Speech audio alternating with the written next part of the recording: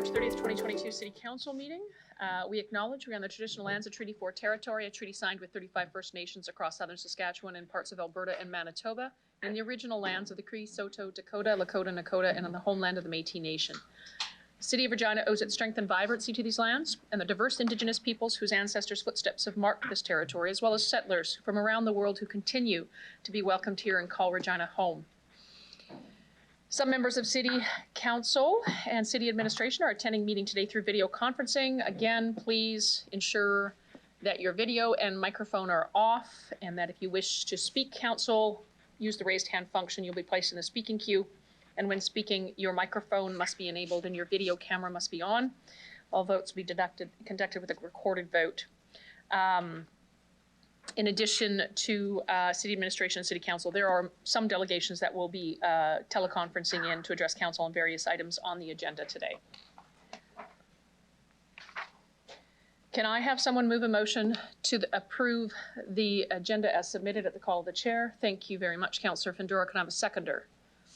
Thank you, Councillor Bresci Annie. I'll call the question. Any opposed?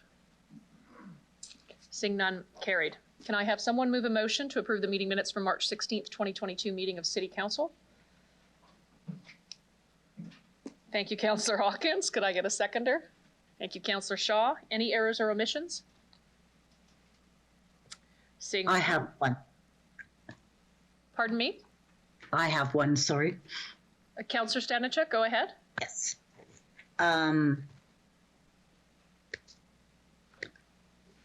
Sorry, no, I can't find it in my notes. It was regarding the cosmetic pesticide. So it's on page 11 of the agenda of the minutes. So delegation 22-40, Phil Johnson. It just has representing ... And I think that he was representing himself, and it could just say Phil Johnson, Regina Sask.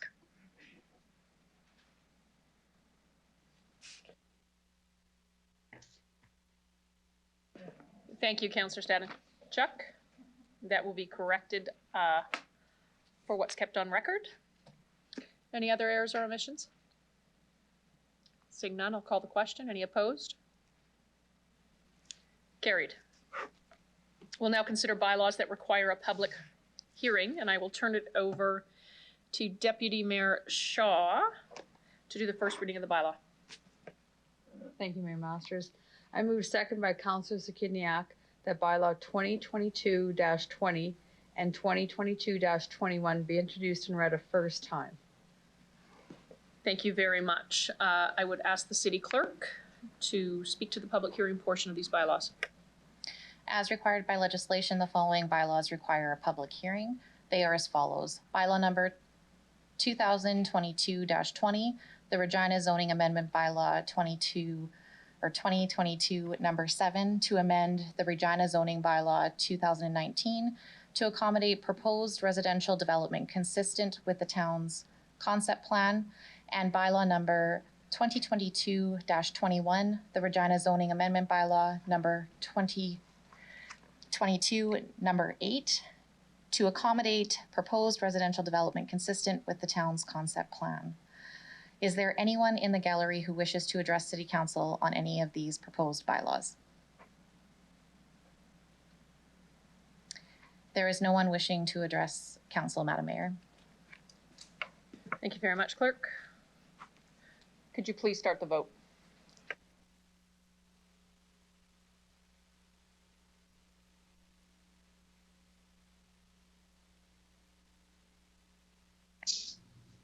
This is Councillor Moll. I'm on my telephone in favor. Thank you, Councillor Malt.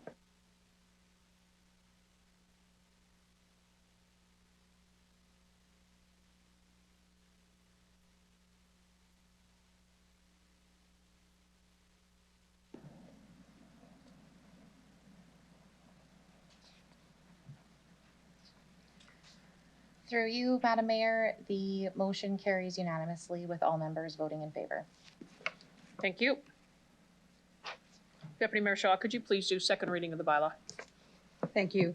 I move second by Councillor Mancinelli that bylaws 2022-20 and 2022-21 be read a second time. Thank you. At this point in time, I'll ask if any members of council have any questions.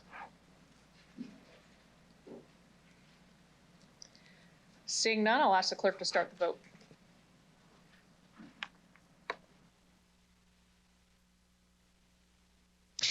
It's Council Moore again, in favor.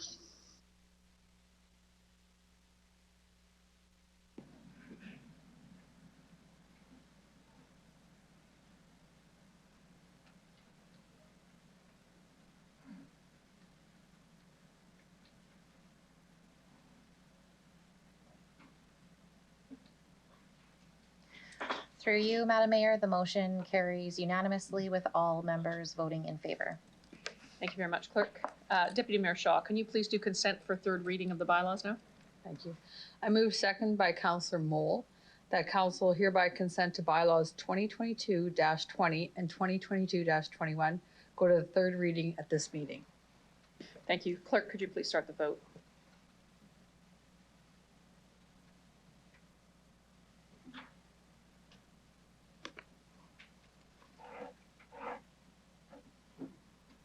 Councillor Mole? Never mind, I've been advised you can enter your vote now. Thank you.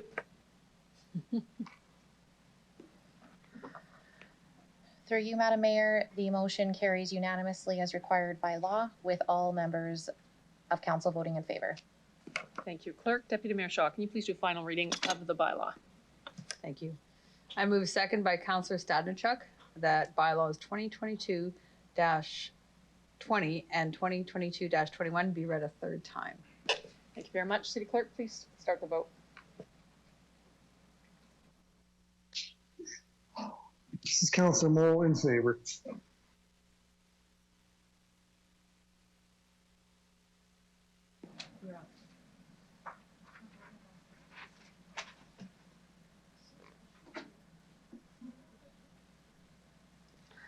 Through you, Madam Mayor, the motion carries unanimously with all members voting in favor. Thank you very much, Clerk.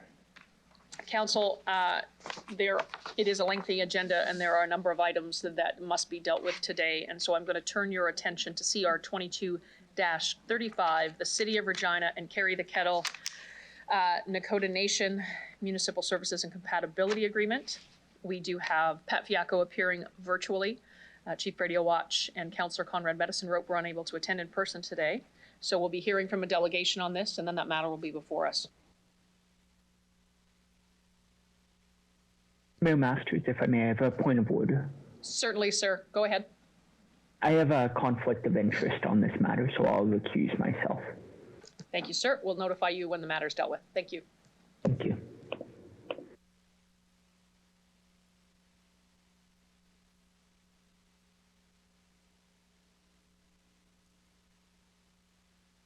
Council, just one moment. I'm just attempting to reach the delegate.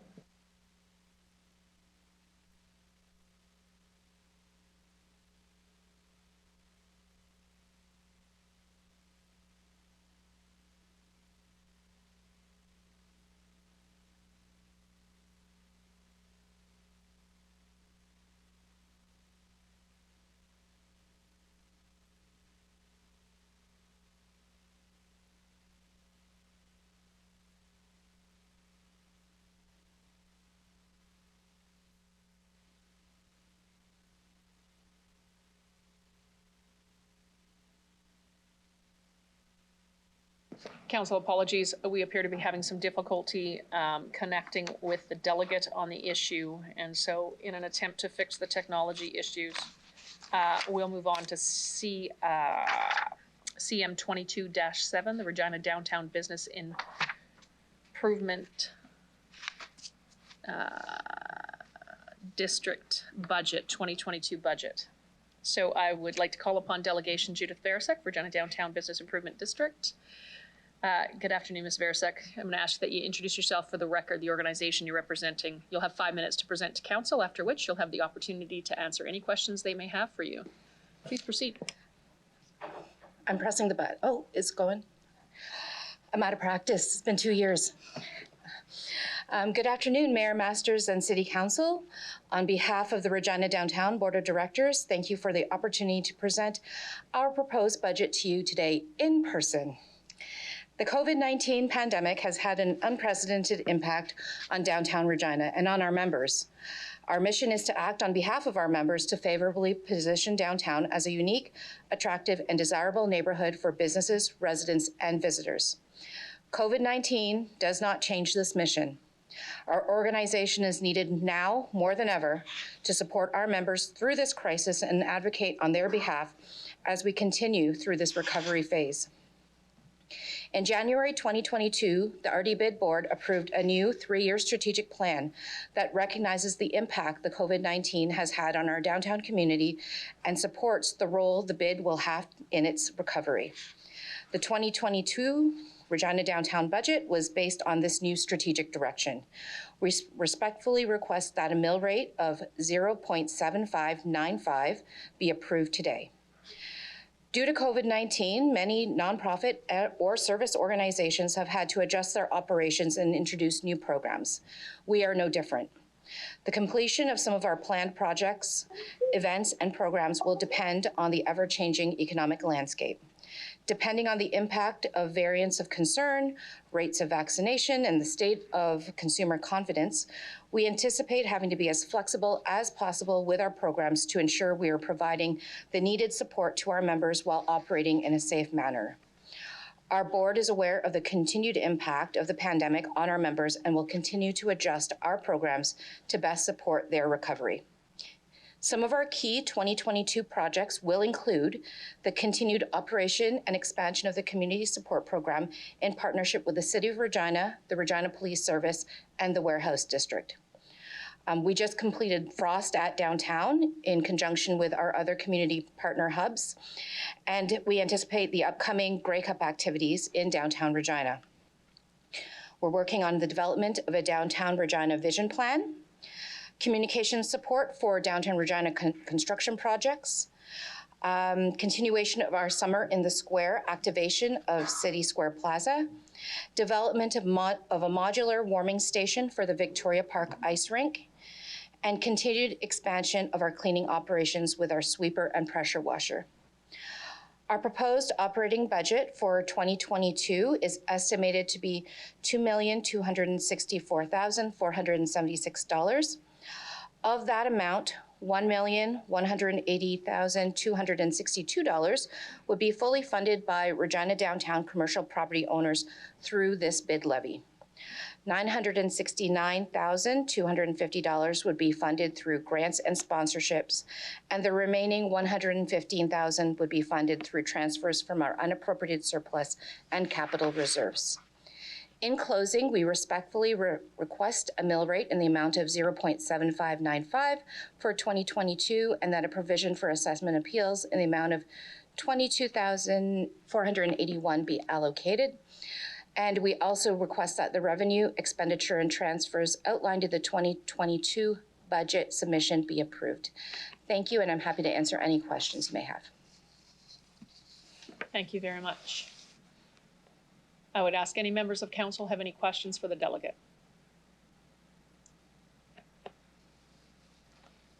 Councillor Stanichuk, go ahead. Thank you, Mayor Masters. Through the mayor. Hello, Judith. I just was curious when I looked at your budget that placemaking in 2021 was $460,000, and this year you're expecting $1.26 million in that budget. So I'm just kind of curious what is part of your plans with that increase in that line item. Through the mayor, thank you for that question. And that's a big question, and I really appreciate you asking it.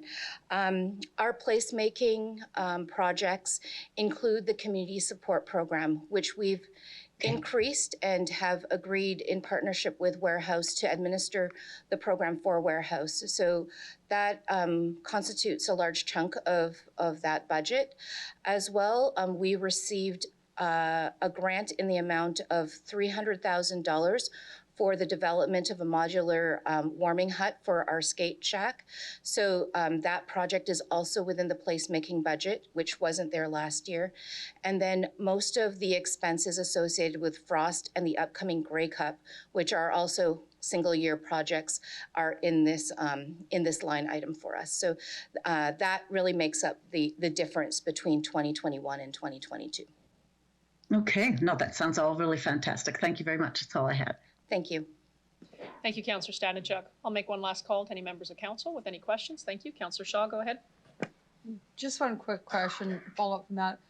With these new projects going on this following year with Grey Cup and hopefully Frost, do you see some type of an income coming in from any of the activities that you'll be doing? Any kind of a revenue coming back from the activities that'll be going on downtown through the chair? Through the chair, thank you for that question. Typically, Regina Downtown has not structured our programs to be revenue generating. That's part of the accessibility of our program. So anyone, regardless of economic income, can participate.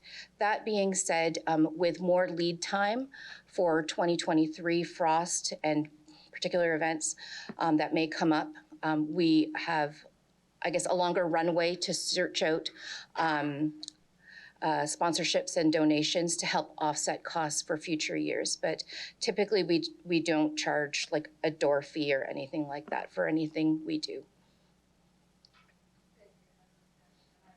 That and understand that, and I do appreciate the work that you did with Frost, but I do believe actually just the economic impact on the businesses downtown is significant enough. So thank you very much for that answer. Thank you. Thanks, Councillor Shaw. Ms. Versak, I see no further questions from council. Thank you very much for your presentation this afternoon. Ask that you return to the gallery, please.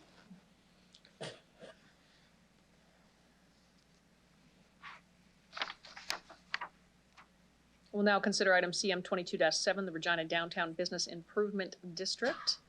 Can I have a member of administration please introduce the report? Mr. Lacey. Thank you. Through you, Mayor Masters.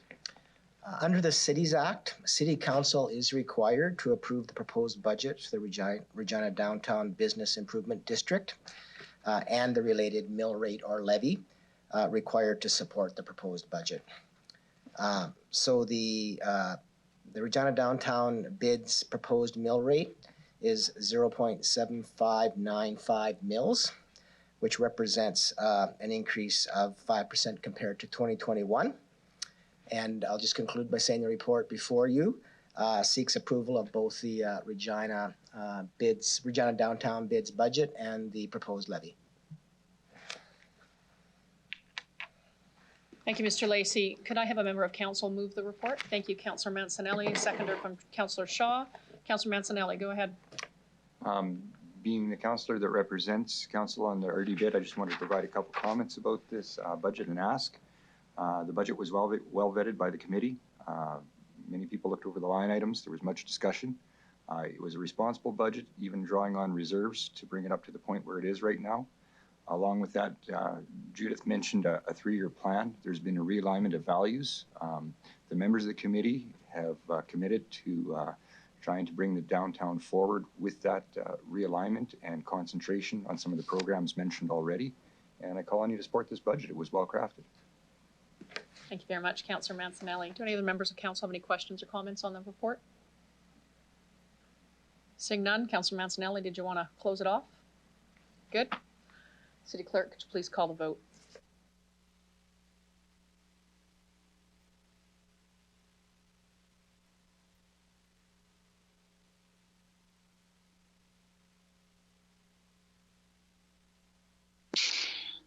Councillor Mole in favor.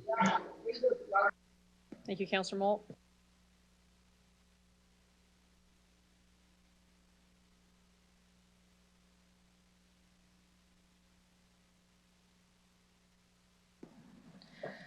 Through you, Mayor Masters, the motion carries unanimously with all members of council voting in favor. Thank you to the clerk. I've been advised that we do have the delegate for Carry the Kettle Nation on the line. So riveting back to We're good to go, Martha? I'd like to. Oh, sorry, I apologize. Councillor LeBlanc, could I ask that you exit the meeting right now, and clerk will call you back when we're done? Thank you. I'll do that. I'd like to call upon Delegation Pat Fiacco. Please introduce yourself for the record, the organization you're representing. You'll have 5 minutes to present to City Council, after which you'll have the opportunity to answer any questions Council may have for you. Good afternoon. Good afternoon, Mayor Masters, City Councilors, and City Regina Administration. My name is Pat Fiacco, and I am representing Chief Brady and the councillors of Carry the Kettle and Nakota Nation. On behalf of Chief Radio Watch and council members of Carry the Kettle and Nakota Nation, we would like to thank the City of Regina Administration for their cooperation and partnership in really helping us complete the Municipal Services and Compatibility Agreement that we are looking for City Council's approval today.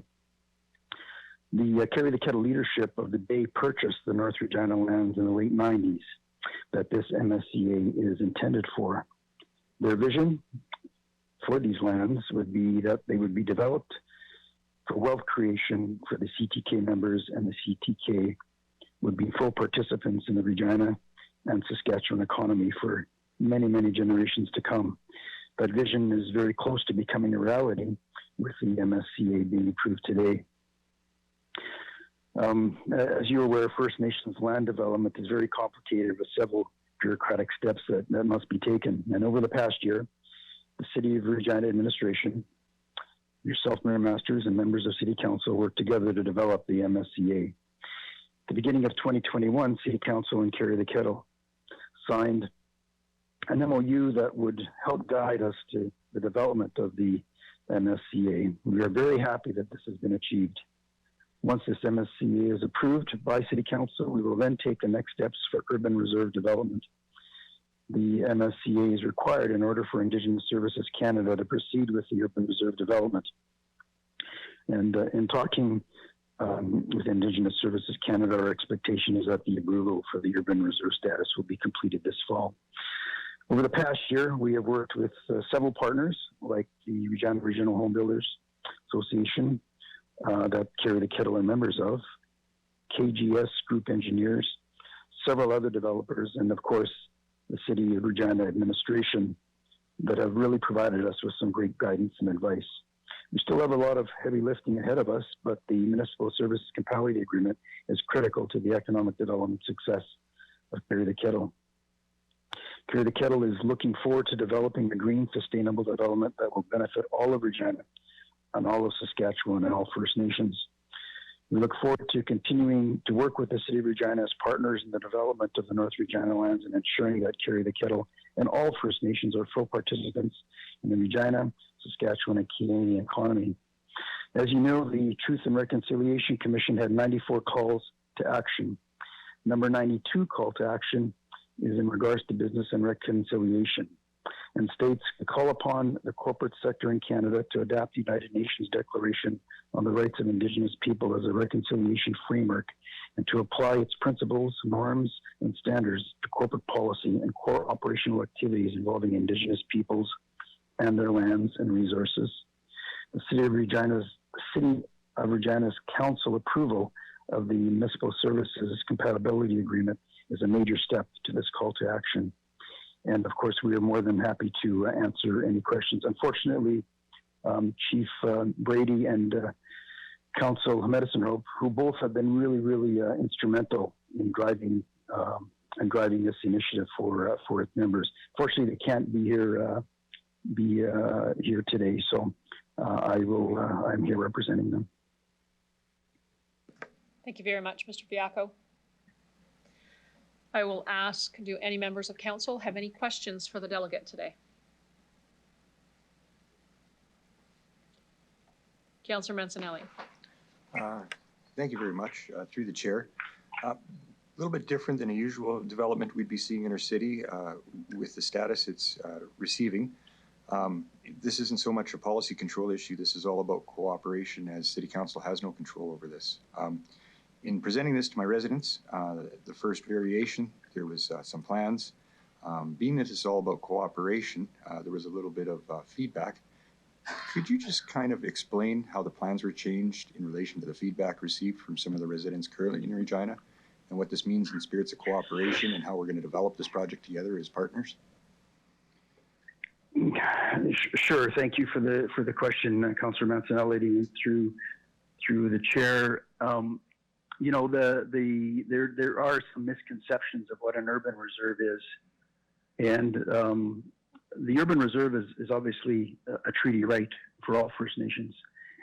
The development itself, I don't think there's actually been a full development from scratch within Regina in regards to urban reserve status. There's been buildings purchased that the lands in which those buildings have been purchased on have been turned into urban reserve, and there's a number of examples of those. But to actually have a complete residential commercial development from scratch has never happened in regards to First Nations. And of course, we want feedback from the neighboring communities, from, of course, the city of Regina. Our expectation has always been and will always be that we work closely with the city of Regina and our neighbors and our partners to ensuring that we have a development that is like, it isn't any different than a regular developer putting in, such as Dreams or Ferranti or others. But again, our expectation is that everyone understands that we are a regular landowner that will develop a sustainable, a green sustainable development, but cooperating with everyone. It's again new for Carry the Kettle, and frankly, it's going to be new for all Saskatchewan First Nations that have never really developed from scratch a complete neighborhood. So we are very grateful that we've had the cooperation and the partnership with the city of Regina. Munir Haq has been great communicating everything that needs to be communicated to us. Council has been fantastic, and of course, Councillor Mancinelli, it's your ward, and it's really important. It's really important that you are well connected as well. Thank you very much for that. Thank you, Councillor Mancinelli. I see no further questions from council. Thank you very much for your presentation this afternoon, Mr. Fiacco, and ask that you please leave the meeting. Thank you very much. Have a good rest of the meeting. Bye-bye.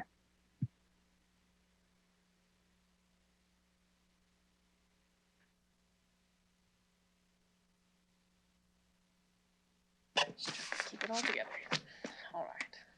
Well, now consider item CR 22-35. City of Regina Carry the Kettle Nakota Nation, MSCA. Deputy Mayor Shaw, could I ask that you please introduce the report? Thank you, Mayor Masters. We're all pretty excited about this development.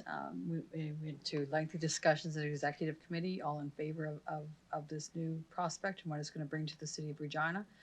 And the Executive Committee is asking for resolutions to concur the recommendations contained in this report after including the revised Schedule A1 lands are forwarded to City Council for approval. Thank you. Thank you, Deputy Mayor Shaw. Can I get a seconder on the report? Thank you, Councillor Mancinelli. Any questions from members of council on the report?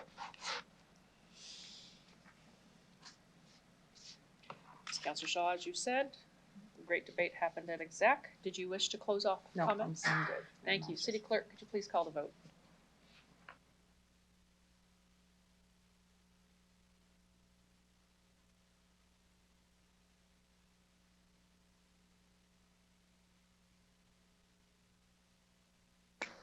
This is Councillor Moore in favor.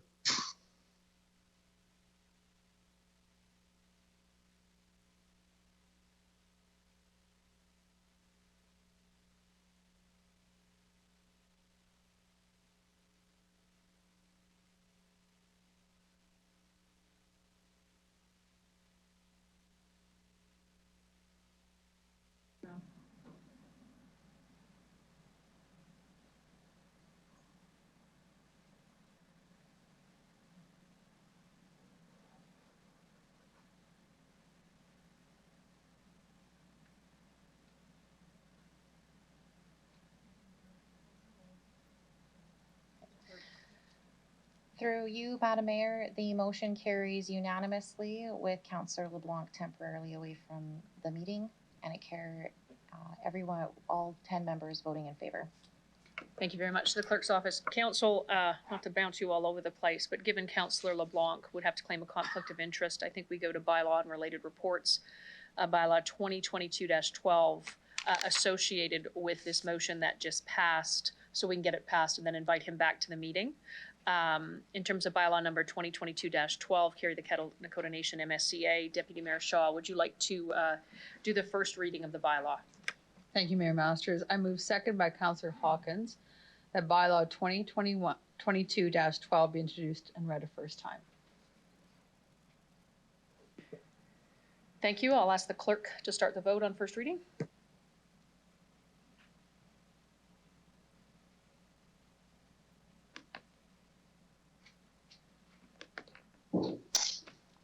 Councilor Moore, in favor.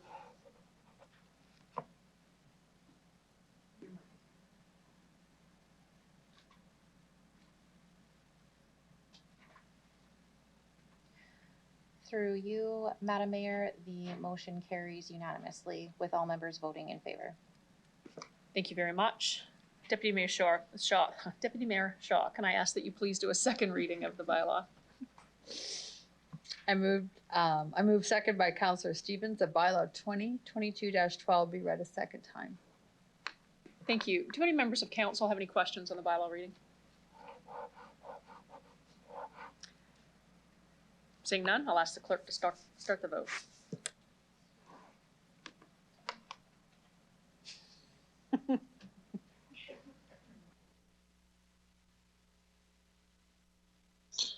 Councilor Moore again, in favor.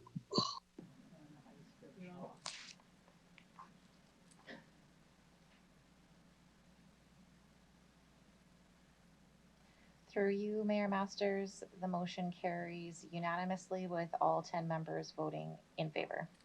Thank you very much. Deputy Mayor Shaw, can you please do consent for third reading of the bylaw? I move second by Councillor Busciani that council hereby consent to bylaw 2022-12 regarding going to the third reading at this meeting. Thank you. City Clerk, could you please call the vote?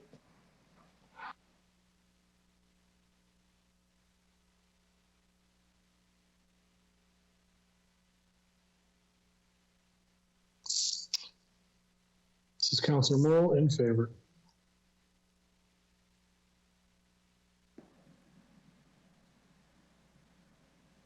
Through you, Mayor Masters, the motion carries unanimously with all 10 members voting in favor as required by law. Thank you. Deputy Mayor Shaw, can you please do the final reading of the bylaw? I move second by Councillor Fundura that bylaw 2022-12 be read a third time. Thank you. City Clerk, could you please call the vote?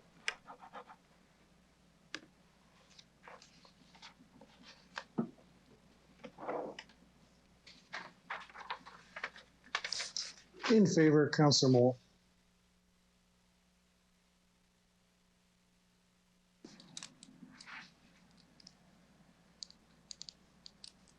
Through you, Madam Mayor, the motion carries unanimously with all 10 members voting in favor. Thank you very much, Council and Clerks. We will now move on to item CM 22-8. I would call upon Lisa Gibbons from the Warehouse District and board member Jason Carlston. I'll turn your mics on. Please introduce yourself for the record, the organizations you're representing, if any. You'll have 5 minutes to address City Council, after which you'll have the opportunity to respond to any questions Council may have for you. Good afternoon. Great. Thank you for having us here today. I'm Jason Carlston. I'm the chair of the board of directors for Regina Warehouse District, and I'm here with our executive director of the organization, Lisa Gibbons. The warehouse bid was formed in 2003 and operated as a working board and with a part-time staff for much of its existence. It acted essentially as a community association with limited resources for anything beyond basic marketing or promotion. In 2017, however, the board made a decision to lean into the bid model and hire full-time staff to advance the organization and bring more meaningful activity and economic investment to the area. This was precipitated by increased interest in the area for economic development, business activity, and of course to be fully engaged in the planning for the future development of the yard site. The district has grown somewhat organically over time into a wonderfully eclectic neighborhood. but for the most part, the warehouse district as we know and love today really has taken shape over the last half decade or so. Examples of this would include the Hamilton Street corridor with Western Bakery building redevelopment, District Brewery, Everyday Kitchen and the Market at that intersection. There's also been increased interest in adaptive reuse. 22 Fresh, Hilberg and Burke have invested in redevelopment and likely to see imminent redevelopment in Centennial Mall, Skyline Building, Signal Industry buildings. So in addition to this, or accompanying this investment over the last several years, we've experienced an increased number of calls from investors and desire from our membership for engagement. To this end, we've been taking a more active role in helping potential investors maneuver through city processes, understand zoning issues, and help find appropriate sites. We've also been very encouraged by Council's increased interest in community building within the Central City area, a topic which has excited our membership very much, and we will be seeking to increase our engagement with them now as we come out of COVID. With that preamble, I'll now turn it over to Lisa to discuss our priorities as it relates to the request in front of you today. Thank you for having us here today. It's nice to be again back in person with all of you. I'm just going to highlight some of our key priorities as we roll into 2022, and that includes interim or temporary use of the yard site, the Dewdney Avenue revitalization, neighborhood plan renewal, and business attraction. And some items that were part of our consideration for building our 22 budget included a $20,000 loss in revenue due to property reassessment. Supporting our key priorities in 22 includes member engagement. In the past 2 years, we've been virtual as we continue recovery of our membership is looking for additional in-person engagement opportunities. You can see examples of that with our fireside chat that we had with Mayor and Chief of Police as we connect members on specific issues.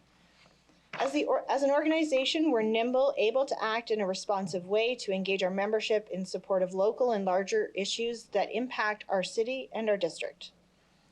Events have had a key role in COVID recovery. Frost, for example, provided our members a chance to welcome back guests, and many reported having capacity-filled nights due to the event. As an organization, we continue to be flexible and responsive in meeting the needs of our community. It's a skill we've shown throughout the pandemic and will continue to practice to support our members. Today, we're asked that Council support the bid levy at 0.73674 as approved by the Warehouse District Board of Directors. And I'm happy to answer any questions. Thank you. Well done. Members of Council, questions? I will go to Councillor Stevens first. Thank you, through the chair. I really enjoyed the overview of the yards activation. Could you comment a little bit more about that project, what it will entail, and how it aligns with the existing neighborhood plan for that area? Yeah, do you want to go? Do you want me to go? You can start. Okay, great. For 10 years, we've looked at the former rail yard site in its vacant state, and we've worked in different capacity and different leadership, and COVID happened. But we're really excited. Frost has really helped kickstart that, and we've done some initial engagement work with our membership on what they would like to see happen in that site. And we've started to build that out and gone through the City Centre Core Development Committee with our initial plans and working towards what that ask will be. And also working with administration as they work on the Dewdney Avenue revitalization plan so that we're not working separately in silos, but come together and find a way to activate that space that benefits not only our member, but the community at large. And neighborhood plan, oh boy. Our neighborhood plan was born before we were, and so it was a great document in its time. We have evolved probably in a place that is past that, and it requires a bit of a renewal to become in alignment with what we see today. One follow-up through the chair, the images and concept plan you have for the activation of that site, is that for this summer, or is that going to be phased in over the next couple of years? I'd love to do it right now. I think there's some further engagement work that we need to do to ensure that we're on the right path, but there are small steps that we can do to build up to that larger vision. So supporting things like the stadium shuttle, looking towards Grey Cup, Frost again, all of those pieces are small steps building into that larger plan. Great. Thank you. Thank you, Councillor Stevens. Councillor Shaw. Oh, thank you. Can you just further evaluate or speak to the benefits of the Frost Festival that it brought into to the businesses there in the warehouse district through the chair? Yeah, Frost was fantastic and tiring, but fabulous. Our initial site was actually the Centennial Mall space, and we had to pivot a bit with that, but it provided a fabulous opportunity to activate a vacant site and really draw attention to businesses along Dewdney who have struggled for the past 2 years in bringing people into their doors. So the impact of that festival and bringing people back kind of reset folks' minds what they could do in the district and what the warehouse district was. Folks have been working from home for over 2 years, and it really gave them a chance to come back. I heard great comments from Bushwhacker, which is really nice to hear. That's definitely a business that we want to see sustained. So just a little further to that, things that you did during Frost and the different activities and the different things that you did. Is there anything that you've learned from that to move forward into other parts of the warehouse district in order to benefit the economy there? Through the chair? Absolutely. Always a learning in progress as we do events and activations and work with our members. Site-specific things that we learned, how impactful the wind is to that site. So definitely would create that a little bit differently. We noticed that there was a lot of folks coming later in the evening. So what we did in the moment was partner with some of our nightclubs. It was great to see people coming at 9 o'clock, all dressed up to go to the bar. We were closing our operation, and so we just shifted them over to the nightclubs, which we're quite happy to have their business. Thank you very much. That's all I have. Thank you, Councillor Shaw. Councillor Stadnichuk. Thank you, Mayor Masters. Through the chair. Hello, Jason and Lisa. In your report, you give the history of your levy, your bid levy, and it was significantly higher at one point. I think it was tied with the downtown bid. And can you give a little bit more background in terms of that levy, and that even though this is a significant increase that you're requesting this year, it doesn't generate as much money as a similar levy that would in the downtown area? So traditionally when our bid was formed in 2003, very quickly the alignment with the downtown bid levy occurred so that we had the same bid levy in both bids. And over time, some different things happened. As Jason alluded to, we were more of an association and less of a bid back in those days. 2016 saw some change of staffing, and the board had some decisions to make. And at that point, they decided during a property reassessment to keep the bid levy revenue neutral. They weren't sure what the future of the organization would be, where our sister bid downtown did not change and kept their bid levy, which resulted in an increase in revenue, which was the right thing to do if you're creating a sustainable business model to advocate for your businesses. So, we've done some work since 2016. In 2017, the board decided to hire full-time staff. We became a little bit more serious about the work we do. The board became a governance board instead of a working board.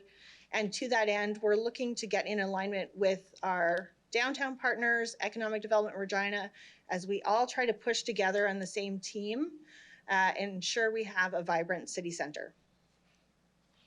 Okay. Through the chair, how many staff do you have at the Regina warehouse bid? There are 2.5 of us. Okay, thank you.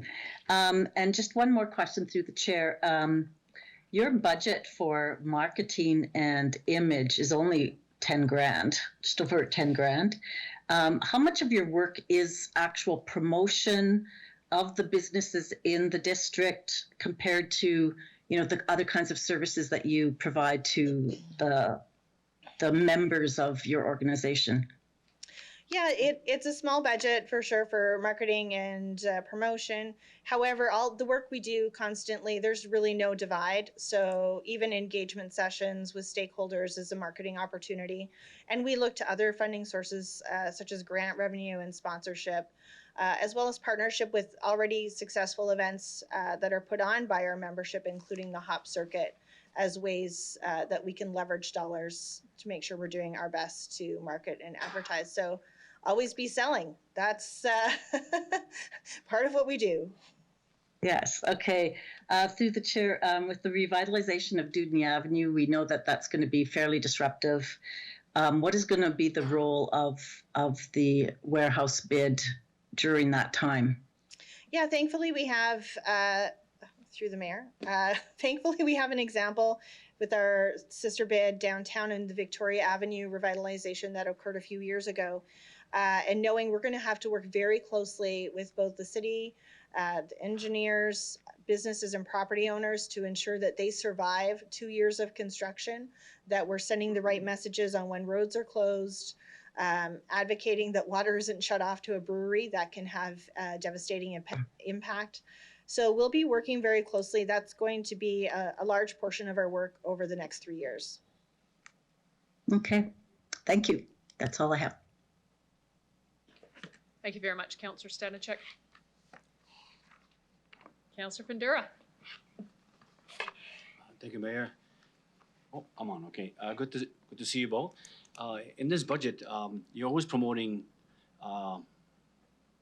businesses coming into the warehouse district, and you talked about beautifying the area to make it not just by looking at it, but functionality of the district. With this budget, what are the things that you were planning in the area to say if someone's want to move in there, they'll have some amenities, they've got things that they can do, it's a one-shop type of thing.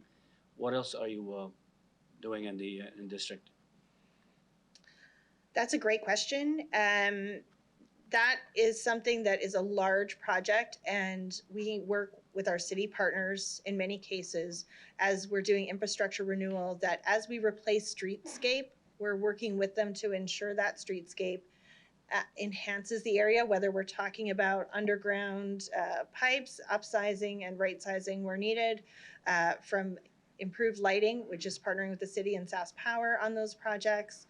In the past years, we've been able to work with our city partners to add planters. You'll see those along Dudney and Broad and Albert. That's been a fantastic addition. And then we work with property owners. So because our budget is fairly small, anywhere where we can leverage. So if someone is doing a project improvement, maybe you'll see the 22 Fresh store on McIntyre and 8th Avenue. They've done a fantastic job improving the facade of a former Rub and Tug into a retail shop, but they didn't just stop. They didn't just start at the door going inside. They actually improved the curbside appearance as well. So that's another piece where we work. And of course, we know we're missing some amenities like green space, and we're definitely advocating for those as well.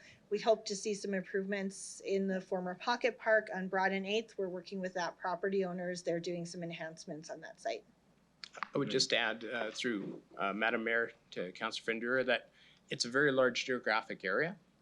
So with limited resources, another thing that we're doing is really trying to focus on the Dudney Avenue corridor and Hamilton Street corridor as sort of the spine within the area.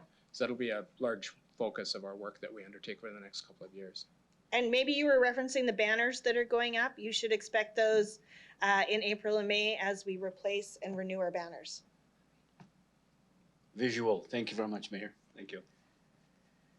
Thank you, Councillor Fundura.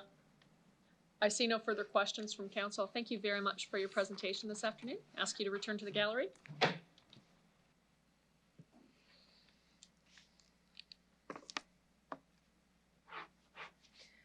Council will now consider item CM 22-8, the Regina Warehouse Business Improvement District 2022 budget. Mr. Lacey, could I have you introduce the report, please? Through you, Mayor Masters, similar to the Regina Downtown bid report we just talked about, under the Cities Act, City Council is required to approve the proposed budget for the Regina Warehouse Business Improvement District and the related mill rate or levy associated with that budget. The proposed Regina Warehouse bid mill rate is 0.73674 mills, which reflects a 35% increase compared to 2021. And the report before you seeks approval of the 2022 Regina Warehouse bid budget and related levy. Thank you very much. Can I get a mover, please? Thank you, Councillor Bresciani, and a seconder. Thank you, Councillor Fundura. Councillor Bresciani, please go ahead. Thank you very much. I wholeheartedly support this, but I do have a couple questions just for administration in regards to what we heard from Lisa. So we know there's going to be construction that's going to be happening on Dudney. How is the city going to be working with the warehouse district and those businesses? Communication, that's all key. We kind of know what happened here on Vic to the little cafe here. I really hope we can learn from that. What is the thought around ensuring that, I mean, they don't have a huge budget. What are some of the things that we're going to be working with to ensure that this goes smoothly through the chair? Mr. Lacey, your compatriots have nominated you to answer. So through you, Madam Mayor, some quick comments, and then I'll ask Mr. Henry to make some additional comments. So as part of the Yards project, we are embarking upon a significant rehabilitation of Dudney Avenue between Broad Street and Albert Street. And through this next year, we will be undertaking significant consultation with respect to the design of Dudney and what that looks like, including with the bid, but as well, obviously, with the businesses in that area. With respect to the kind of planning when that actual construction takes place and how we ensure we work with businesses around that, I'll ask Mr. Henry to make comment. Thank you, through you, Mayor Masters. So I'll start with Victoria Avenue. Phase 1 of Victoria Avenue, as Councillor Bresciani noted, did not maybe go as smoothly as we had anticipated. We learned a lot in that Phase 1. One being communication with business owners, then working on a plan to lessen this disruption and traffic to those specific businesses. Phase 2 went much better. We partnered and have partnered very closely with the Downtown District group. Ms. Meredith and her team, along with our communications team, built a great plan on the Phase 2. We will carry that discussion forward to Ms. Blaisdell and her team, who is responsible for Dudney Avenue.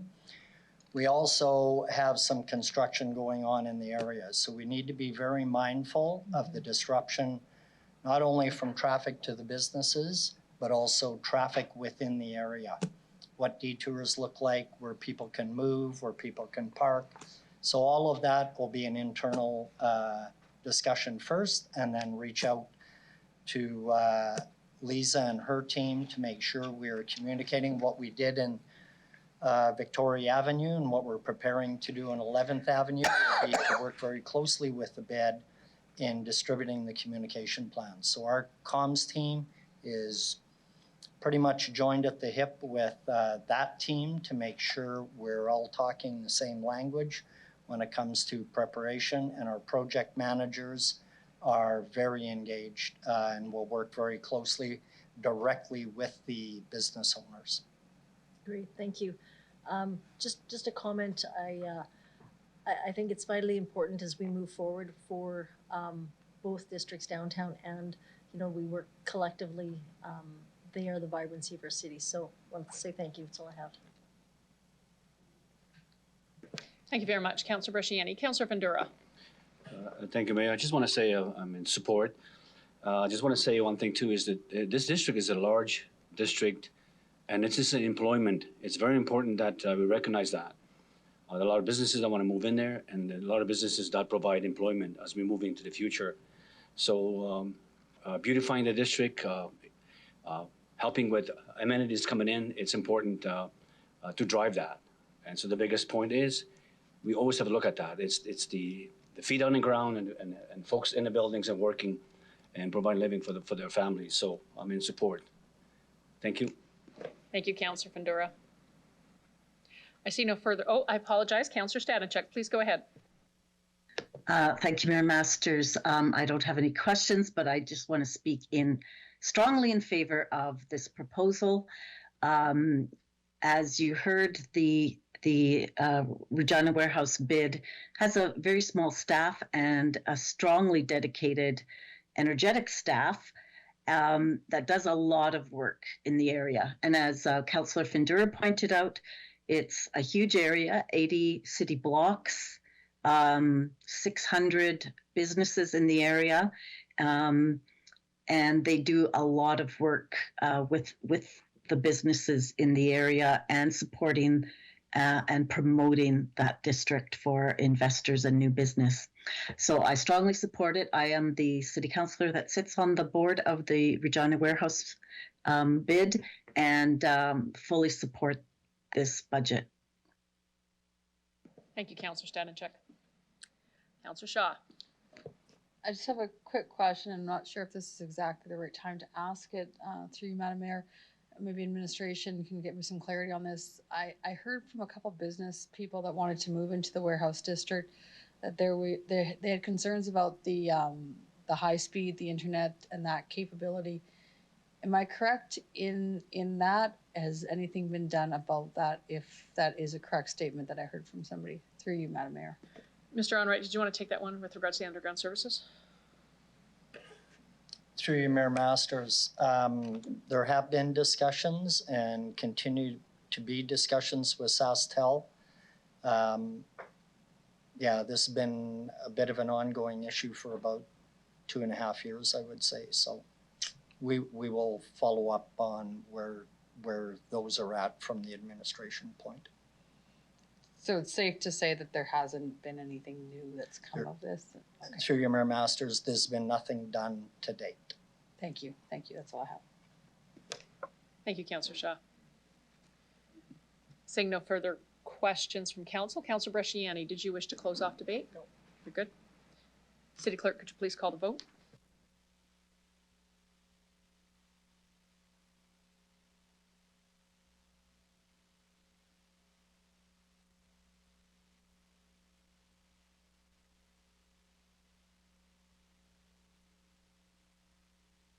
Councillor Mole?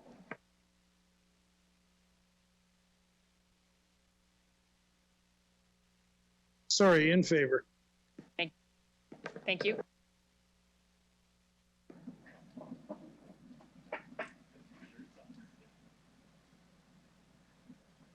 Through you, Mayor Masters, the motion carries unanimously with all members of council voting in favor. Excellent, thank you. Council, I'll direct your attention to CR 22-41, Economic Development Opportunity.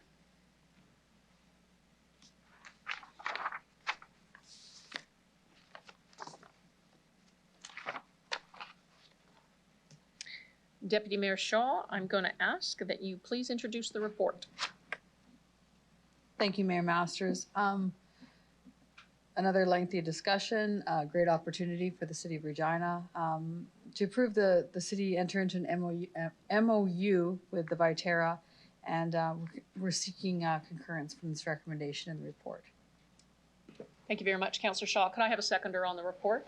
Thank you, Councillor Hawkins. Could I ask that administration please speak to the report before us? Mr. Lacey? Yes, thank you, Mayor Masters.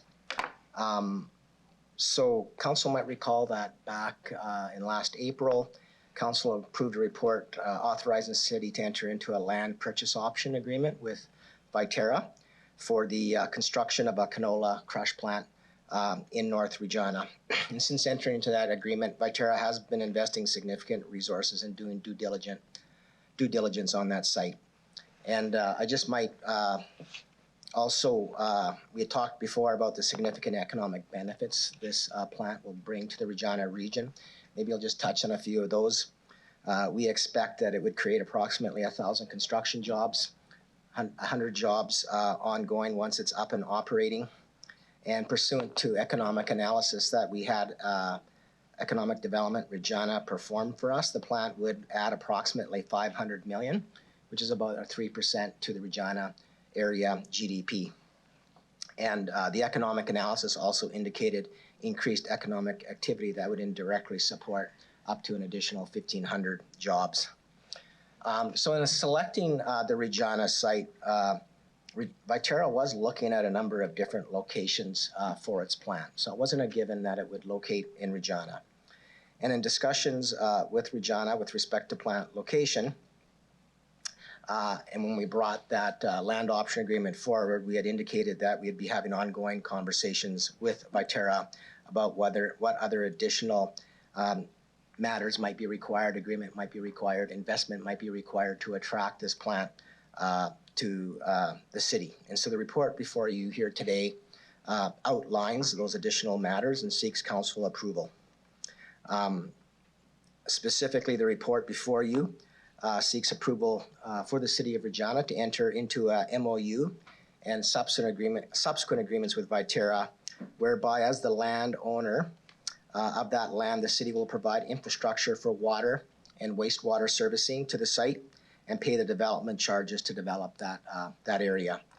The city, it's being recommended the city also support a 5-year property tax exemption for Viterra for the years 2025 to 2029, essentially the first 5 years that the plant's up and operating, and that the city invest in rail construction that leverages Viterra's rail investment to reduce the future cost of the city's Ring Road rail relocation project, and allows us to work with Viterra to ensure that that spur line aligns with the future rail relocation project, and that spur line can be transferred to CP as a main line and become part of that rail relocation line.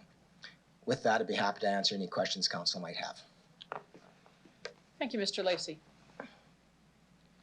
Are there any questions from members of council on the report? Again, it was debated at length at Executive Committee. Seeing none, I'll ask Councillor Shaw, do you wish to close off debate? Thank you. City Clerk, please call the vote.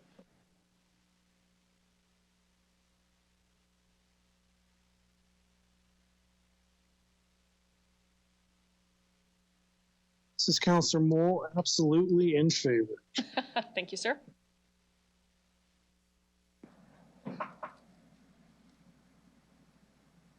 Through you, Mayor Masters, the motion carries unanimously with all members of council voting in favor. Thank you very much to the clerks. Council, I'll turn your attention next to the next item that administration tells us we need to complete. 2022 property tax exemptions related to 2014 boundary alteration, which is CR 22-42. Next in your list.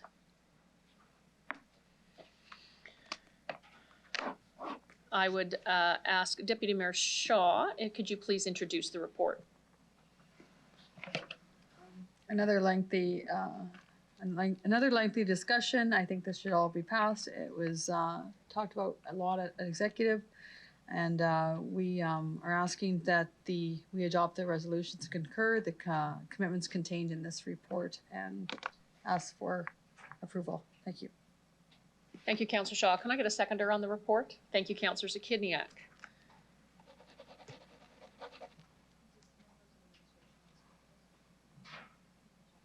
Mr. Lacey, do you have any comment to add to this particular report? Yeah, through you, Mayor Masters. So this is a report that we bring annually to council because it requires annual approval. But what it does relate to is a 2014 boundary alteration that occurred obviously in 2014, where a number of properties were brought into the city. At that time, the city made a commitment to those property owners where that land wouldn't be developed for quite some time into the future, that they would receive a partial property tax exemption on their properties that would bring the tax to be equivalent to what it would have been if they remained in the RM. So this report is just essentially that annual commitment, that annual approval to honor that commitment for 2022. Thank you very much, Mr. Lacey. Any members of council have any questions on the report? Seeing none, Councillor Shaw, did you wish to close off debate? I'm good. You could. City Clerk, could you please call the vote?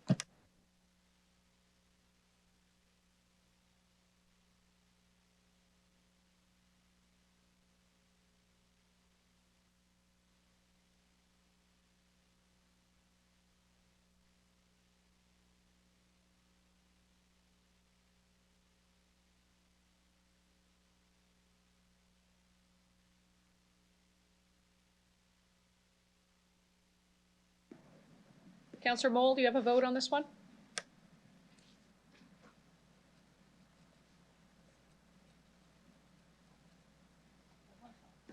Counselor Mole?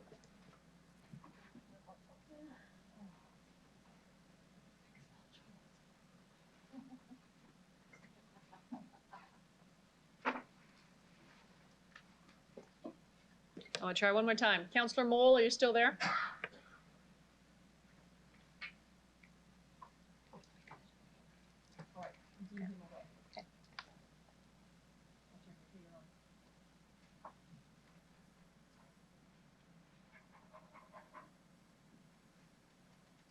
Through you, Mayor Masters, the motion carries with 10 members voting in favor, and Councillor Mole is temporarily away from the meeting. Thank you very much, the clerks. We'll go back onto agenda item MN 22-2, which was a tabled report from last council meeting for Councillor Bresciani. Councillor Bresciani, did you wish to introduce your motion? Thank you very much, Madam Mayor. So I have tweaked my motion, and I'll be moving the following, and the clerk will put it up on the screen, and I will read it into the record.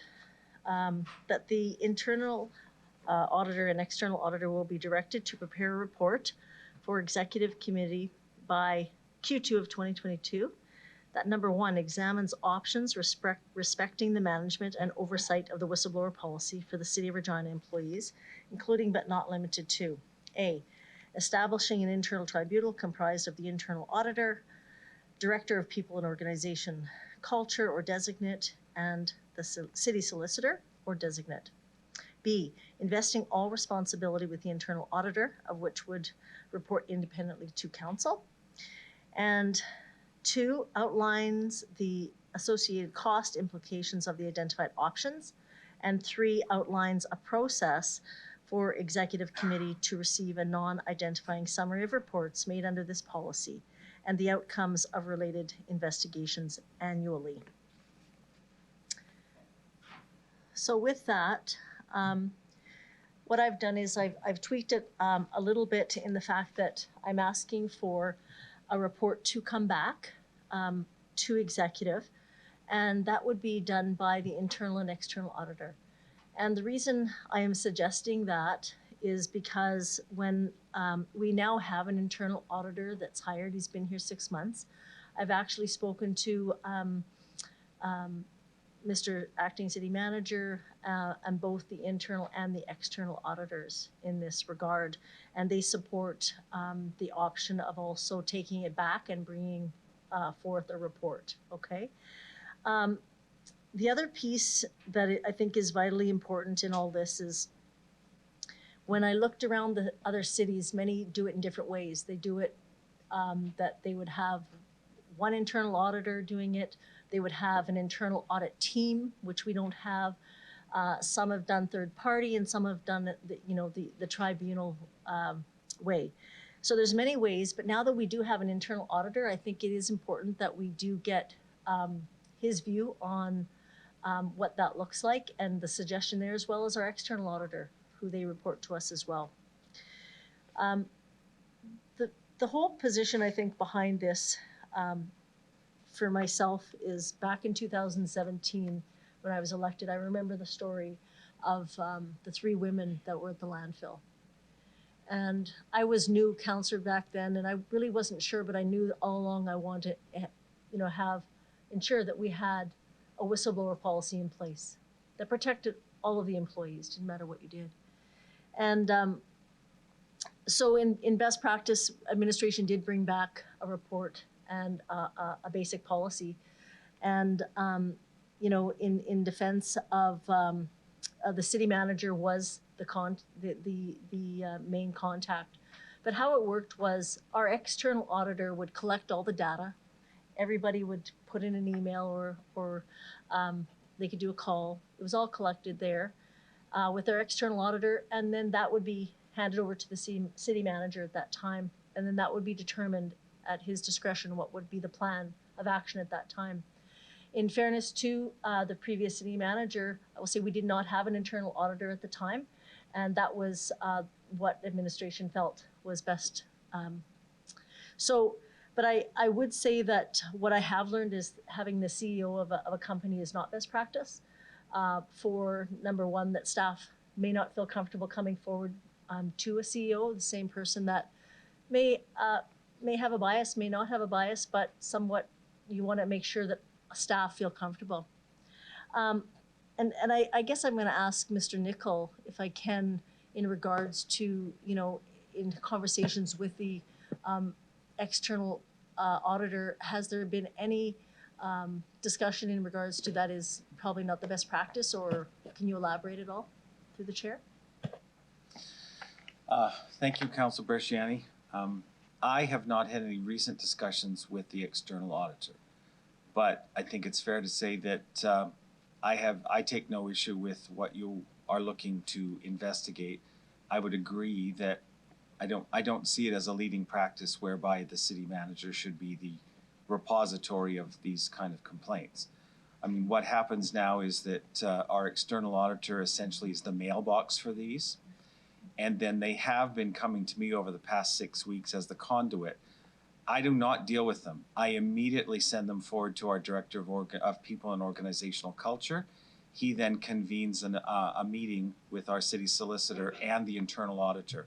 And then they determine exactly where the appropriate investigation, if there is one that's warranted, needs to be done. And I think in fairness, as I shared with you earlier, of the 16 or 17 whistleblower complaints that we have received since 2020, they have all been primarily non-financially related. So they are primarily allegations of harassment, bullying, inappropriate behavior in the workplace. I say that just to assure members of council that it's great that we have an internal auditor. That's a necessary function for a lot of reasons. I just wouldn't want anyone left with the understanding or the impression that somehow we are a cesspool of financial irregularity. That is not going on right now.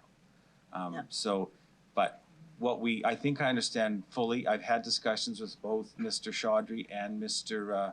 Vasvanathan, as well as the city solicitor. I'm confident that we know the intent of what you're looking for. We will examine other jurisdictions on how they set up their process, how they operationalize their process, and also how they have reporting relationships into executive committee.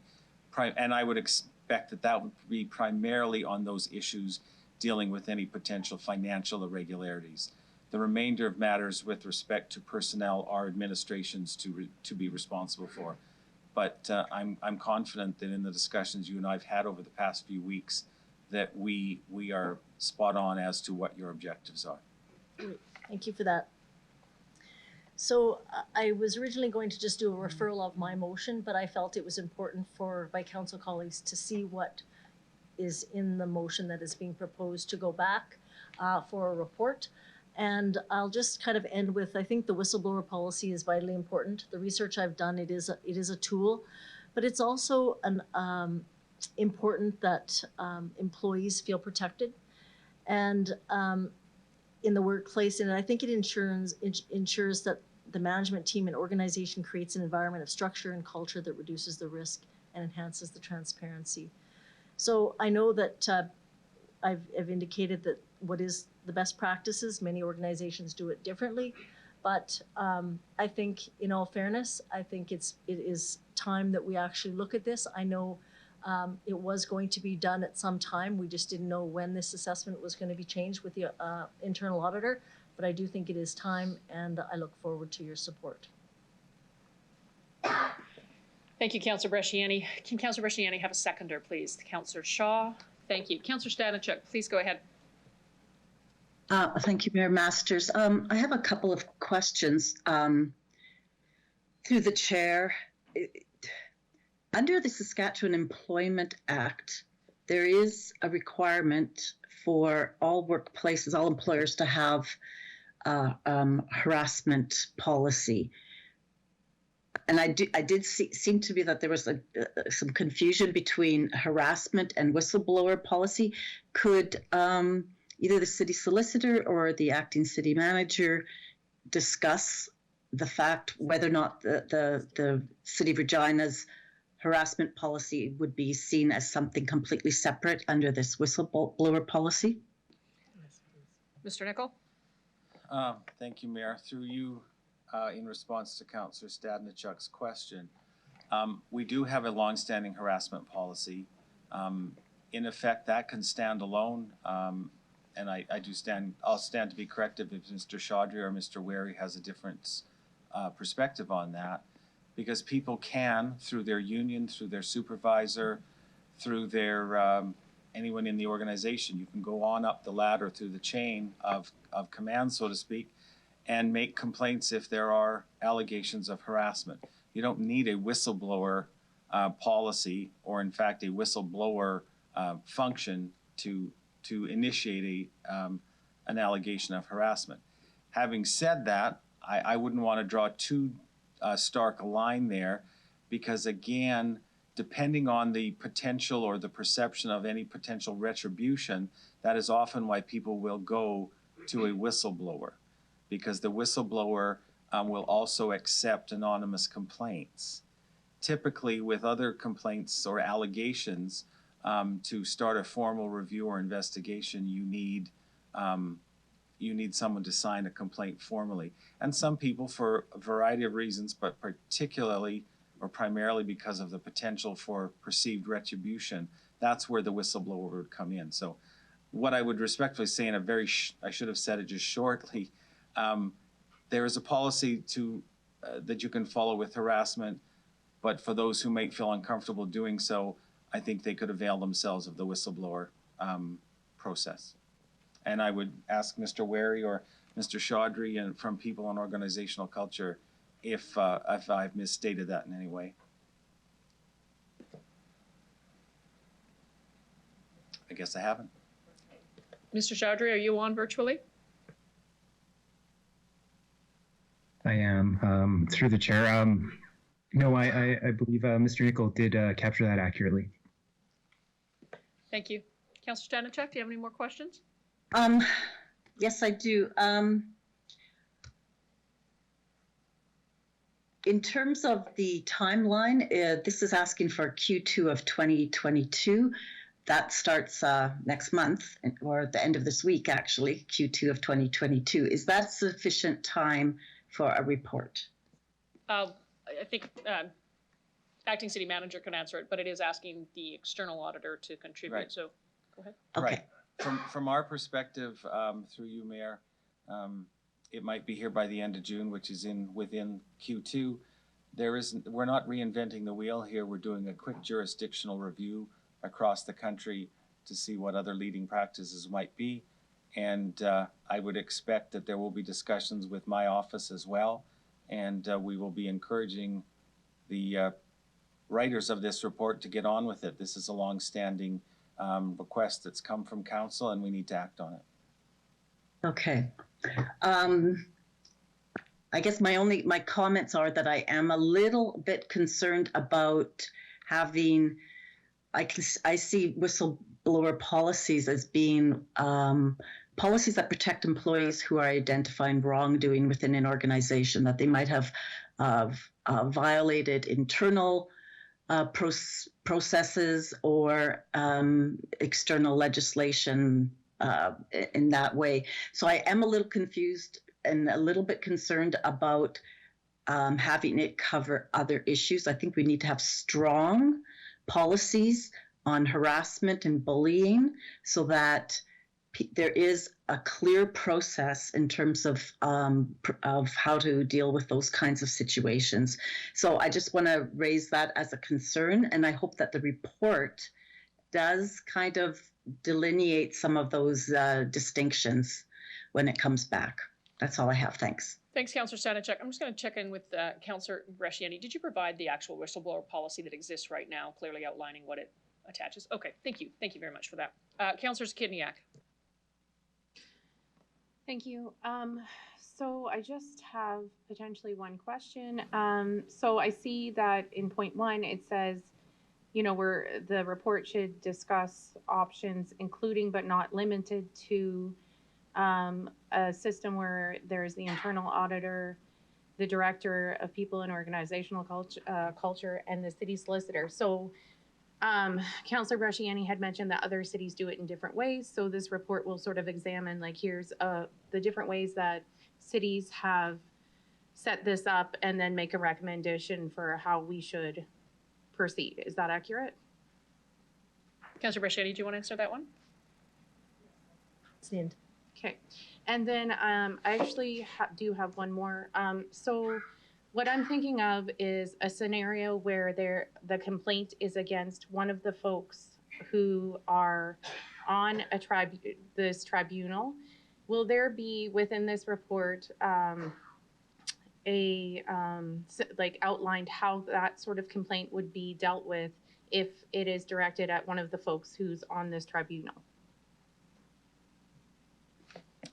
Through you, Mayor Masters, yes, Councillor Zahidniak.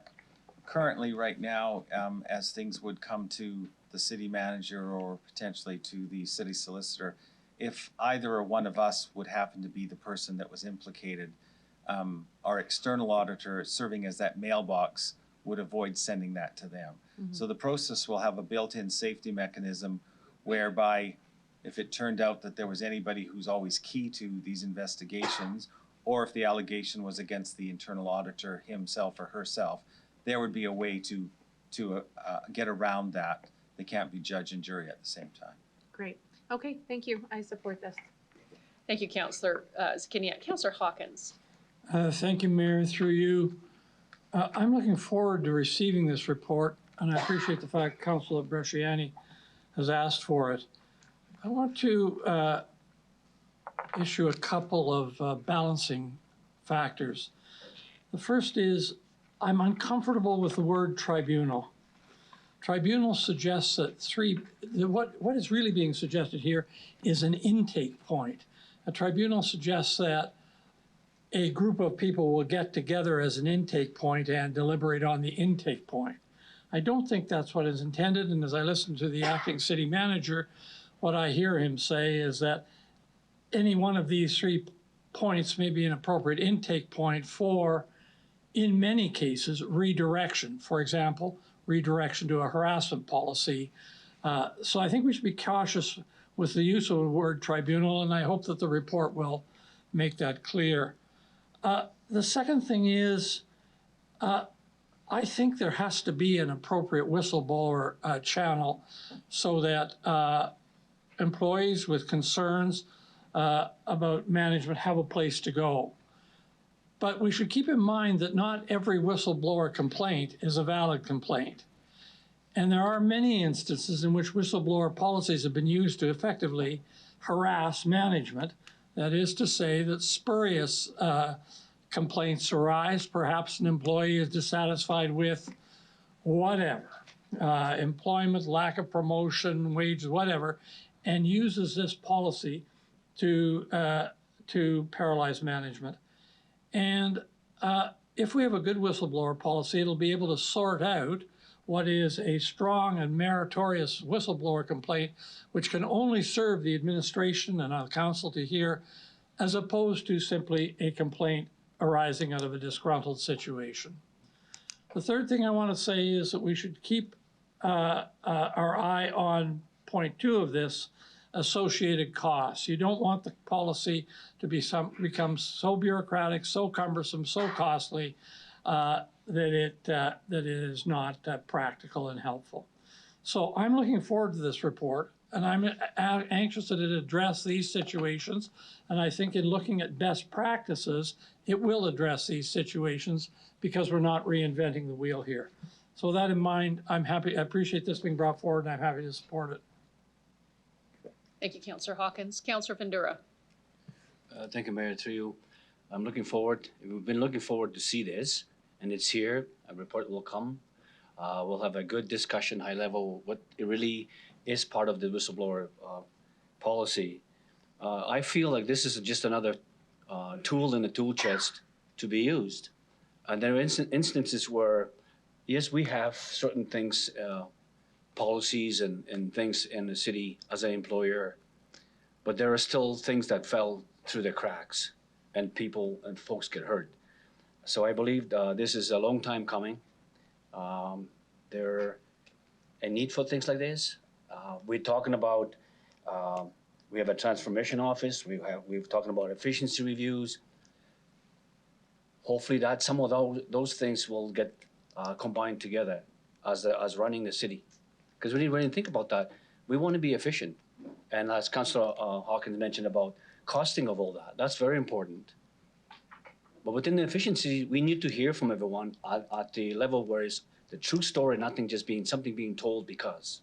So I'm looking forward to the report, hoping to be a high level and deep read and to the point. So Mayor, thank you. Thank you.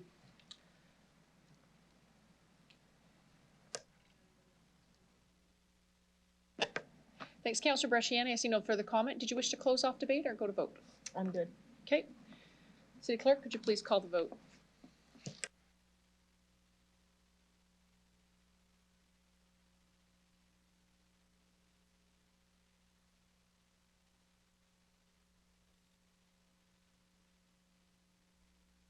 Councillor Mole in favor. Thank you, sir.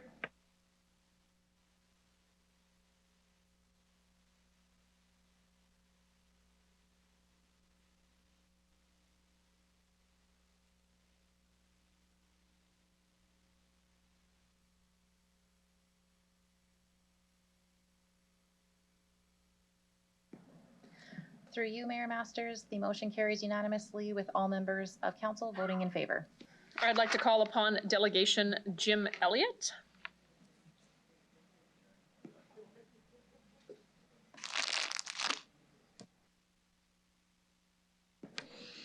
Thank you, sir. Please introduce yourself for the record, the organization you're representing, if any, and where you live. And you'll have 5 minutes to address City Council, after which time you'll have the opportunity to answer any questions they may have for you. Good afternoon, sir. Thank you, Mayor and members of council. My name is Jim Elliott. I've lived in the Al Ritchie area for 27 years.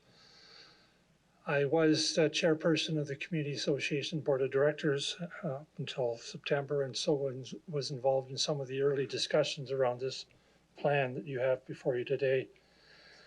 And again, for purposes of references, I was also set in on the infill housing guidelines, the laneway and garden suite guidelines, as well as participated in both the Zoom Forward and the official community plans discussions.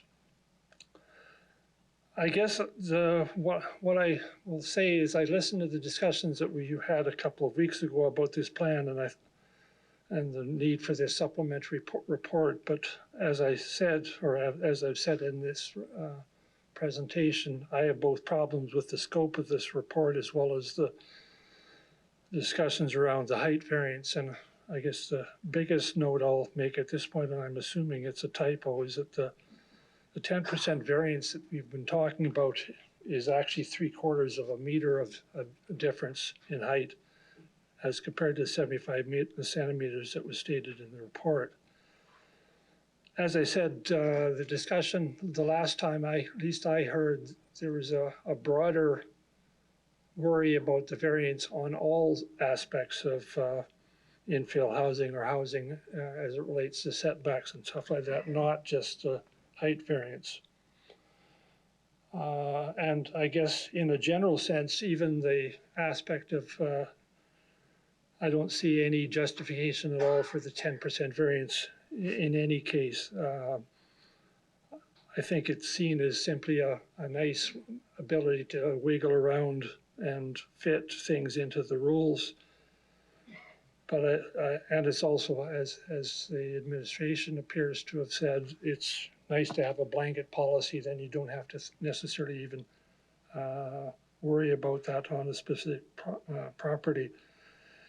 I guess the other concern that I have, and this is more related to downtown properties with 25-foot lots, a variance has a significant impact on it. And I can give you an example of that on my own property if you wish, but I think you've heard about the shading aspects and privacy issues, but I think it goes well beyond the 2 sub-areas that have been identified in the report. Also, I think the idea of variances on policies across the city means that in fact you're allowing for a lot more variance than truly is necessary. They also said in the report that in fact they haven't had a lot of requests for variances, and I guess my response to that, it doesn't take an example like 2540 Atkinson or again some of those what I call cash towers to tell you that there's loopholes in this system and people will use them if they know that they're there. And I guess the aspect of this, and again, this is getting into the aspects of height variance.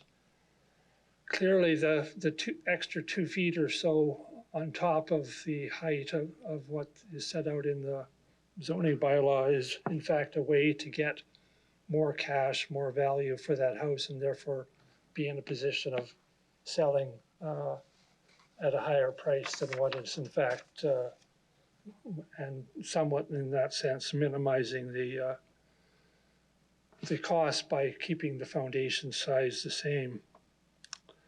And I guess the last point I'll point, and this is something that I did attempt to go through, I went through all the residential zoning bylaw rules that the city has, and I couldn't find where it was stated that there was a 10% variance even in the height aspect of the house.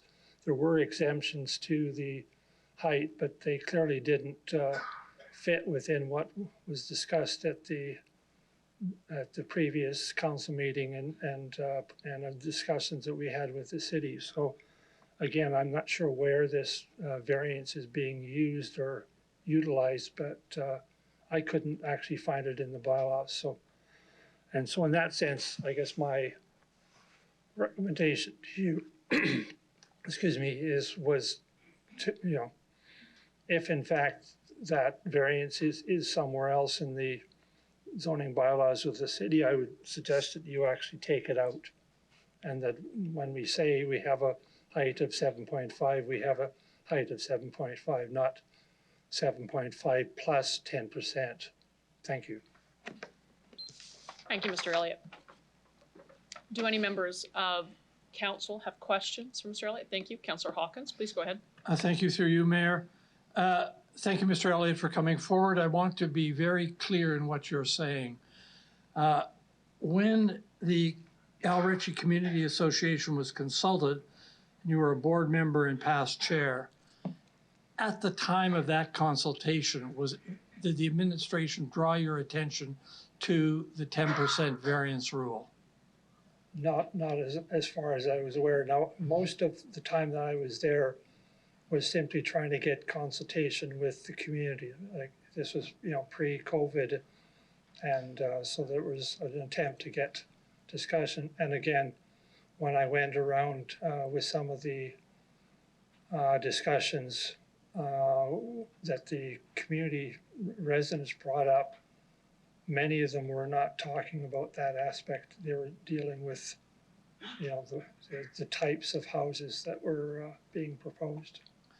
Thank you. And when the community association in the neighborhood recommended a 7.5 meter height limit, did it understand that to be the limit, or without any reference to a 10% variation? In other words, was 7.5% meter what they were saying was as far as they wanted to go in terms of height? As far as I can recall, that's what it was. It was our understanding that 7.5 meant 7.5. And this will require a little bit of speculation on your part, but not much. Had the community association known of a 10% variance rule, would it have recommended 6.85% meters, not 7.5% meters for a height limit? Well, you will be listening to one of the board members that was part of that. But as far as I was aware, when if there was that variance, I would suggest they would have suggested a lower height. Thank you very much. Thank you, Mayor. Thank you, Councillor Hawkins. I see no further questions from council. Well, thank you very much for your presentation this afternoon. Ask that you return to the gallery.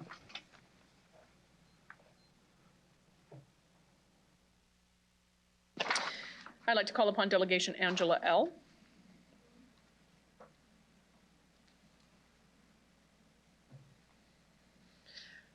I'll ask that you please introduce yourself for the record, the organization you're representing, if any, and where you live. You'll have 5 minutes to address City Council, after which you'll have the opportunity to answer questions from Council. Good afternoon. Good afternoon. Thank you. Okay, I'm by myself today, so I'm a little nervous. I don't have any of my ARCA board members with me to support here.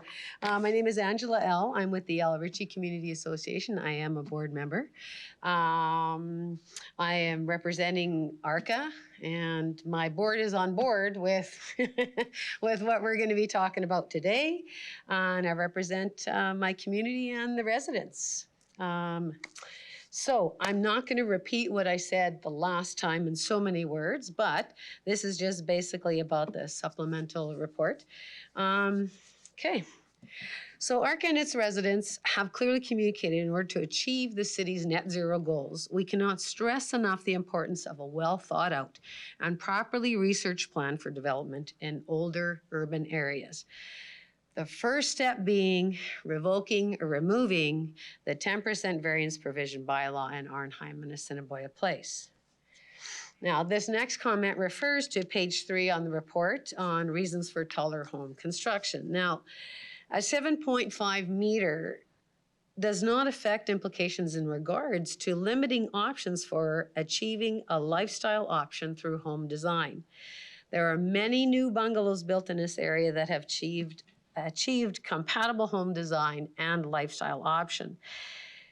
Reasons for larger, taller home construction, it's simply about profit for the developer. And the taller variance is about building cash flow towers and not affordable homes. Tell me why this is all about making it easier and profitable for the developers and contractors rather than what the residents' needs and wants are when it comes to neighborhood planning. Developers need to start working within the perimeters, be compliant, and grateful for the opportunity to build in our neighborhood. I know it sounds conceited and it sounds kind of, but just a comment. Now, administration seems to have failed to give council proper data and research in regards to how taller builds increase population density, and more research and data on the negative impact towers have on small lots and these tall homes besides small homes. Now, there's absolutely no mention from administration in regards to relationship between the neighborhood land use plan and the ESF, Energy and Sustainability Framework. Now, also page 5 on this report. Now, the administration made a statement. So if administration is confident that 2-story homes can be built within the 7.5 meter height, then it goes without saying that council needs to remove this 10% variance provision bylaw in order to prevent that sneak in effect like the Mistake Lane house that was built on 2514 Atkinson Street. 7.5 meters needs to be made mandatory. Now, what I've noticed, like starting in the 90s, there were lots of new bungalows that were built in this area, and they had basement suites, and they were very compatible. They were non-invasive, and there's a few that were on Broadway Avenue, College Avenue, 25 Block Lindsay. I didn't have time to take photos so that I could show the photos. Next statement, and the neighborhood plan has clearly shown where the potential areas are that taller builds can be achieved in order to please the want of densifying and intensification. ARCA's question, where specifically would these unique circumstances apply that require 10% variance in the urban areas, particularly in Arnheim and Assiniboia Place of El Ritchie R? Also, page 4, the comment where this is in the report, bungalows are also more difficult to efficiently design on narrow lots as building code constrains door and window openings on reduced side yards. Now, I've attached two photos of 2505 and 2523 Atkinson. 2505 is a cash flow tower, has a side door. 2523 is a lovely little bungalow that's compatible, looks great. All the neighborhood's very happy with it, and it also has a side door. So basically, that comment is moot. Ms. L, I'm going to remind you, you've hit 5 minutes. So if you Sorry, could wrap okay, it up. I'm Thank shutting you. your, okay. So once again, I am here to reinforce the significant historical element in these two areas of Arnheim and Assiniboia Place. And we are focusing on this area for the 10% variance bylaw to be revoked. Now, I was asked the last time at the meeting, why Arnheim and why Assiniboia? It was just to compromise. It was to compromise, not be greedy and not be demanding. It was just to compromise. Now, we, ARCA, have not been able to get the city to recognize the special character of Arnheim and Assiniboia Place. It has been given to other areas, example, Lakeview Cathedral. Ms. L, you're past 5 minutes, so Just wrap it one up. more sentence. Thank you. So we just, we have not been allowed this recognition. So ARCA implores council to please revoke the 10% variance provision bylaw in order to preserve the character of Arnheim and Assiniboia Place. And let's start working towards achieving the net zero goals that the city has committed to. Thank you. Thank you very much. I have questions from council. Councillor Mancinelli. Thank you. Just want to get a comment through the chair. In your presentation, you cited the report on page 4, and you mentioned the economical build on bungalows. One sentence below, there's a line that says lots within Arnheim Place subdivision are wider and have more flexibility to accommodate single-story construction. Arnheim Place is limited to 6.5 meter height. Can you just comment on that? In your presentation, you kind of floated back and forth. You were asking for 10.5 meters or 8.5 meters lower. You never quite separated the fact that, as administration's pointing out, Arnheim Place is limited to 6.5 meters. That's right. Yeah, sorry. Yes, that's right. There is the 6.5, but then with the variance, then that is going to take you up to that higher. So add 10% on 6.5. I'm not a mathematician, so I'm sorry. I can't say what that would be.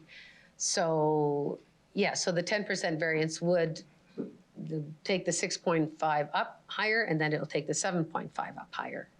So we're just trying to protect those areas to just keep that low. The neighborhood plan clearly shows the flow where it goes from high to low. So as long as this variance exists, then there's that potential to still go higher than what we were told is going to happen. Okay. Does that make sense? That makes sense. I don't live in an area that's affected this way, but as many homeowners, I'm always aware of the price of my property.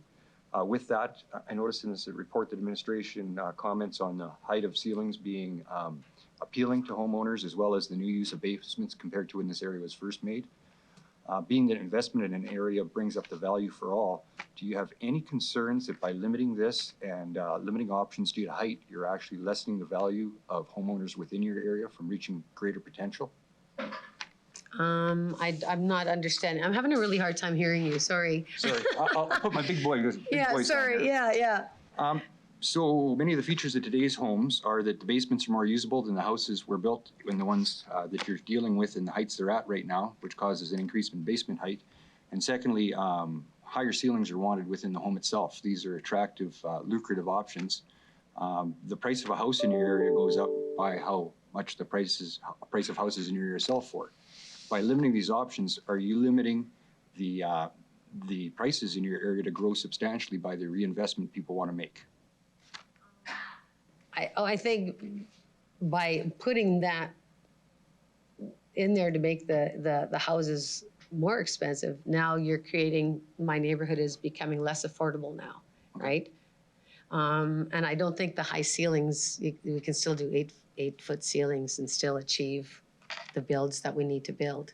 But yeah, then the word gentrification comes in when you start building all these big, beautiful homes, and then the ones that can't afford these $500,000 homes, right? It just, yeah, I don't know. Does that make sense? It does, it does. We're in the neighborhood, the majority of us, the reason why we are in this neighborhood is the affordability. Appreciate the Right? comments. Yeah. Thank you. Councillor Mancinelli. Councillor Hawkins. Through you, Mayor, thank you. I want to understand very clearly what it is that you would like council to do here. So I'm going to ask the following question. Would the Al Ritchie Community Association in their submissions, are they saying to us that we want buildings at 7.5 meters and no more? Is that what the Al Ritchie Community Association is saying? Yes. Yes, 6.5, 7.5, and no more. And where the designated, yes, just say at the 6.5 to 7.5, and then it gets bigger up into closer to Victoria Avenue. So yes, we could maintain a 7.5. And to further clarify, do you want to maintain a 7.5 height meter limit for the Arnheim and Assiniboia neighborhoods? More, the 7.5 in Assiniboia. The 6.5 is in the Arnhem. So that's where the World War II district is. So as, like I said, as long as this 10% variance exists, that 6.5 is gonna get bumped, the 7.5 is gonna get bumped. They're all just gonna end up getting just higher and higher. So in order to maintain those heights, so yes, I guess we should have specified also that the 6.5 and the 7.5 need to be protected and stay there. I'm sorry, I didn't mean to interrupt. No. So if we were to eliminate the 10% variance rule for the Arnheim and Assiniboia neighborhoods, does that meet your concern? Yes. Thank you. That's all I need. Thank you. Thank you. Councillor LeBlanc.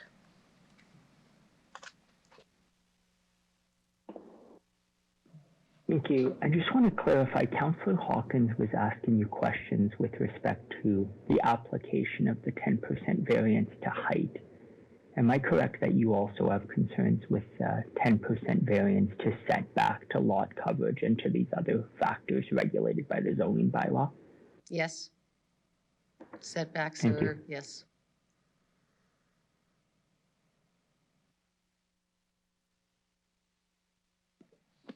Thank you. I believe that's his only question. Thank you, Councillor LeBlanc. I see no further questions from council for you. Thank you very much for your presentation this afternoon, and ask that you return to the gallery. Thank you.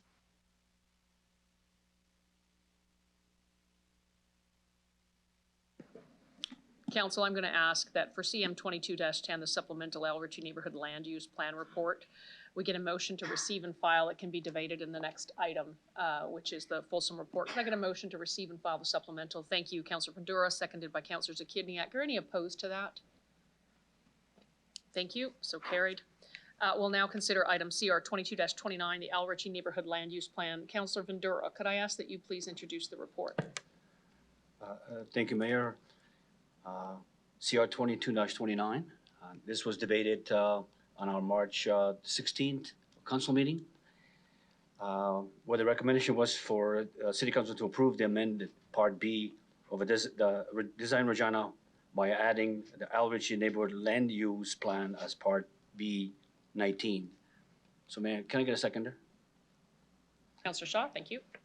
Okay, Mayor, at the March 16th, Council approved a motion to direct administration for a supplemental report, which we heard it's here, to look at the height allowance, more specifically to the 10% variance in your Assiniboia and Arnheim. The Al Ritchie Community Association, I believe what the discussion was before is that they did not understand or didn't have information from the administration what that meant, the 10% variant. If they talked about 7.5 and that's it, that's what they thought it was. That's why the association approved or agreed with administration reporting. As it's seen now, we are here because of the concerns from the community about the variance, the 10%. And this is the 10 was a receive and file. So, Mayor Masters, looking for concurrence and let's have a debate. Can you send it over to the administration for more comments on it, please? Certainly I will. Who would like to speak to this report? All right, Ms. Bryden, please go ahead. Thank you, through the chair. Thank you, Councillor Fundura. So as Councillor Fundura mentioned, at the last council meeting, there was quite a conversation and we were requested to come back with more information about the height variance. So the supplemental report before you provides some background on how issues related to height have been addressed through the proposed neighborhood land use plan and existing tools in the zoning bylaw that directly respond to the concerns we heard regarding infill. For example, the purpose of the existing residential infill development overlay zone is to ensure infill development is compatible with existing homes from a form and massing perspective. However, the concerns raised at the last meeting were not related to these proposed and existing tools. They were directly related to the minor variance provision. So a minor variance provision provides an opportunity to consider modest variations of otherwise fixed development standards, recognizing that in some situations a variation might make sense or have no negative impact.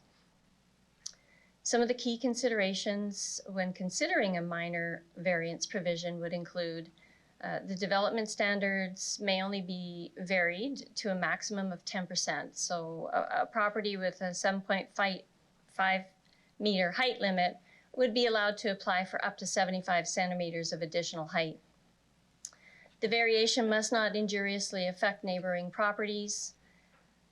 The owners of land adjoining the property subject to a variance request receive notice of the decision. The adjoining landowners may, within 20 days after receipt of notice, submit a written objection, and if we receive an adjoining landowner objection to the approval is deemed to be revoked. If that approval is revoked, then the applicant may further appeal to the Development Appeals Board. So if the minor variance provision isn't available within the Al Ritchie neighborhood, the flexibility to adjust design based on existing site constraints will be limited, and administration has recommended this be included to ensure all tools and resources are available for future owners and developers that exist. Thank you for considering this report.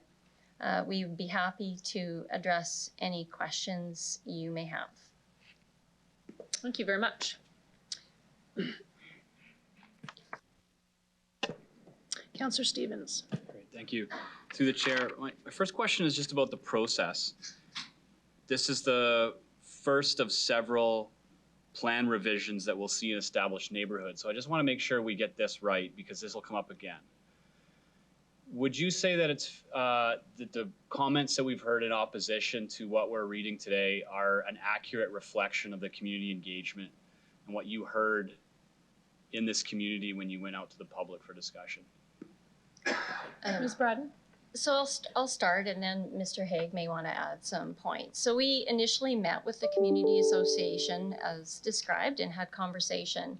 And I think what happened, to be honest, is when administration is speaking to these things like the height or the variance provision, it's the first section in the zoning bylaw and it's part of the language. So turning that into language to have with a layperson, you know, it did come up in those initial meetings. Administration recognized that fairly quickly after that conversation. And then my understanding is, you know, COVID hit, folks got sick, things were happening with the board and we couldn't get back in front of them for further engagement. And yeah, so that's really kind of what happened. Not the best reflection of our work, but certainly some lessons learned. Mr. Haig, do you want to add further comments? Sure. So I agree with what through the chair with what was previously said. When we went to the community, we did talk and we proposed the height gradient as you went south from Victoria Street and down to Arnhem Place, where it went to 6.5.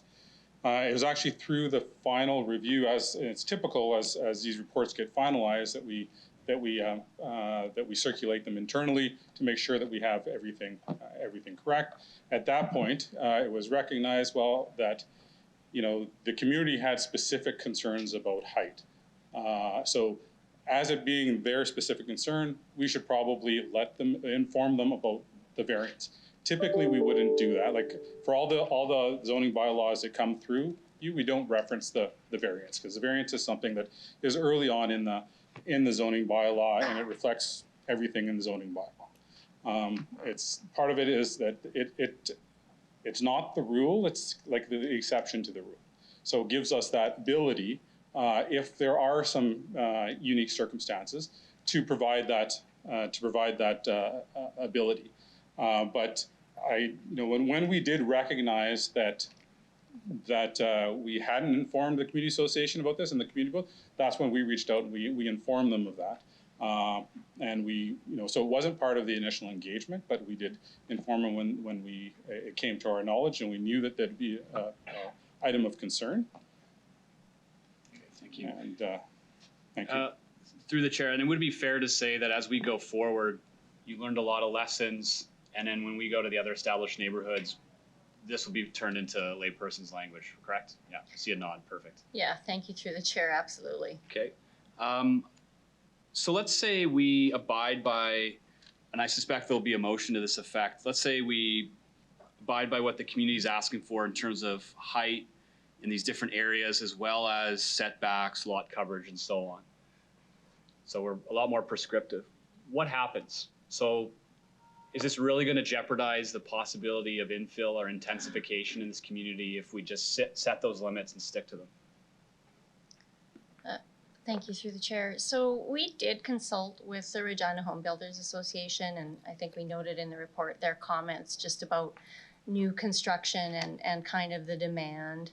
I think it's going to be difficult, maybe more difficult, to have property owners rebuild as we move into the newer popular homes.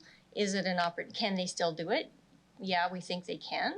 But really for those smaller homes right now, the market's not necessarily there. That's kind of what we heard from Regina Home Builders. Okay. Final question. Has there been any thought given to the city and the home builders developing, if you will, a cut and paste pattern that people can just look at? We know it abides by a community interest, what the market is looking for, and then you just select something that abides by the rules that are in place, and you could expedite the building process by looking at kind of a cookie cutter approach, proving it, building it. We know this satisfies the community. We know it's kind of meeting what people are expecting in homes. Is that possible? Is it something to consider? You're asking the city of Regina to enter into the market of building design? Yeah. All right, go Why ahead. not? We approve it. Thank you through the chair. I haven't been involved in those kinds of conversations. I might refer, Ms. Dawson is online. I am, thank you, through you, Mayor Masters. Interesting comment. I'm sure there are some builders out there that would have designs that meet our current standards for our current lot size. In this case, this would be a change to the standard, so there would have to be an adjustment to their, cookie cutter model. But they would have to adjust for this particular cause. Okay, thank you. Thank you, Councillor Stevens. Councillor Hawkins. Thank you, Mayor. I listened to the delegations today. I listened closely to them at executive meeting last week, and they've persuaded me that they have a legitimate concern.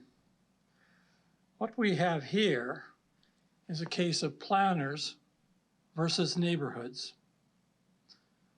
What we have here is a case of bureaucratic rules trumping quality of life.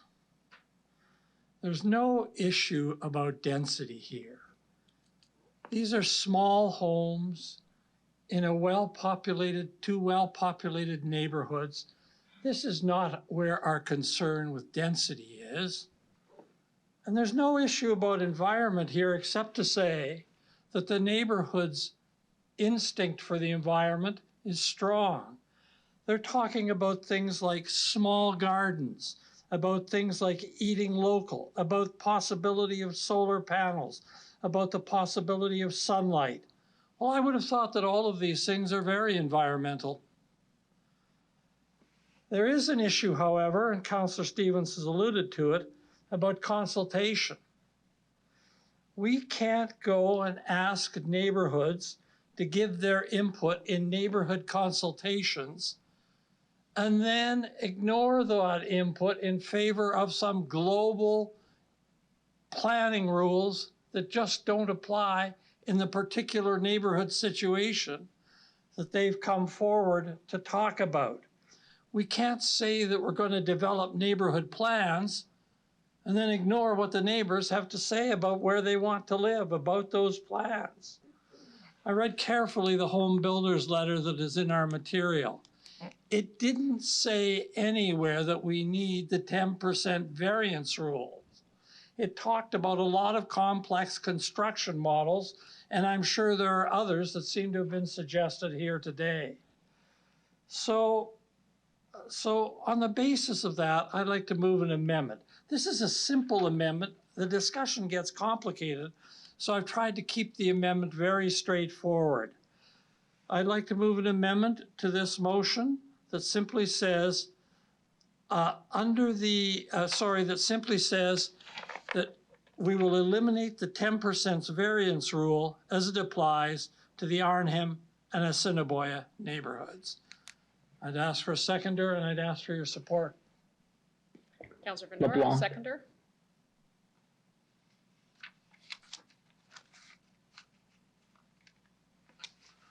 Thank you. I've said what I had to say. Thank you very much. Council, you're now speaking to an amendment on the floor. I'll give, is it going up? Give us 1 minute here and clerk will put it up on the screen.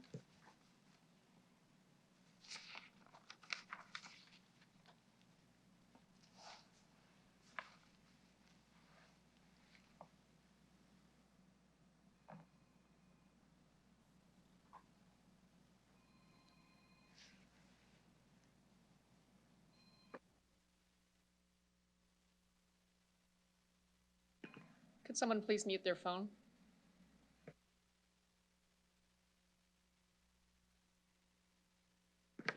All right, the amendment is before you, Council. So I have blinking lights from previously. We're not speaking to the main motion now. We are speaking to the elimination of the 10% variance rule as it applies to Arnhem and Place and Assiniboia Place neighborhood. Councillor LeBlanc, did you wish to speak to the amendment?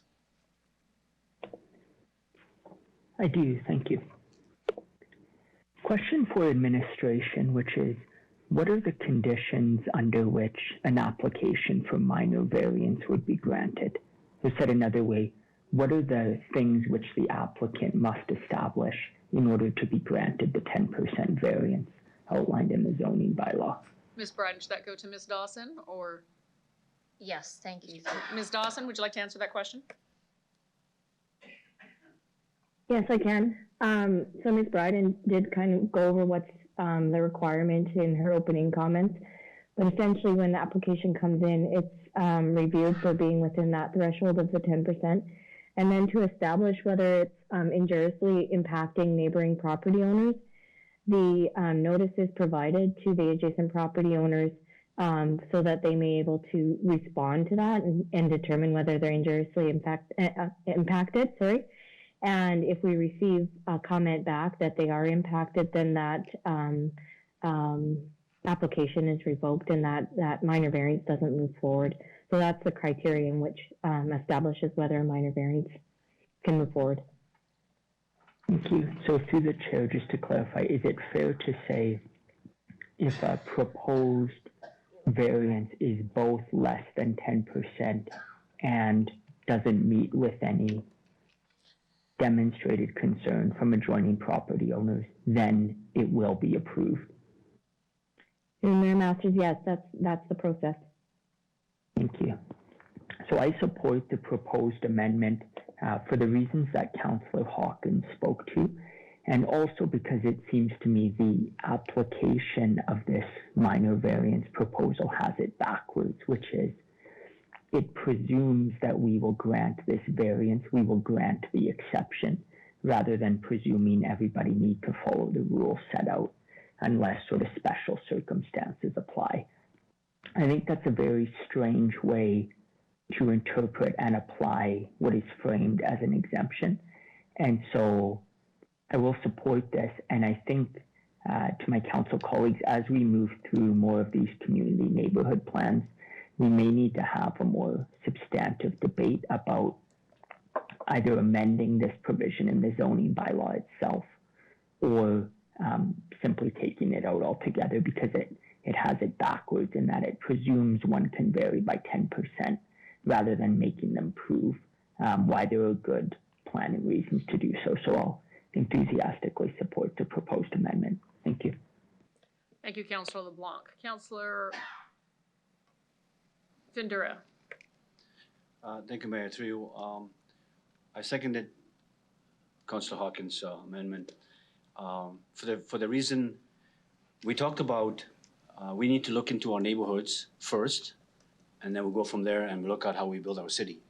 We've been waiting for the master plans for neighborhoods for quite a while. This is the first one that's here. We need to make it right. And I believe, as Councillor Hawkins did commented about, we're listening to the neighborhood.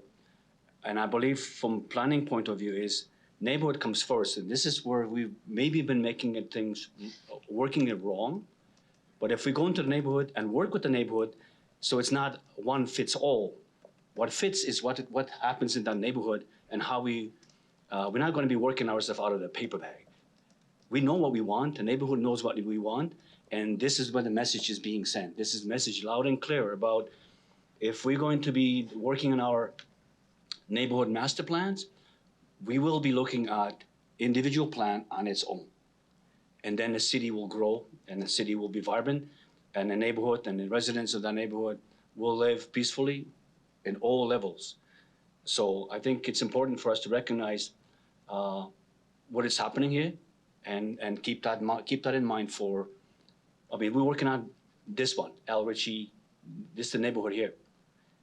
Let's look at it, let's work it properly, let's listen to the folks, and I believe we have an answer. So Councillor Hawkins, thank you for that motion, or the amendment, I'm supporting it, thank you very much. Thank you, Councillor Findura. Councillor Stadnicek. Thank you, Mayor Masters. My question is also regarding the section on the variance. So on page 4 of the supplemental report, it refers to the fact that the neighbors, that adjoining landowners have to be consulted, and the variance won't be approved unless if one of the landowners objects. Have there been cases in this particular neighborhood where that has happened, where there has been a rejection because a landowner objected? Ms. Bryden, Ms. Dawson? Well, thank you. Yeah. Through the chair. So the process for the appeal of the minor variance is a legislative process. I just wanted to highlight that. Yeah. Ms. Dawson, did you want to comment? Are you aware of any similar situations in the El Ritchie neighborhood?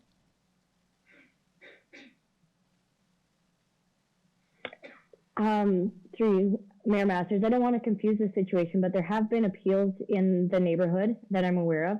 I cannot confirm at this moment if it was due to a minor variance or if it was just due to an application of an overheight house or residence that got denied and appealed. So I don't want to confuse the matters, but there have been appeals of overheight homes in the neighborhood, but I'm not sure if it was exactly the minor variance process.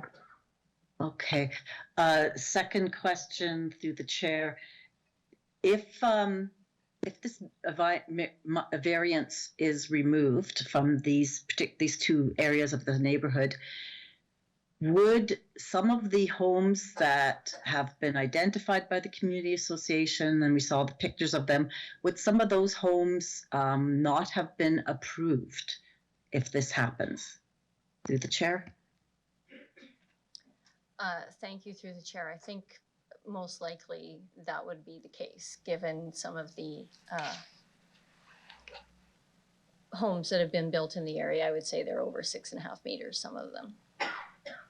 Okay, I support this amendment, and I do think that the policy overall, the plan overall of having higher residential buildings closer to Victoria, and that they gradually are lower as you go towards Wascana Park is a great plan. And the variance seems to be the issue that is at stake, obviously, here. So I support the amendment. Thank you, Councillor Stanicek. Councillor Mancinelli. Thank you. Just noting the reasons for the taller construction, the change in home design and how we use our homes, as well as the efficiency. If I look to Arnheim Place and was prescriptive to 6.5 meters, could I replace a house with a new style house with a usable basement with a larger window that was better for egress and the more affordable trusses that are described in the report, and still maintain that 6.5 meters without a variance? Is that possible? So thank you, through the chair. You know, administration's opinion is that you could build a home for within that height restriction. Though some of those options might not be available to you, like a 9-foot wall compared to an 8-foot wall, that kind of thing might not be available to you and would have to be considered in your design of your home. Okay. I'd like to support this to be respectful to the neighborhood, but I have a real concern, so I can't. Your reinvestment comes in a neighborhood because something's been dilapidated. People want to reinvest for something that they find exciting and newer to bring it up to a modern theme quite often. Many of these themes have to do with sustainability, efficiency, as well as safety when it comes to the size of windows for people using the basement as living spaces. Not being able to achieve that in a new building and trying to reinvigorate a neighborhood when needed might be a problem in the future. I do not mean any disrespect to the neighbors on this matter, but I think that rebuilding the city as the years come down the road is more important, so I can't support this amendment. Thank you. Thank you, Councillor Mancinelli. Councillor Shaw. I'd like to ask administration, anybody, say if I bought a house in that area with the plans to build a home, not yet made an application, or an application is in the process, what would happen with this amendment if it goes through the chair? Thank you, through the chair. Sorry, can you repeat the last part of that question? So if I had plans, or if there is any applications have gone through, what would happen if this amendment goes through to those applications or potential builds of people in the neighborhood that are hoping to do this, through the chair? Okay, thank you. Through the chair, Ms. Dawson, if an application, did you hear the question? Yeah, I did hear the question and I understand it. So if somebody has an application in now, we're assessing it under current regulation. The neighborhood plan is actually an amendment to our official community plan. So once council approves it, it actually has to go to the province, and the minister has to approve it through a ministerial approval. So there's a process yet. So we're likely going to get through the applications that we have currently under review under current standards. So my next question is, and I'll take you back to maybe my 120 Broad Street, talking about public consultation, neighborhood consultation, what they intended the land to be used for and is now not used for. What kind of precedence would this set if it's just these two neighborhoods that have to follow the 10% would be less than? I'm seeing a huge concern with this, with the other parts of the city, if this amendment goes through the chair. Thank you, through the chair. You know, I think as we move through the next neighborhood land policies, I don't think it would set a precedence necessarily. We would go through and change our consultation process, clean up our language when we're meeting with groups, and be a little bit more aware of those types of things. But the setting a precedence for height restriction, I don't think would be an issue. Well, what I'm kind of alluding to is here we're saying that the application for the Anaheim Place and the Assiniboia Place neighborhood, so they're just those two neighborhoods don't have to allow for that 10% discretion. So what happens if I come forward and say, well, I don't want this area and this area to have that 10%? Like, do you see how it's kind of opening up a can of worms and foreseeing what could happen to neighborhoods? Because I have a lot of these houses in my neighborhood that they didn't want either, but there was that 10% discretion. So now what's going to happen to this moving forward in the other neighborhoods like my own, through the chair? Yeah, you know, through the chair, I think that it will open up some interesting conversations as we move forward trying to develop these plans. And we'll, you know, have to listen to what the neighborhoods are saying and take them into consideration. Thank you, that's all I have. Thank you, Councillor Shaw. Councillor Zakidniak. Thank you. I'm really struggling with this one. I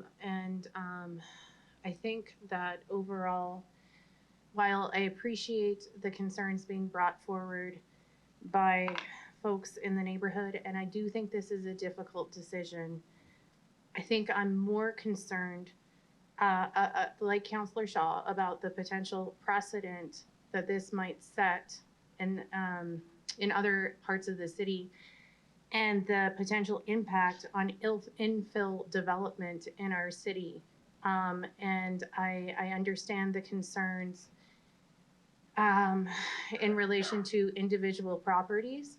I've given it careful consideration. I do believe that there are mitigations out there to address those concerns. We also heard that there were only 2 applications in 2020 and 2021 for minor variance within this specific neighborhood. So I think that my larger concern is that if we go down this road, we'll just keep repeating this conversation throughout the entire city, and that there is a process in place to address minor variance concerns, and that if there is folks who, like the neighbors, are opposed to it, then those applications don't proceed. So I do believe we have, it sounds like we have a process in place to address this. So I'm inclined to support administration's work on this and their recommendations, and not support the amendment. Thank you. Thank you, Councillor Zakidniak. Councillor Bresciani. Thank you very much. I think the key word here is consistency. What we do in one neighborhood, we have to follow in the other neighborhoods. I would agree that if we do it here, and I'm not saying that's a bad thing, because I agree with Councillor Fundura. This is their neighborhood. This is their neighborhood, and we've done public engagement. We went out. The engagement was a little bit flawed. I think we have to own that, right? And we have, and I appreciate that. But if this moves forward, it needs to be then moved forward in every application that comes forward, because that would be only fair. We're going to have people come forward, but in order to do that, and I would say that we've heard that, there's already in place if neighbors don't want it. The only thing I don't like about that, and I will say that, is it just pits neighbor against neighbor, which we should try and refrain from. We should have policies in place that are consistent throughout our city. And if we decide that this is going to be supported, and I just want to be clear, the consultation with the community association, they were not, there was nothing in person or Teams, back then probably it was Teams, there was nothing that they were communicated and to explain this extra 0.75. I just need clarity on that. So thank you through the chair. So just for clarification, simply the minor variance piece was missed in that original consultation. I'll say that. minor variance is used widely across Canada. I'll say that. The process for the appeal, if you will, is legislation. So that's not even our zoning bylaw, that's legislation, that's that appeal process. And, you know, I do appreciate that your comments. There is unique qualities to all the neighborhoods in the cities. And we did listen to the neighborhood in terms of the height, and that's where we have the elevated, you know, the variation from 8.5 meters and down to 7.5 and down to 6.5. So there are unique qualities in every neighborhood. In terms of how we conversed with them after the initial consultation process, Mr. Hawk, can you comment on how we notified them about the minor variance? I think they were notified, sorry, through the chair, they were notified via email. And then we reached back out to them to try to have another meeting with the community association. But because of time constraints, illness, it was challenging to make that. We did manage to have a conversation with them prior to it coming to before council, but we were still Okay. didn't convince them. Thank you. Through the chair, just to confirm, the communication was done through email. And was there any follow-up from the association or whoever that went to that came back and asked any questions through the chair? Through the chair, yes, they had sent I think 2 members of the community association were not happy with it, and they emailed back, you know, kind of with their dislike. I think they'd also emailed the mayor's office as well, and we responded by trying to get another meeting with them so that we could talk them through the process, the legislative aspect of it, the fact that this is you know, as by right now in that Arnhem Place, somebody can go in there and they can build a house that's 8.5 meters high right now if this neighborhood plan doesn't go through. If this neighborhood plan goes through, that reduces it down to 6.5. And you know, if somebody wants to apply for that minor variance, that there's some movement there. But there is a significant. We did listen to them, and so that's why we see that significant drop in heights. So you know, we had a very good working relationship with the community association up until this communication on the minor variance. Okay. Just last question, was there a time that you actually met with the association in, like, through Teams or anything like that, through the chair, to further this conflict? Through the chair, the initial consultation was actually done in person at the Core Ritchie Community Association. This is pre-COVID, so that's where the discussions initially started. I recall that we did have some face-to-face meetings here with the community association, at least one of them within City Hall, and then the pandemic restrictions came in, and those discussions and meetings were migrated over to Teams or Zoom. So just to clarify, there was an email that went through back to them identifying that. They replied back saying they're unhappy with that. Then there was a Teams meeting set up with them through the chair? Yes, we did. First responded via email, kind of detailing a lot of the stuff that's actually in the supplemental report, and then we at the end of that email we requested a meeting with them to review it. Councillor LeBlanc was invited to that meeting as well. Okay. Again, and I'm not sure what Councillor Hawkins is thinking, but if we approve this today, it has to be consistent because we will have more neighborhoods. The other thing I appreciate about this neighborhood is some of them are wartime homes. We talk about heritage, right? They're heritage homes. People love those wartime homes and they're proud to be there. I've driven by some of these that are really, really high. And just to be clear, the 0.75 meters is, how many feet is that? 2 feet? Oh, 0.75? It's about 2.5 meters. Okay. Sorry, it's 2.5 feet, sorry. 2.5 feet. So yeah, the 29. Okay, so the height, the top height right now at 7.5 is how many feet? Don't know that offhand. I don't know.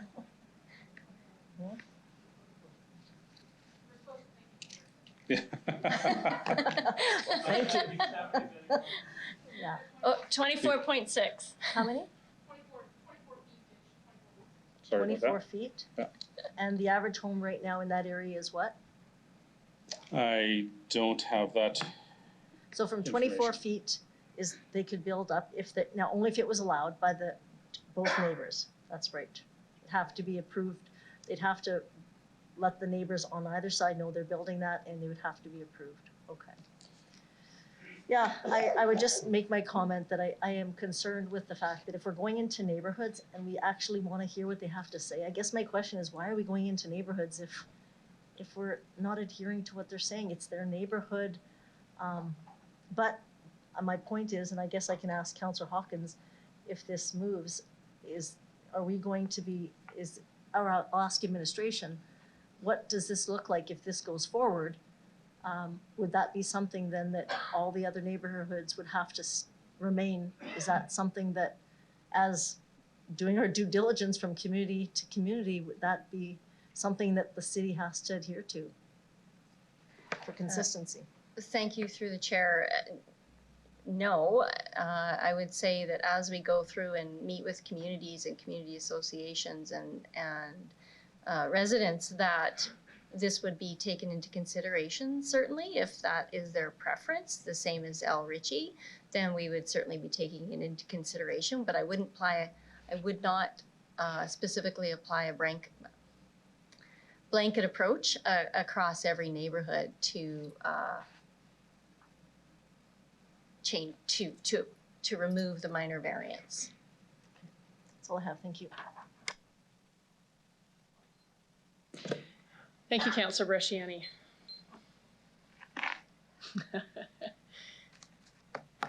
I too am struggling with this. OCP identifies that neighborhood plans need to be developed for each neighborhood to identify and work with the unique characteristics of each neighborhood. Do I have that roughly correct? Thank you through the chair, yes. Ms. Bryden, a 10% variance applies to everything that's built, and it's, I think, Section 60 of the Planning and Development Act, which allows the city to do this, and it's referring back to 49H. I looked it up. So we apply this carte blanche to say 10% variance. Why is that wise? Why is that wise? Why is it wise to have a 10% variance?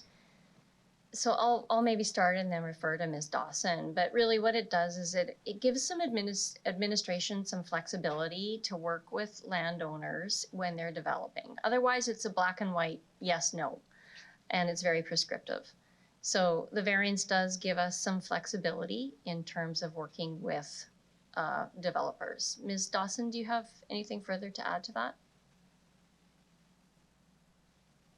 The only thing I would add through you, Mayor Masters, to what Ms. Bryden said is that sometimes there's lot constraints, or within existing communities there's constraints due to where they are within the neighborhood, and we may want to consider some flexibility in terms of parking or lot coverage or floor area ratio. So we've extended some of those flexibilities within the tools that we have administratively. And it just allows us the flexibility to work with the investor and the developer to make it fit. Thank you. My next question is actually around a little bit to what Councillors Bresciani and Councillor Mancinelli were referring to, and that's a little bit about dictating to the market in terms of what is selling. And so does the neighborhood association have 100% of the say of what goes into the neighborhood? Or given that I'm hearing you actually consulted with the Regina Home Builders as well, are you balancing that off against future requirements and future desires from home purchasers? Thank you through the chair. Yes, that is a balancing act. It really is, between the market and what the people in the neighborhood would like. And that's what we're trying to do. Okay, further to that, there was some comment by the delegation, I believe, about, or one of them about, we wanted it to be considered heritage. There was no recognition of the wartime nature or that it had potential for heritage in terms of how it was built. Do you have any comment about that as to why that would not be the case? I think I know the answer. I'm just looking for you to answer that. Mr. Hawk?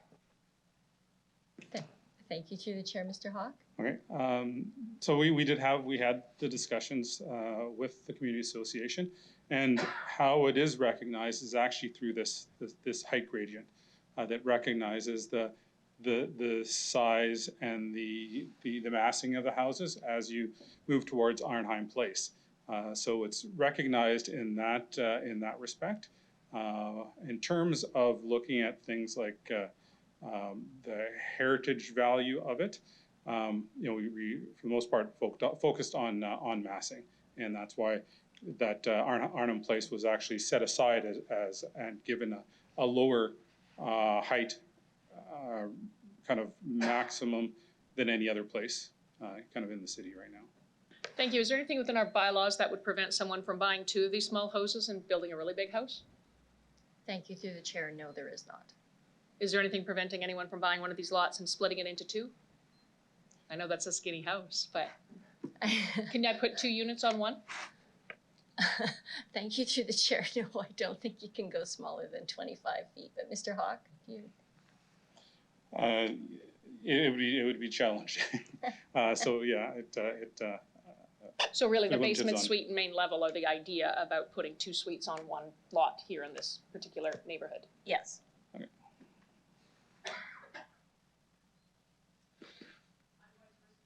I'm going to respectfully disagree that this isn't about the environment. If I read the ENS framework correctly,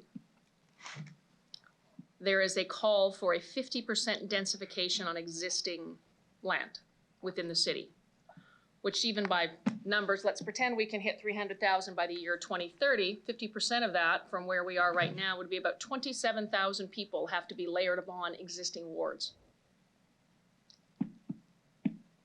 Ms. Folk, how's my math? I think it's quite good, Mayor Masters.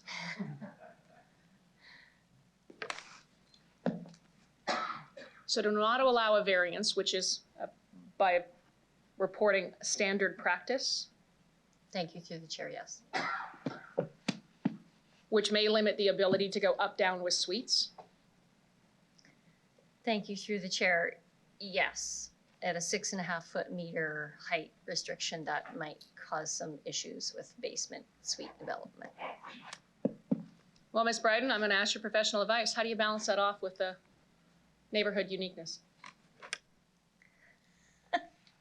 I'm going to refer to Ms. Dawson for that perspective.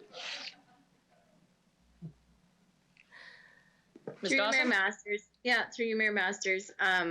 We did consider the uniqueness of the neighborhood in proposing in the plan that they have height and massing of 6.5 and then greater as you moved north towards Victoria Avenue. So we have considered that uniqueness. What we're asking for consideration of council is the application of a minor variance, which is to allow that flexibility in design. Should there need to be that flexibility, that tool is available in all areas of the city. Should there be that need? So we didn't want to not have that available in this community and limit their opportunity for reinvestment. Thank you, Ms. Dawson. I would finish up by saying I agree with Councillor Zakiniak that there is a process in place to deal with objections.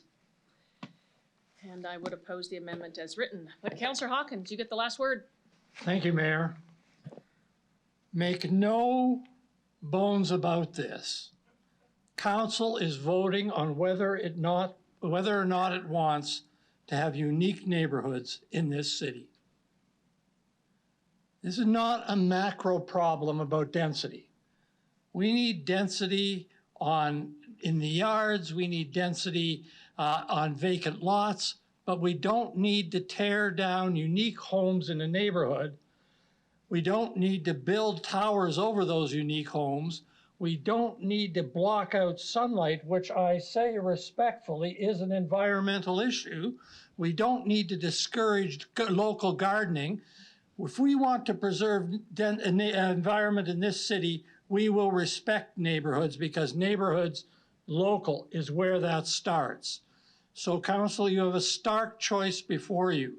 We are not dealing with anything other than the Arnheim and the Assiniboia neighborhoods, how other neighborhoods play out under a fair process, which administration has said they are going to make sure they tweak. How that plays out will depend on those individual situations. But in this case, we have the neighborhood coming to this council and asking us to help them. We have a simple rule that will help them incorporate it in this amendment. I ask you to vote and vote for our neighborhoods in our city.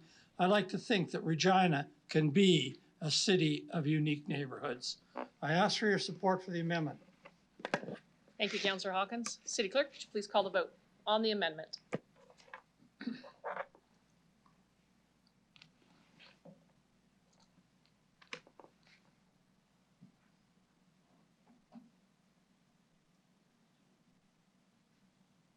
Councillor Moll, in favor.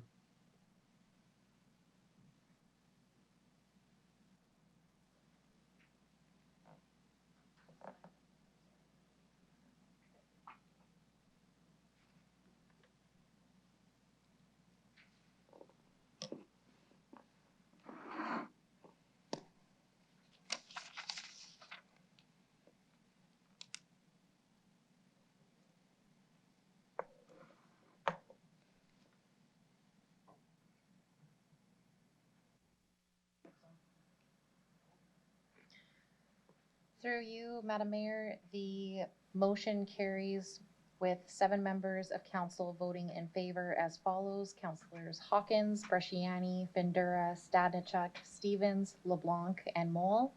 And those voting against are Councillors Shaw, Zakidniak, Mancinelli, and Mayor Masters. Thank you very much. Councillor Hawkins, you had introduced the amendment. I believe you have some time left on your original discussion. Anything further? Thank you, sir. Any other members of council wish to speak to the Al Ritchie Neighborhood Land Use Plan Report? Councillor LeBlanc, please go ahead. Thank you. Just a quick word. Administration got a bit of a rough ride on this last issue, consultation on the variance. On the whole, I think they did an exceptional job consulting with the community and the community association. They got 99% of it right. I think we're in good hands going forward to these future community discussions. So looking forward to it and thank them for their work. Thanks. Excellent. Thank you, Councillor LeBlanc. Any other member of council wish to speak? Seeing none, City Clerk, please call the vote. Voting as amended, to remind council.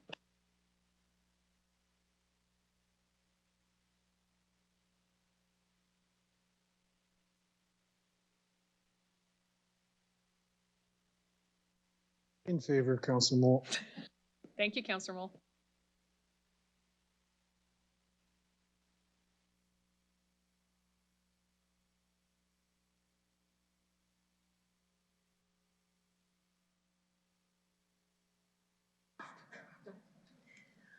Through you, Mayor Masters, the motion carries 10-1. The following members voting in favor as follows. Councillors Hawkins, Bresciani, Findura, Stadnichuk, Stevens, LeBlanc, Zakidniak, Mancinelli, and Moll. And the following member, my apologies, including Mayor Masters voting in favor. And the one member voting against is Councillor Shaw. Okay, thank you very much. One moment, please.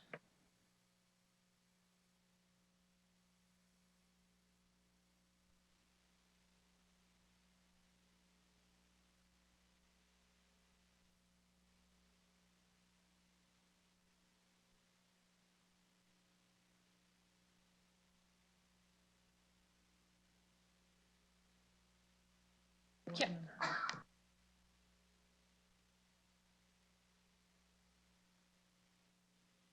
Sorry, Council, just trying to convene for who may be in the room to determine what's next.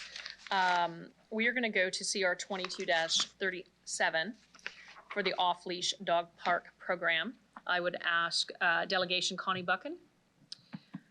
I'm going to ask you to introduce yourself for the record, but I really want to say Old Pug, Regina, Saskatchewan. Introduce yourself for the record. You'll have 5 minutes to present to City Council, after which time you'll have the opportunity to respond to any questions that members of council may have for you. Good afternoon. Thank you, Mayor. Good day, Mayor and councillors. Glad to see you all again. My name is Connie Buchan and I live in Regina. I am happy to appear before council today on behalf of the Off-Leash Dog Park User Group. Old Pug is our acronym. Our Facebook page has approximately 1,600 members, and there are still more that aren't on social media or aren't on our page yet. So we're a large group and we're growing. I rise in support of administration's proposal today. Dog parks are people parks, people with dogs. They create community and provide both people and dogs with exercise in an appropriate, safe place. Having a dog park or off-leash area in a neighborhood brings more eyes to that neighborhood, which can help deter crime and make it a safer place. Vast majority of people bring their dogs to a dog park during daylight hours. Any concern that there will be loads of people there at all hours of the night is not in fact what happens in reality. People do not typically walk their dogs anywhere in the dark. Most people work outside the home during weekdays, approximately 8 or 9 in the morning till 5 in the evening. They don't use a dog park during those hours. That's when I take my dogs, so I know that to be true. A concern of lots of cars being in the area at all hours is not supported by actual experience. Also seeing that A.E. Wilson location is in a park that has many walk paths, and some dog owners may choose to walk from their neighborhoods to the new dog park. I organize cleanup days in all the dog parks once or twice a year to pick up debris and orphaned poops that may be in the park. These have been well attended by park users. We also have a few people that randomly pick up in every park, and there has been no issue with odor from dogs. I have never experienced excessive barking in a dog park. Dogs bark at home because they're protecting their territory. They don't have territory in the dog park. They're sniffing, playing, and exploring the ground. It's true that the recreation in this area is already fairly high. There can be times when parking is at a premium. Dog owners, like other visitors to this area, may have to park on adjacent streets across McCarthy Avenue, Boulevard to reach the dog park. Therefore, to increase safety, Old Pug would like to show their support for a suggestion made by a concerned citizen that there be crosswalks with push-button systems added to the McCarthy and Brenskill Place or the McCarthy and 4th Avenue intersections. A U.S. study in 2015 found that dog parks were growing faster than any other kind of urban park. Here is some 2020 examples for comparison. Boise, Idaho is 6.3 dog parks for 100,000 people. Henderson, Nevada is 5.8 dog parks per 100,000 people. Regina is 1.2. Calgary, which is held up as the jewel of dog parks in North America, if not the whole world, has 157 off-leash areas and multi-use parks of various types. Edmonton has 40, which includes trails and open areas. Closer to home, Saskatoon has 11, but I think they had 3 more open this year, and that makes 14. Winnipeg has 17, and Brandon, with a population of 54,000 people, has 3. Regina has approximately 263,000 people, and we have 3 year-round dog parks and 7 off-leash areas, which are actually boarded rinks. The city's plan for more dog parks and off-leash areas of various kinds in Regina will help with any congestion and overuse of our few locations. It will help lessen the wear and tear on the turf and give dog owners more options closer to their own homes in a style of park that suits them and their dog and their family.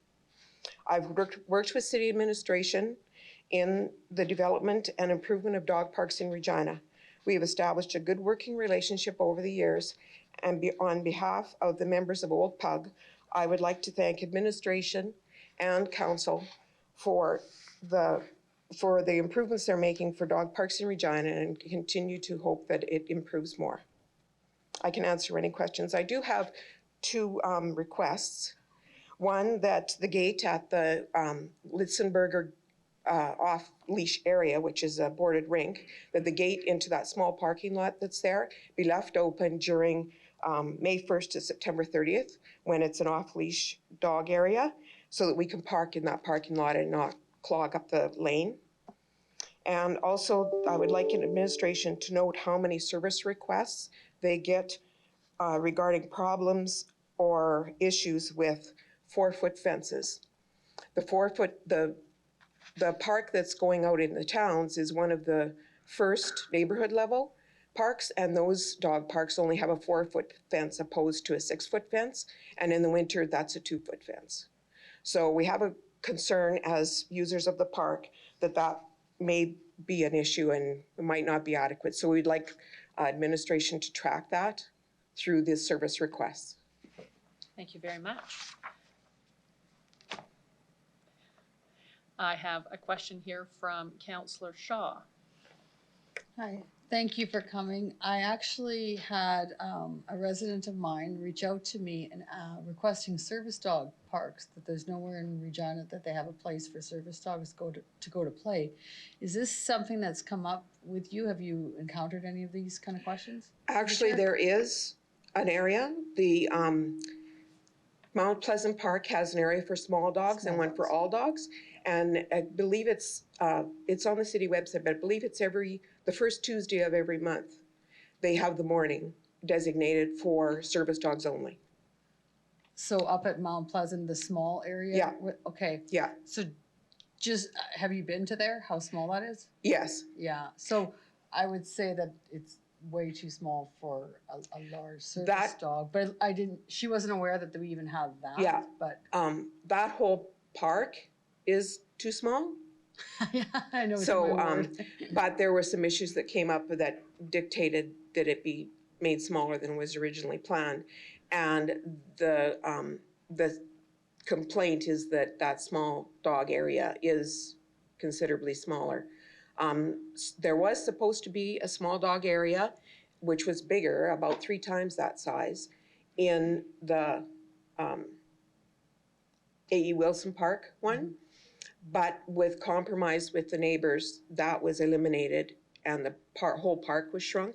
That part of the park is still there, of the main park, and it's designated as a small dog area when and if funding comes available. And it's about $100,000, they think, to do the fencing for that. And it would be 3 times the size of the one at Mount Pleasant. And they could, the city has said to me they'd like to expand that cooperation they have with the CNIB and make more areas for service dogs. And I think that would be an excellent location for one. And there is a group that has used the Mount Pleasant Park at least once. They were on the news. And maybe perhaps your citizen, your constituent wasn't aware of that though. And I'll let her be aware of that, but. Also, if she wishes to call me, she can. That's just a question. Oh, so we have the small dog park first Tuesday of every month. Is that what it is? I think that's what it is, but I can clarify and get a hold of you and let you know. So my question would be, from people, obviously, because you know the dog world, do you really feel that that's, what I'm thinking is maybe having this put forward into maybe one dog park in Regina that has an area for just service dogs to be available all the time? Would that be something that you feel from people that you've talked to? I've had that discussion with city administration, and seeing this was the first attempt to make a designated area for any special group. They were trying it out and they were willing to expand that based on how it worked.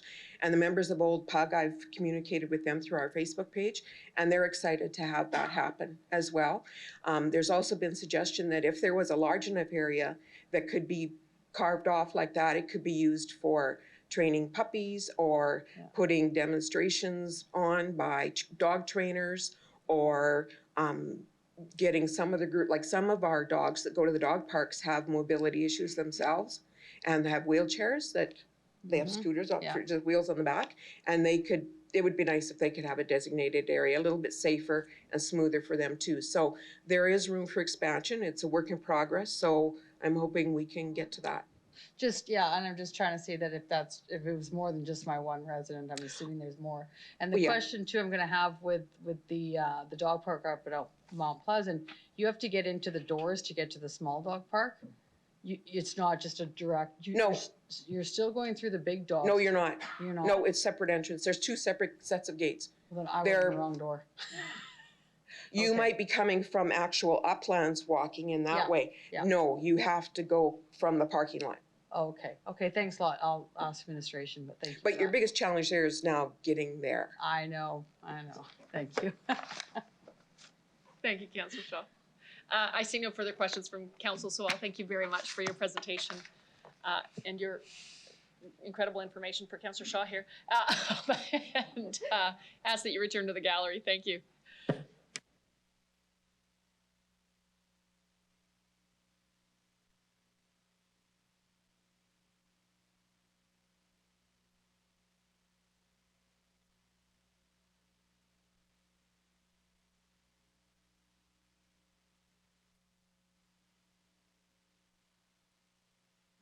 All right, we'll now consider CR 22-37 off-leash dog park program update. Deputy Mayor Shaw, could I please ask that you introduce the report? Yes, I will. They came to us with some dog parks, A. Wilson, some other dog parks to be recommended to come to council for approval. That's all I have. Thank you very much. Can I get a seconder on the report? Thank you, Councillor Bresciani. Councillor Zakidniak. Okay, thank you. So I do have a few questions for administration that were brought up by the delegation we just had. So I believe this was touched on last time, but if administration can just go over the plan in relation to assessing additional pedestrian crosswalks by A. Wilson, that would be helpful, please. Dale will respond to that? Or no? No, he won't. Janine? Through your worship, we will continue to monitor the situation at A. Wilson Dog Park in conjunction with our roadway staff, and if there is additional crosswalk work that's needed, then we will consider that with that group. Okay, thank you.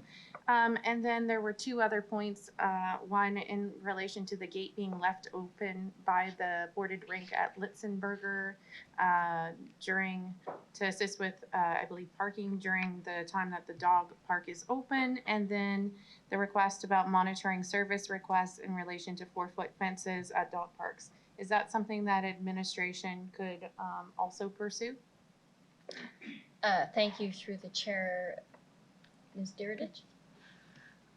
Through your worship, we can definitely take that away and monitor that situation with the 4-foot fences. As Ms. Buchan noted, these are our first neighborhood level dog parks, and we did develop those guidelines for development through consultation with other cities that have implemented similar dog parks. But of course, we want to look at what's right for our city, so we will certainly monitor the service requests that come in. And absolutely, the Litzenberger Park, we can look at making sure the latch works there. Okay, thank you very much. I support this. I have nothing. I guess just to add that I do think administration has been very receptive throughout this process to concerns raised specifically for me in Ward 8 with A.E. Wilson, and I see a commitment to continue to be responsive as needs arise and changes might need to occur. So I'm happy to support this. Thank you. Thank you, Councillor Zakidniak. Councillor Bresciani. Thank you very much. Just in regards to the delegation and the 4-foot fences, as Councillor Zakidniak mentioned, in the winter, they become 2 feet. Are we, if that happens, who is responsible for, because it is a very small dog park, it's a neighborhood, I guess, and it's the first one in the southeast. So I anticipate a lot of dogs there. So I'm just wondering, in all sizes, so I'm just wondering, will that also be part of the SRs? And will the city then remove the snow if, or who is responsible for that if there's, like, we had a lot of snow this year, the 2 foot, and you got a big chocolate lab in there, would be able to jump that fence and it borders a home, a whole bunch of homes there, through the chair. Thank you, through the chair again. You know, we'll monitor that situation as it arises, and again, depending on the snow, maybe we won't have 2 feet of snow next year. I'm sure we will against one wall or another. And as far as enforcement goes, or not, snow clearing goes, Ms. Dirodich, I'll refer that question to you. Through the mayor, at this time, there are not plans for snow removal, as there are no, I don't believe there are pathways in the small dog area at the towns. However, like all of our dog parks, residents are required to have their dogs under voice command when they're at the park. And part of the reason for developing the neighborhood parks was to give a variety of options to our residents. So we hope that residents will select the park that is most suited for their dog and their needs, with the municipal parks having a higher fence if that's what they need with their dog. Thank you. The only reason, through the chair, that I asked that is because the city is the developer there. And just to ensure that that is being monitored, and that, I mean, if a dog got out, I don't know what the liability is. So I just want to make sure we keep an eye on that. The last one is parking. So I just would like to know if there's parking concerns, I would really appreciate that be part of the SRs that come back so we can plan for future neighborhoods. I will say a comment. I do remember Councilor O'Donnell, when we were looking at this, he said we have to make sure we do these neighborhoods ones perfectly, because the community will come out and rally against them if we decide to have too low a fencing, parking problems, because they'll come out and they'll oppose the next ones. So just to take that away. Thank you.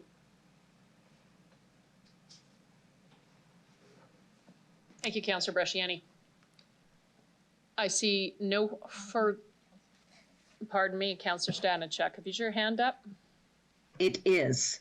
Thank you. Through the chair, just one question, and this is something that was raised with me about the fact that the city does use a lot of boarded rinks as a seasonal off-leash area, and that sometimes owners do not pick up after their dogs. So how do we handle that currently? Do we have a poop patrol, or how is that handled? Ms. Through the chair, Ms. Dirodich, I'll refer that one to you. Sorry. Through the mayor, we obviously encourage our users to pick up after their pets as responsible dog owners. It's my understanding that our parks maintenance staff, when they're getting the rinks ready for the season, will go out there and do a cleanup of the area, though, if needed. Also, we can take away working with Old Pug, as Connie mentioned. She's organized some cleanups at some of the other parks and has had good response from the users, and so we can take that away as well. Okay, thank you for that. And just a follow-up question. So we do have signage at the boarded areas. I know I've seen signs in other areas, but in the boarded areas, is there signage that indicates that it is the owner's responsibility to pick up after their dog? Through the chair? Thank you. Through the chair, yes, there is. Okay, thank you. That's all I have. All right, seeing no further comments or questions from council, I will ask Deputy Mayor Shaw if you wish to close off debate.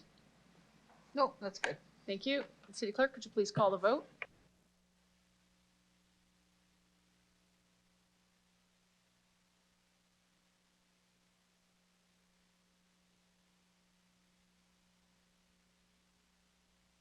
Councillor Mole? Yes, in favor. Thank you.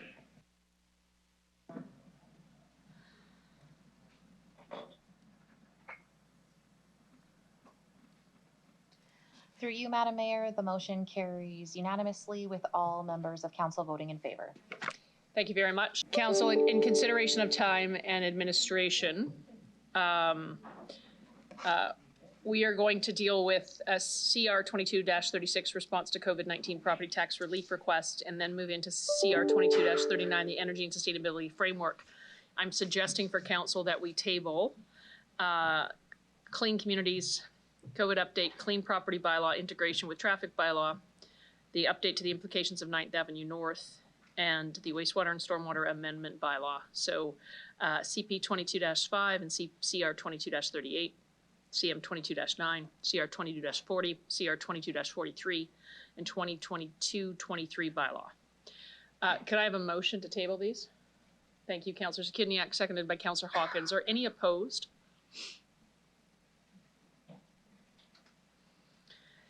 Seeing none, tabled.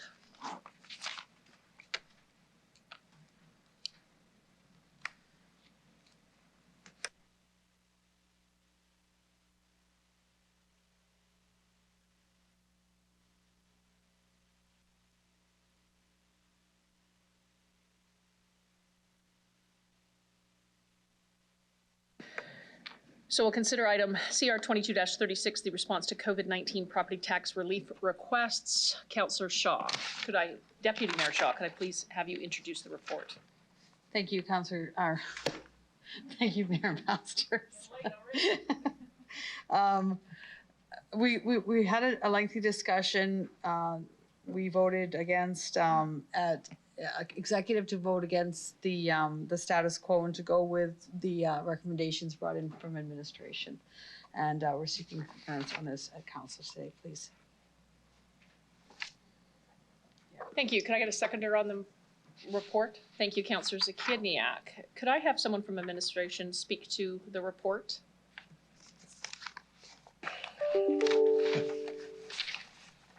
That's me.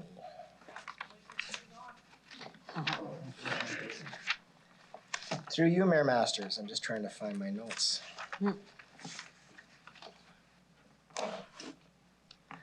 So the report before you relates to initial requests received from the Regina Hotels Association, the 2 business improvement districts seeking support with respect to the ongoing impacts of COVID-19.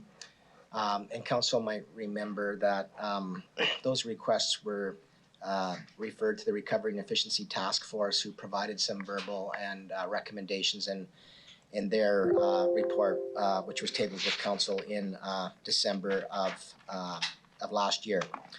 The recommendations before you essentially are recommending that that the requests of the Regina Hotels Association, the bids, not be approved, but that council approve a recommendation brought forward by administration to provide a lower penalty rate on property owners who are in arrears or have not paid their taxes as of June 30th, and to implement a penalty rate of 0.75% if they enter into a payment plan with the city with respect to making good on their outstanding property taxes. And that contrasts against the current penalty rates of 1.5% in the current year and 1.75% a month in subsequent years, subsequent to the current year. With that, I'd be happy to answer any questions council might have. Thank you, Mr. Lacey. Do any members of council have any questions on this report?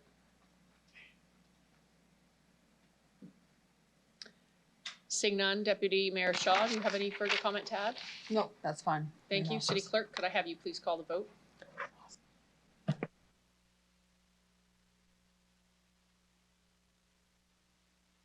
Councillor Mole in favor.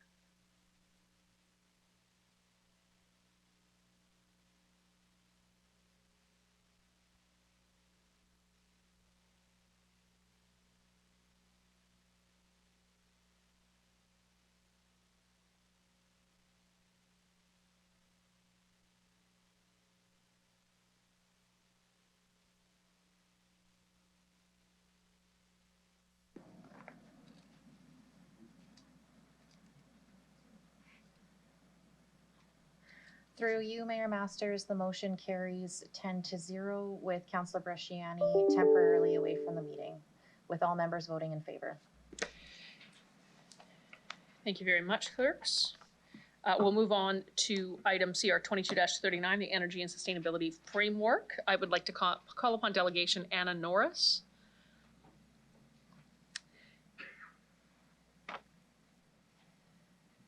I'll ask that you please introduce yourself, organization you're representing, if any, and where you happen to live. You'll have 5 minutes to address City Council, after which you'll have the opportunity to answer any questions they may have for you. Good afternoon. Thank you very much. My name is Anna Norris. I'm here representing myself as a resident of Regina, currently renting in Ward 3.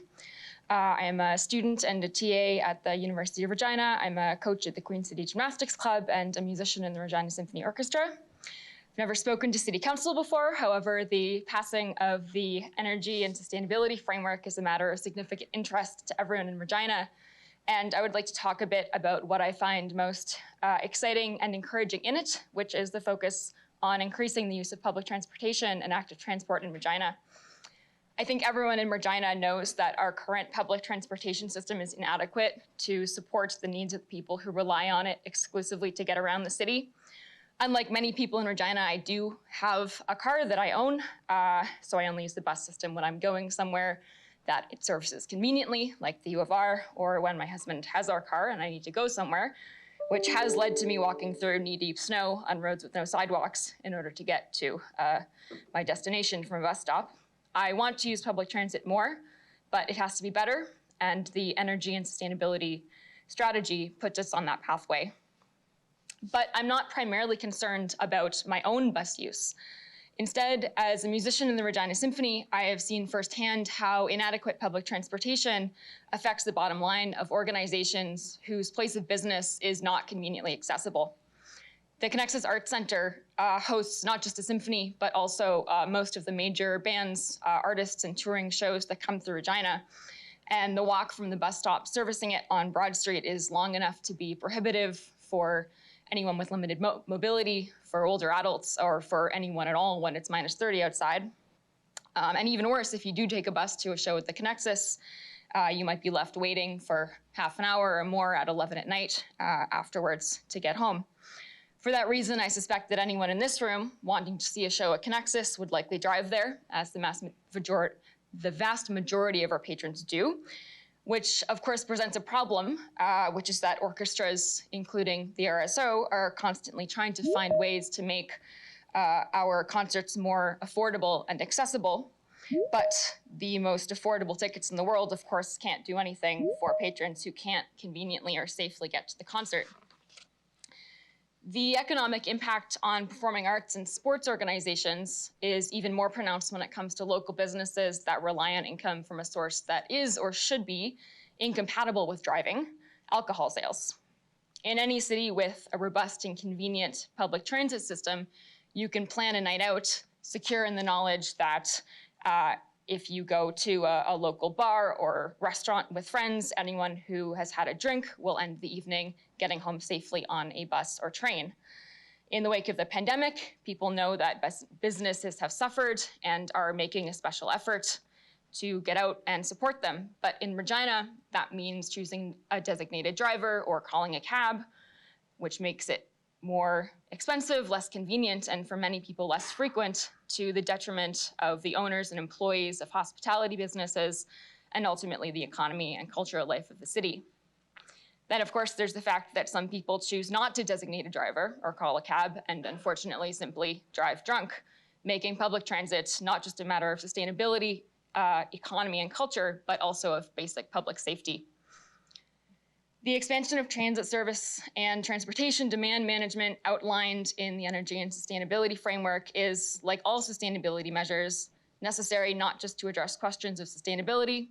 It will also allow local businesses and organizations that are currently struggling to operate at their full potential to contribute more jobs, more opportunity, and more excitement and livability to the city of Regina. A better public and active transportation system will mean a stronger economy with more transit and construction jobs that will better service business as an organization like the one that I work for. I hope to see this exciting and forward-thinking framework adopted, and thank everyone very much for their work on it and for your time today. Thank you. For never having done that before, you did stupendously. Do any members of council have any questions of the delegate? Seeing none, I'll thank you very much for your presentation. Ask you to return to the gallery.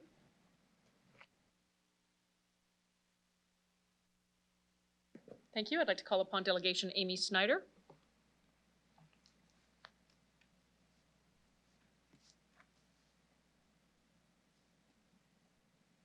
I'll ask that you please introduce yourself.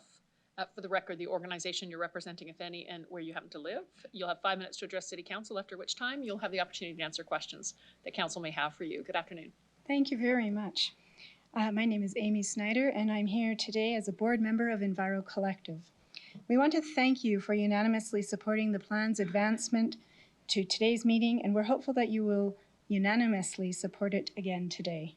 So rather than spend my time now convincing you to pass it, I'll speak to the need for each of you to back its immediate implementation, make supporting it a top priority for the duration of your time on council, and ensure that it gets improved with time, not watered down. We have no more time to waste. The world has seen too many climate action plans fall on their face. It's obvious that creating a plan is only a first step. While it is critically important to pass this framework now and get to work, we know it's equally important to continue improving it in the years to come. Over the coming years, we hope the city will push towards reaching the fair share approach, which sees societies such as ours knock off a larger than average global share of emissions, as we have been a much larger cause of this crisis. Committing to the fair share approach of cutting emissions by 85% by 2030 would be the ethical thing to do. It would also be more in line with the action needed to avert the most catastrophic effects of climate change. It is crucial to focus on at least reaching, if not surpassing, our goal of reducing emissions by 50% by 2030. What's missing in the net zero by 2050 focus is the fact that the IPCC reports make it clear that global emissions must be halved by 2030 to avoid crossing the tipping points, after which a feedback loop of natural disasters and other related harms like famine, economic collapse, mass displacement of people, etc., will occur. If we hit the 2050 target but miss the short-term goal, we will still lose because the damage will be irreversible and would compound into the future. You know this. We note that on page 26, when describing the Fair Share's more aggressive approach to reducing emissions, the framework states that Regina acknowledges this best practice and strives to work towards it, and that the city will continue to collaborate with utility providers or other levels of government, training and labor representatives and local industry to understand barriers and solutions to move closer to a 1.5 degrees Celsius fair share pathway. Enviro Collective and the many other groups and individuals who have spoken in favor of this framework will hold the city accountable to this acknowledgement that we need to do even more than what is laid out in the plan. At the very least, we must not allow Regina to participate in the greenwashing and watering down that often comes with industry and government plans to reach net zero. In too many cases, climate plans are simply the latest attempt by polluting industries and the neoliberal governments doing their bidding to escape responsibility to address climate change or repair the damages they've imposed on ecosystems and frontline communities. And that's quoting from the report, The Big Con, How Big Polluters Are Advancing a Net Zero Climate Agenda to Delay, Deceive, and Deny. We will all be held accountable. In 1860, John Tyndall understood the greenhouse effect and stated that slight changes in the atmosphere's composition would change the climate. There has been inaction for a condemnably long time. The first government report on global warming was delivered to President Lyndon Johnson in 1965. Man is unwittingly conducting a vast geophysical experiment, it asserted. The result of burning fossil fuels would almost certainly be significant changes to the temperature, which in turn would lead to other changes. That was 57 years ago. Can you imagine how different the world would be today if Johnson had taken action back in 1965? How many millions of people would not have lost their homes to flooding, storms, and fires? What of the annual 150,000 people losing their lives as a direct result of climate change today, according to the WHO? How should we think now about Johnson's inaction? There is blame to be laid here, as we can see from the number of successful litigations happening across the world. I am sure that not one of us wants to be held responsible for contributing to future atrocities, including what many scientists see as a threat of extinction should runaway climate change occur. We have a moral and legal responsibility to do as much as we can. And so again, we want to congratulate you for this amazing initiative, and let's get to work now without any further delay. Thank you very much for your presentation. Councillor LeBlanc, you have a question? Thank you. Yes, you mentioned the fair share target and moving toward it. Question is, would Enviro Collective support council reviewing whether the fair share target ought to be adopted in the first annual review in Q2 of 2023? Enviro Collective would like to see this framework passed today as it is, with further discussion on how to improve it towards reaching the fair share approach. Thank you. I don't have any more questions. Thank you, Councillor LeBlanc. I see no other questions from council. Thank you very much for your presentation this afternoon. I ask you to return to the gallery. I'd like to call upon Delegate Gail Fennell.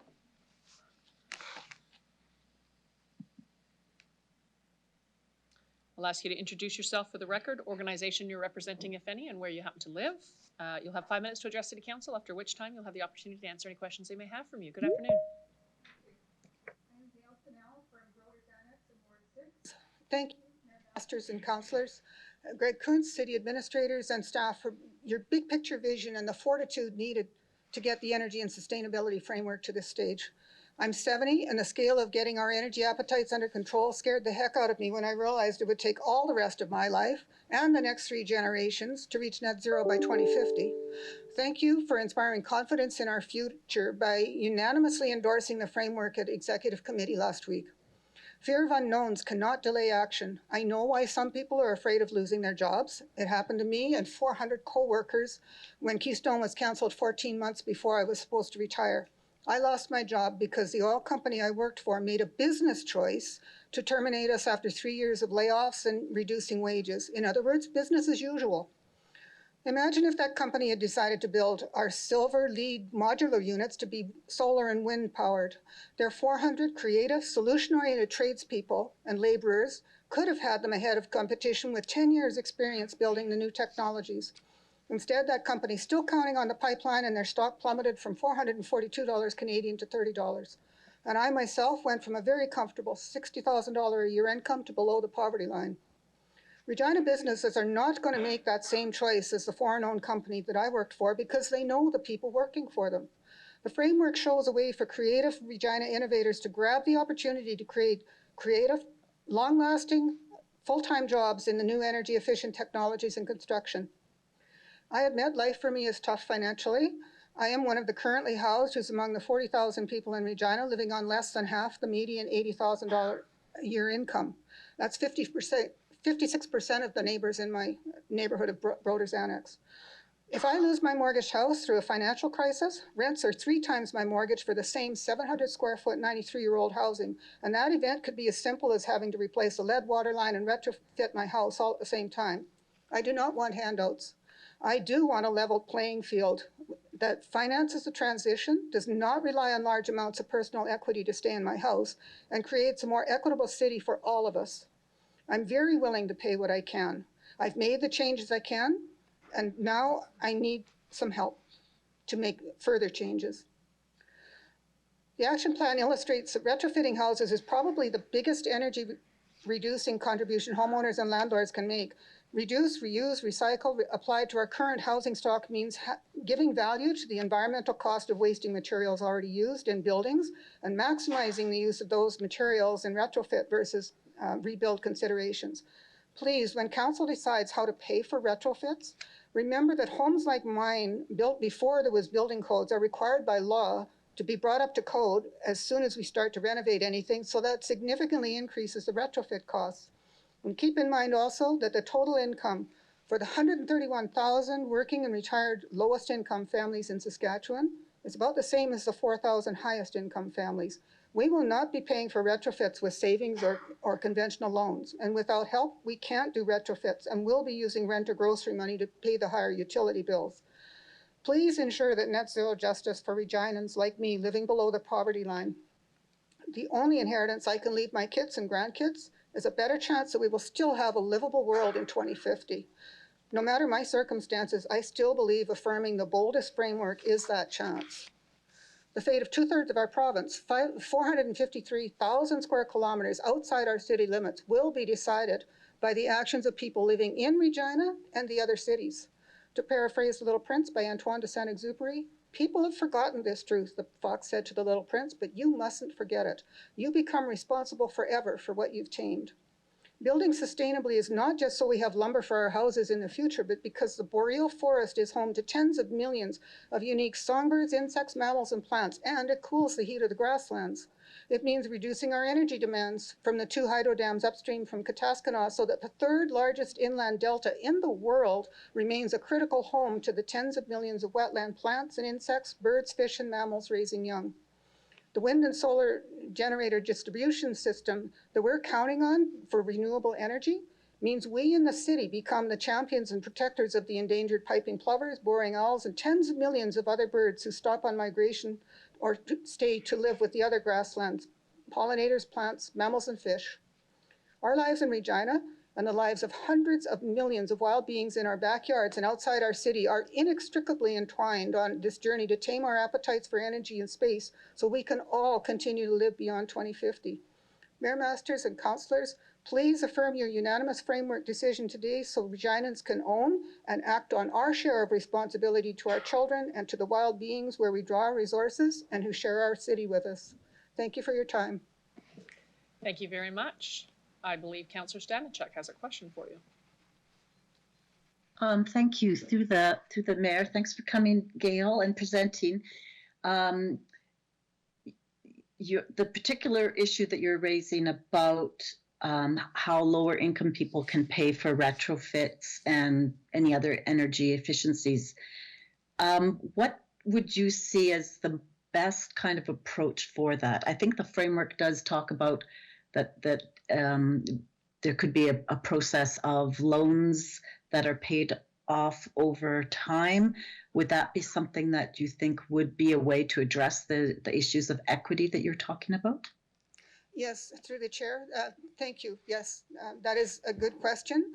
I think that is one of the ways that we need to look at for the people who would be able to do that. If we can extend the time, like make it a longer time than we'd normally get in a conventional loan, and we'd be paying it back through the house rather than personally, then I think that'll help. But I think we need other creative financial models too that we may not even have. And maybe we need a consortium that would put a pool of money together to loan to the people with lower incomes, and then they pay it back over time. Of course, the consortium would make some money, but then there could be restrictions on how much the people pay back each time. Thank you. Okay.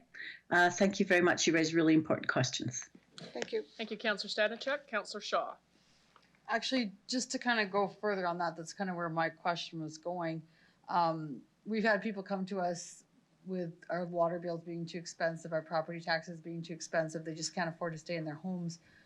How can we really foresee it? And it's not even just the retrofits. I've been looking into a lot of this and finding out a lot of stuff. Electrical panels, their boxes may have to go up to a 20 instead of a 120. Those are huge expenses, and I'm trying to figure out what can this look like to keep people in their homes and still be able to do their part in going green and for the environment, but have all these extra expenses that maybe some people are just not even, they're thinking, oh, I'll just put in a new furnace, but there's way more to that. So have you looked into that and thought about that through the chair? Through the chair, yes, I have. Thank you very much for that question, because it is one I have thought about a lot, being in an older house and a senior. Yeah. I think at least part of it is we need help just getting those energy assessments done. Like right now, you have to have an assessment done before and after your retrofits to qualify for a lot of the programs that are out there.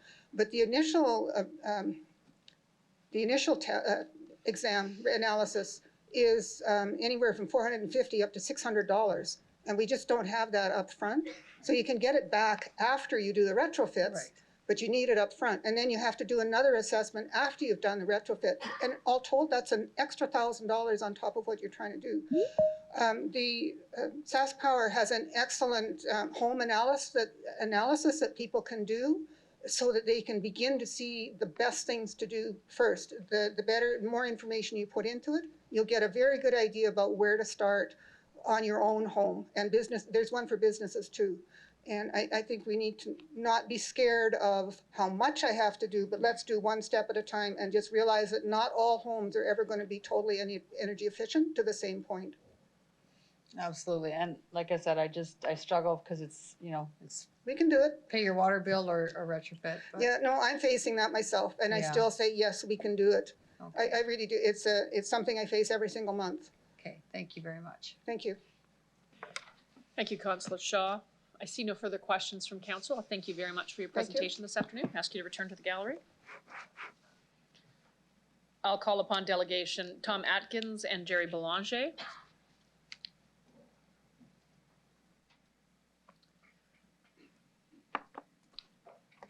I think you know the shtick, but it's please introduce yourself for the record, the organization you're representing, if any, and where you happen to live.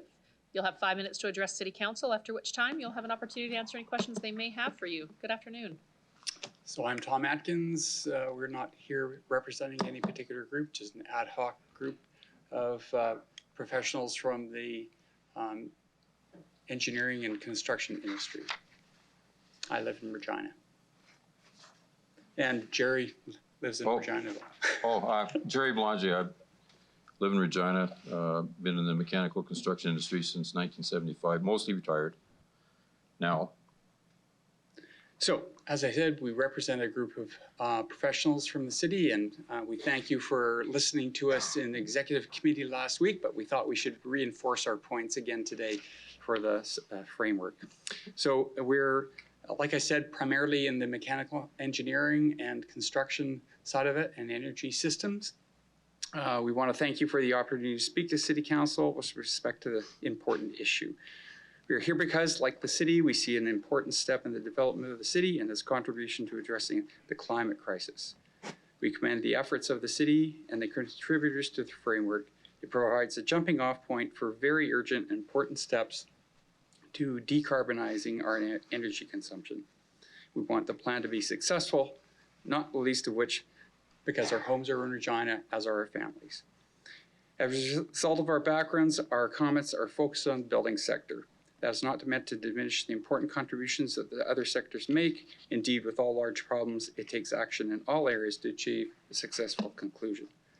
That being said, the following are the key points we want the city to consider. Number one, engagement with the architectural, engineering, and construction, or AEC industry. This industry will be an important partner for this effort and can help in many areas, including technical expertise, economic analysis of options, conduit for developing technology, and a sounding board for related issues. With a significant portion of the emissions related to the building sector, it's imperative that a robust and active engagement process be developed, and with the AEC industry at the earliest opportunity.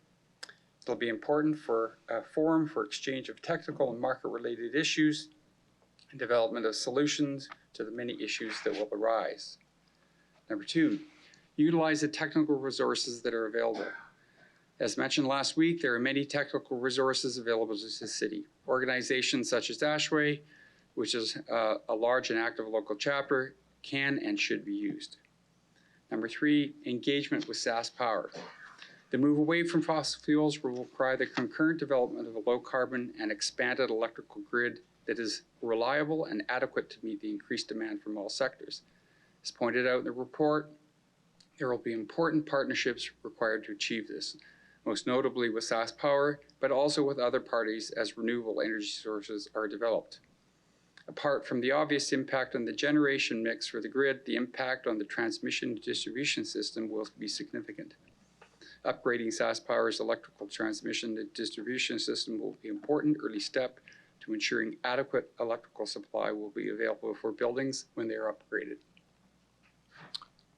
We also need to develop a process for plan updates. As the report points out, the city and its plans will need to be adaptable and flexible. The framework has been developed with a certain set of conditions, and those conditions will change over the next number of years and decades. The city should develop a process for revisiting the plan on a regular basis so that the plan is kept in line with current conditions, including but not limited to changes in regulation, technology, funding opportunities, etc. It will be important to work with surrounding municipalities. It will be important that the City of Regina is not an island in the approach to dealing with the challenges ahead with respect to net zero goals. Capital, people, and tax revenue will flow to other locales with better economics, and Regina may be hollowed out if it becomes an expensive place to live and do business relative to other municipalities. Develop legislations, programs, and partnerships. As many of the proposed big moves are not in the direct control of the city, legislation, programs, and partnerships will need to be developed with other levels of government in order to drive change. This will all need to be done with affordability in mind. The average homeowner and small business owner will not have the tens of thousands of dollars to implement the necessary changes. Develop a robust communication strategy. Communication will be a critical element. Education on energy issues, the options available to transition away from fossil fuels, and the economic impact of implementation will be an important part of achieving buy-in for the steps required. Communications will have to be clear, consistent, and regular. Develop implementation standards. It will be important that processes are in place to minimize potential technical implementation issues that can arise when changes are made on a large scale in a relatively short period of time. It is typical for many potential vendors and contractors to materialize to meet surges in demand, and it will be necessary to ensure that both the products and the workmanship meet relevant standards. The city will need to become an enabler. The city should expand its outreach efforts as an enabler to look for opportunities for additional enhanced co-benefits. Examples could be looking at larger waste heat emitters, partnering with other groups to capture and reuse the waste heat for large commercial scale greenhouses or district energy systems, or facilitating community energy system development. Keep your eye on energy reduction. As the report points out, reduction in energy use is critical. This cannot be overstated. Without it, the financial and technical challenges will be even more daunting and will indeed become a limiting factor in the success of the efforts. Thank you for your consideration of these points today. We're only 8 years away from the first milestone in the plan, so I think everybody's in agreement that things have to get moving now. Thank you. Thank you, gentlemen. I have a question here for you from Councillor Shaw. Hi, you guys. Thank you for coming. I did a bunch of research and looked up a bunch of things and hoping that I can get some answers from you guys. What do you feel is the biggest obstacle that Regina is going to face in moving forward with this? And considering, we have people that are saying it's not going to happen, the pessimism and stuff. What do you feel is some of the biggest obstacles that we're going to face moving forward through the chair? Authorizations.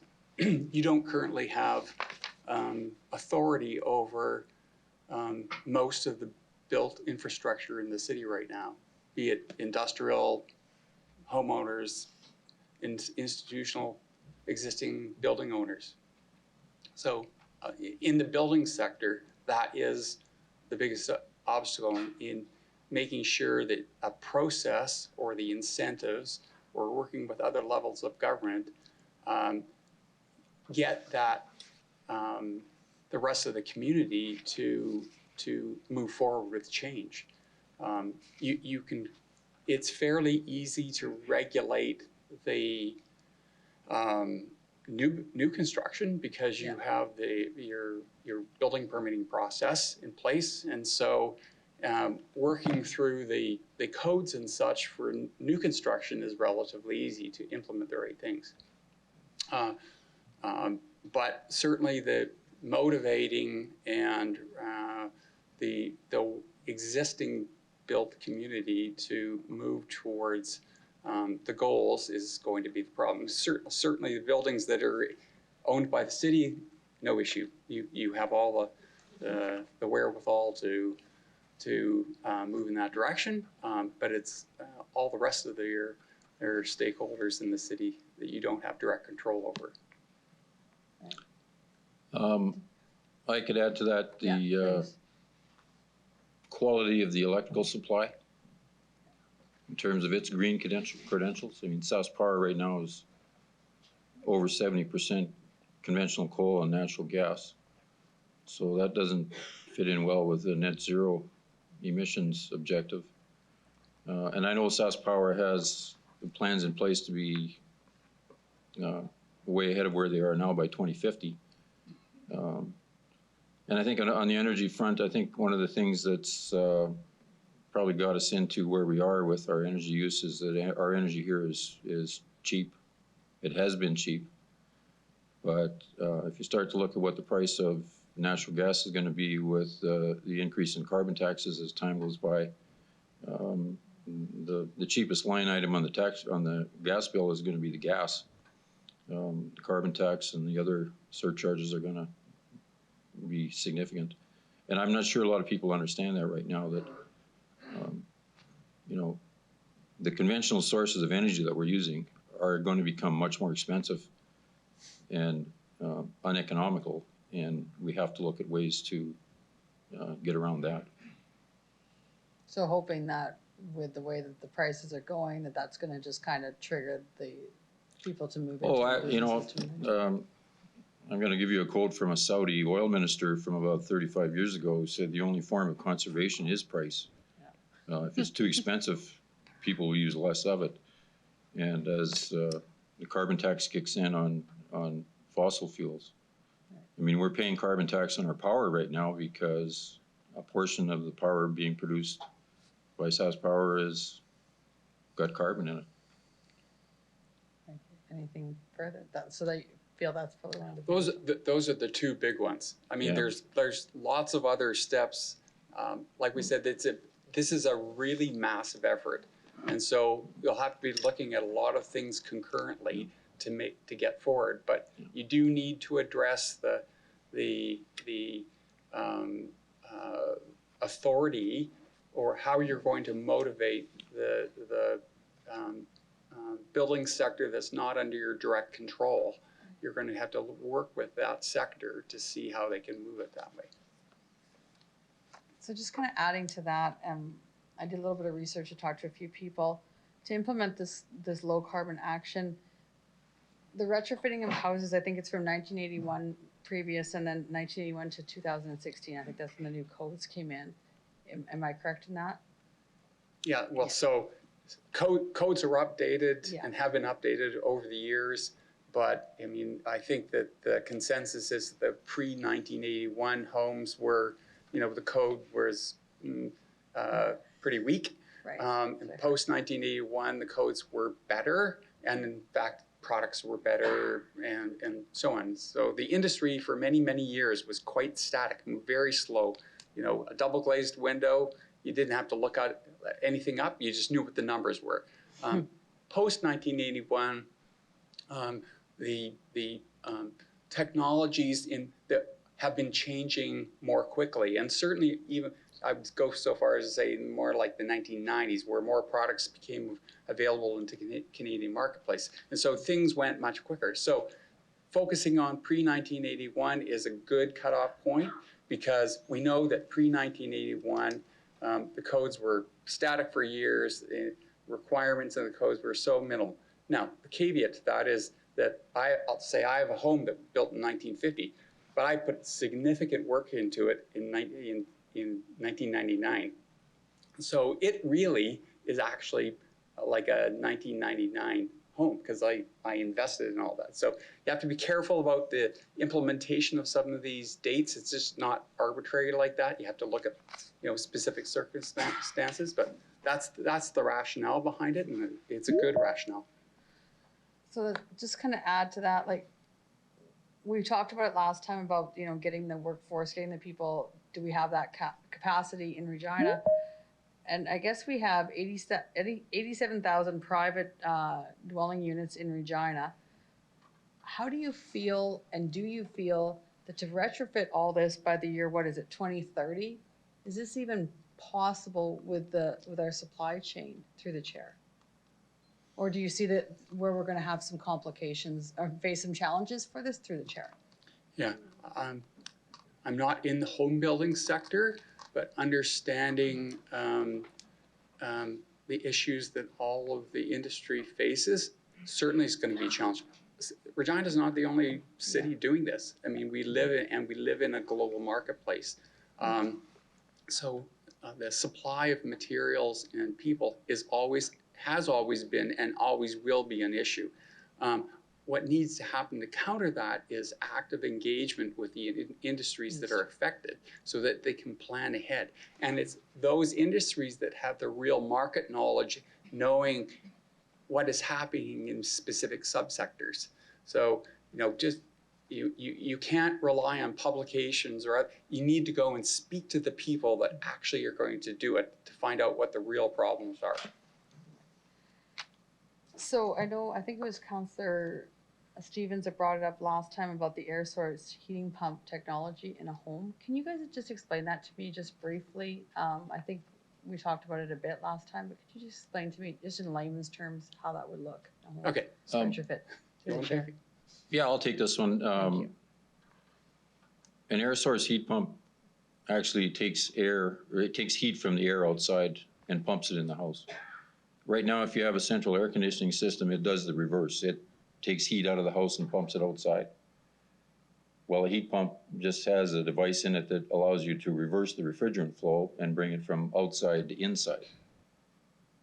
So the easiest way to explain it is if you had a window air conditioner and you took it out of the window and rotated it 180 degrees and stuck it back in, it would be a heater.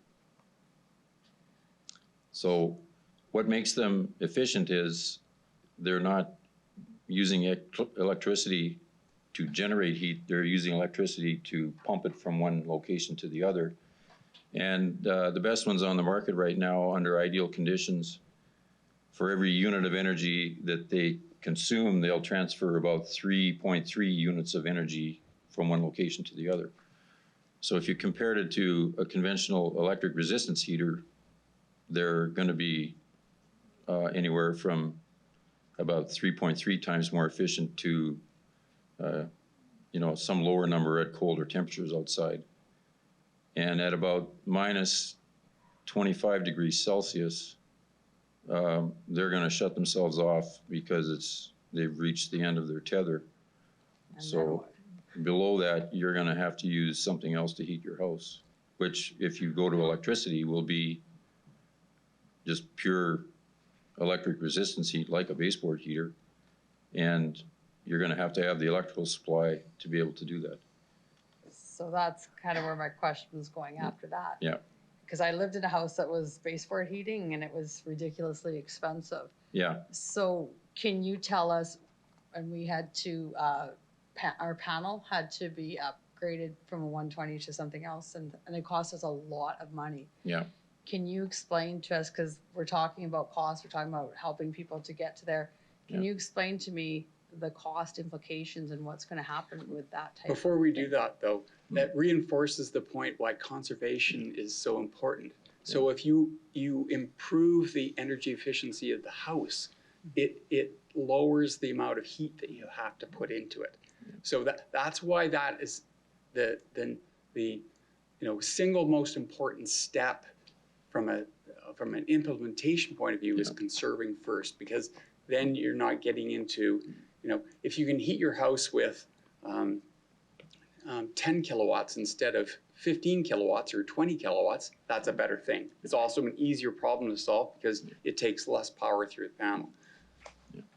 Right. So if I think you have something to say. Well, you mentioned the electrical, and I have some experience with this. I purchased an older house in the city for my daughter, and it had a 60 amp panel in it, still 220 volts, but I upgraded it to a 100 amp panel just for safety and insurance reasons. And yeah, it was expensive.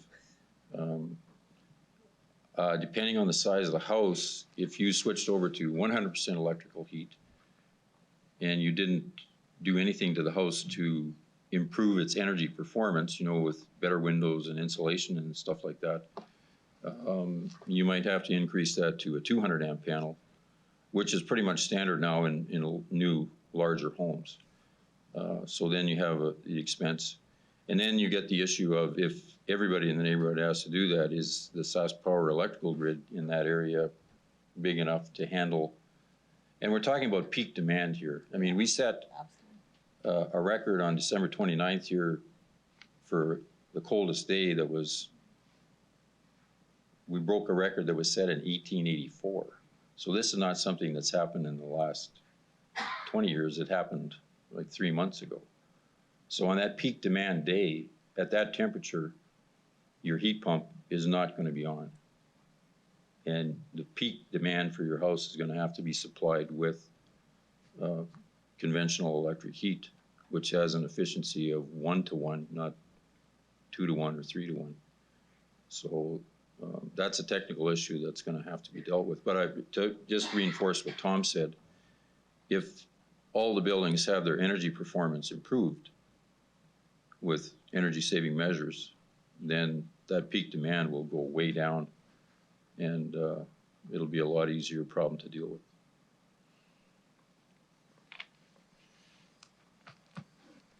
It seems like a really big headache, but I understand we need to start somewhere, and if we don't start now, when do we start? And I get that, and I understand that a lot of this will be out of our control based on SaskPower and how the market works and the demand of the supplies. I just go back to, I ordered something here a while ago, and it usually takes me 2 weeks. It was the medical supply, and they said 6 or 20 weeks it's going to come in. So but now, have you had any experience with other cities that are doing this? Is Regina, and maybe this is something for administration, maybe I'll talk to you, do you have any experience with other places that are doing this? And Not at the municipal level. Okay. No. I mean, I was involved with several different institutions, clients, governments, and areas across the country, but they're all large institutional buildings. So the engineering industry just looks at it as another technical problem that they have to solve. So the issue is not that we can't do it, it's just getting people motivated to do it. Absolutely. Thank you. That's all I have, you guys. Yeah, and there may be issues around availability of tradespeople and materials to get, a lot of homes done in, a 9-year time period before 2030. And that's one of the things that might have to change about the plan. If you just physically can't bring the resources to bear, especially if a lot of other municipalities are going in the same direction and are going to have to do the same things at the same time. We don't have, 40,000 plumbing and heating firms that can install heat pumps here. We've probably got 100. But the various contractors associations, like the Home Builders Association, the Regina Construction Association, Contractors Associate, Mechanical Contractors, they're used to dealing with labor market issues, and they'd be, I don't speak for them, but I'm sure if you reached out to them, they'd be willing partners in trying to address both material and labor availability and how they can help mitigate those issues. So is it safe to say, hopefully Regina is the only city in the province and we should be good to go with it? You're young. If you're young, there's no end of work in your working lifetime. Yeah. Awesome. Yeah. Thank you guys very much for answering everything. Thank you. That's all I have. Thank you, Councillor Shaw. Councillor Stevens. Through the chair. Jerry, you'd mentioned, or at least hinted at one of your comments, there's a risk of doing nothing. You followed up by talking about the cost of carbon is going to escalate with taxation and market demand. Are there other risks associated with us just saying, no, we'll just let time pass and be a last person into this race? Well, that's a big one. I mean, for people that don't take steps to reduce their energy consumption, their budget for energy use is just going to get higher and higher and higher. And that'll become, I guess, part of inflation, and you know what inflation does to all of us. I mean, the climate change issue is there. And, you know, believe it or not, there's going to be other issues related to energy shortage. I think the war in Ukraine has kind of woken everybody up to that most recently, and we've been through it before. At least I have. I'm old enough to have gone through it, a couple of those energy crises where oil spiked and gas lineups and all the rest of that stuff. I suppose if you decide to sit on your hands as an individual citizen of Regina in the home you're in, and nobody came knocking on your door and said you had to do it, and you could afford to, as long as there's still natural gas running, maybe not. But if you take the wider view, what's this going to cost me to heat my house in, 2035 when the carbon tax is, who knows how many hundreds of dollars per ton of emissions? Then, yeah, there's a danger in just sitting on your hands, I would say. Through the chair, I'm not sure if you can comment on this, but there's been some questions around the cost of retrofitting, everything from whatever it's heat pumps, it's insulation, it's going to cost money. Can you comment on how this compares to previous retrofits and transitions from oil to natural gas, in my case from coal to natural gas, the actual modern electrical systems? None of this is new in the history of Regina. Any sense of how this might compare in terms of the scope versus what we've seen in the past with constant investment into the housing stock? In terms of new construction, the implications are relatively small. They're, in terms of cost, like the marginal increase in cost will get us to the point where we need to be. It's really going and replacing the existing capital assets that are in place. I don't know. I think this is a pretty big change, and so we should expect the costs associated with it to be significant. I would say that in most of the energy conservation things that we're talking about, if you're talking about improving the envelope of your house, that's a once and done cost. It's not something that you have to really do much to maintain over the years. So it's there'll be that one-time shock, and you've heard other speakers talk about the impact on affordability and finding mechanisms to spread that cost over time, which was, I think, a very valid point and something that needs to be really seriously considered. So, thank you.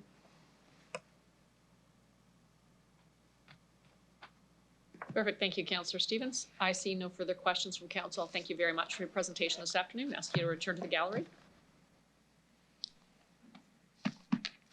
I'd call upon Delegate Jared Clark.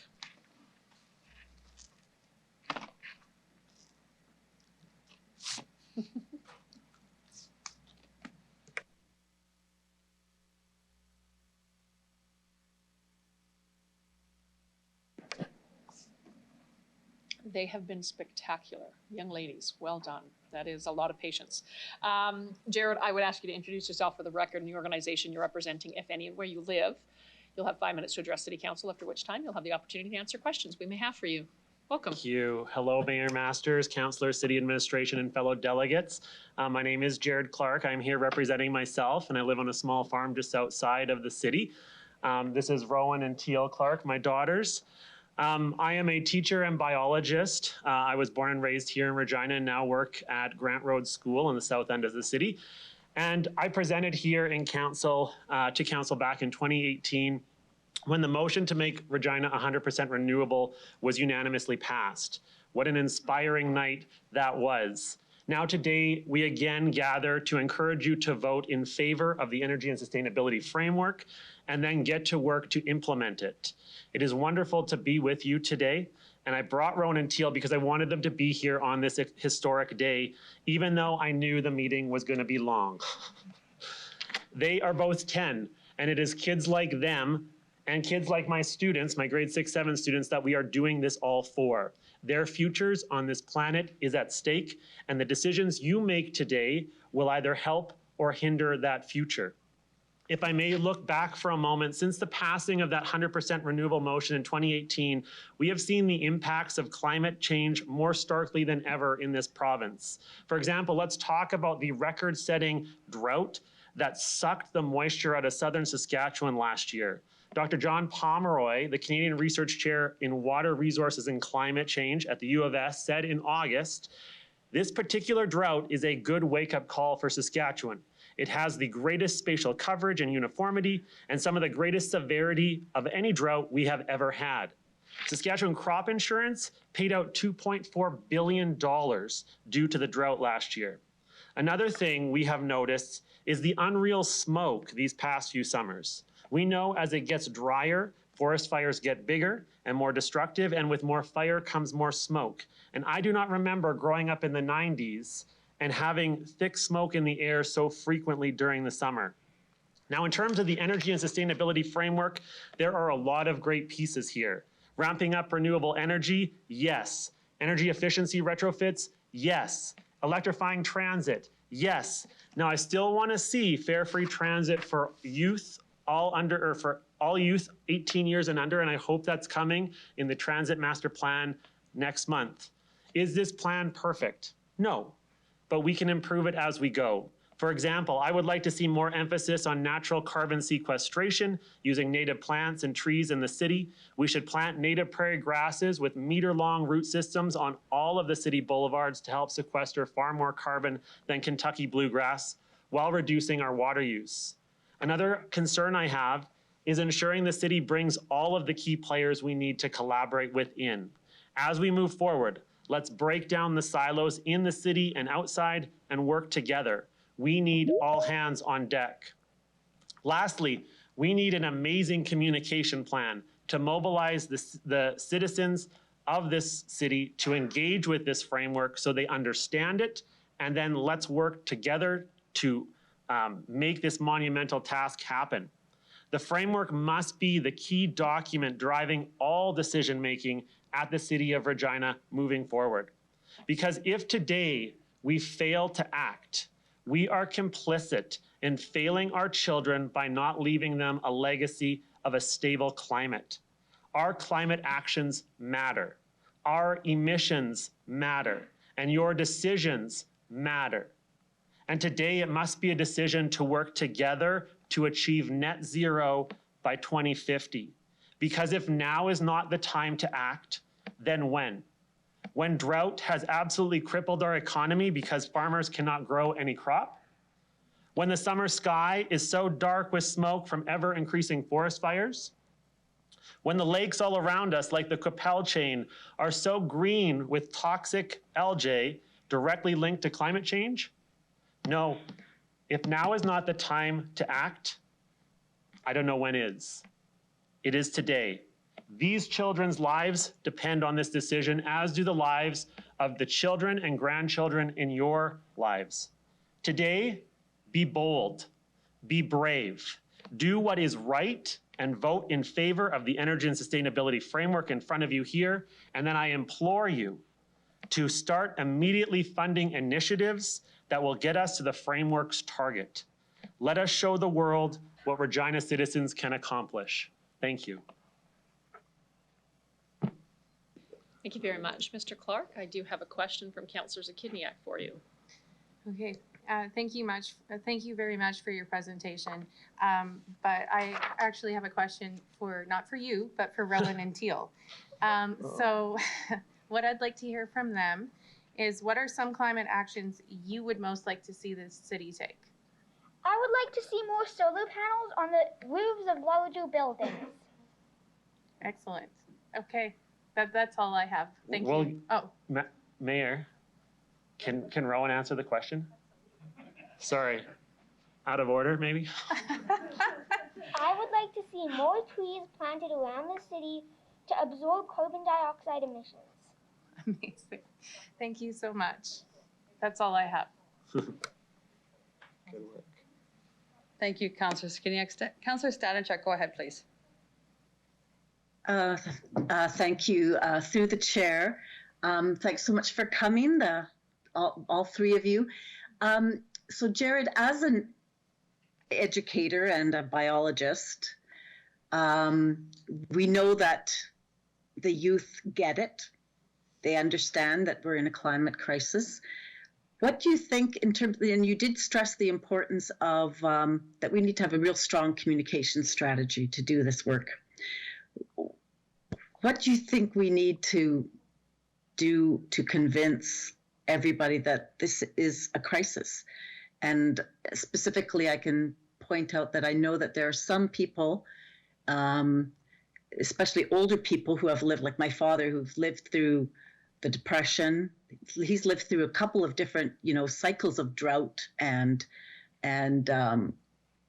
good rainfall. So he sees it all as it's just a cycle. It's not a crisis. So what do we need to do to convince everybody that it's time to act? That's a great question, and I know one that we struggle with all the time in terms of talking about climate change, right? I think it starts with just hearing people where they're at and hearing their concerns and their understanding, and then talking about why it's important to us. I mean, on our farm, we've lived there for 13 years now, and we've watched in the last 3 years all the dugouts around us just dry up. I run a bird banding program, and we've been doing it for 9 years at my farm now, collecting, we catch the birds during the summer and have the nets in the same place, and we're looking at population trends. And we've seen a complete fallout. There's no baby birds being produced of certain species in the last 3 years because of the drought, because all of the wetlands around us have just evaporated. And so, I mean, lots of people are interested in birds. We can talk about the stories that we are facing. In our yard, we've seen we have huge trees, spruce trees. Because of the drought last year, we lost 20 of these gigantic 60-year-old spruce trees just like that. And it's been really hard to watch. And so this is a reason why I'm passionate about this. I'm worried about the future that they have if we don't do anything. And that's why I'm working at this. And I think at some point we just got to go. The city can be a leader here. We've talked a lot about the things that the city doesn't have control about, but there's a lot of things that the city does have control of. And I think of electrifying all of the fleet, the city vehicle fleet.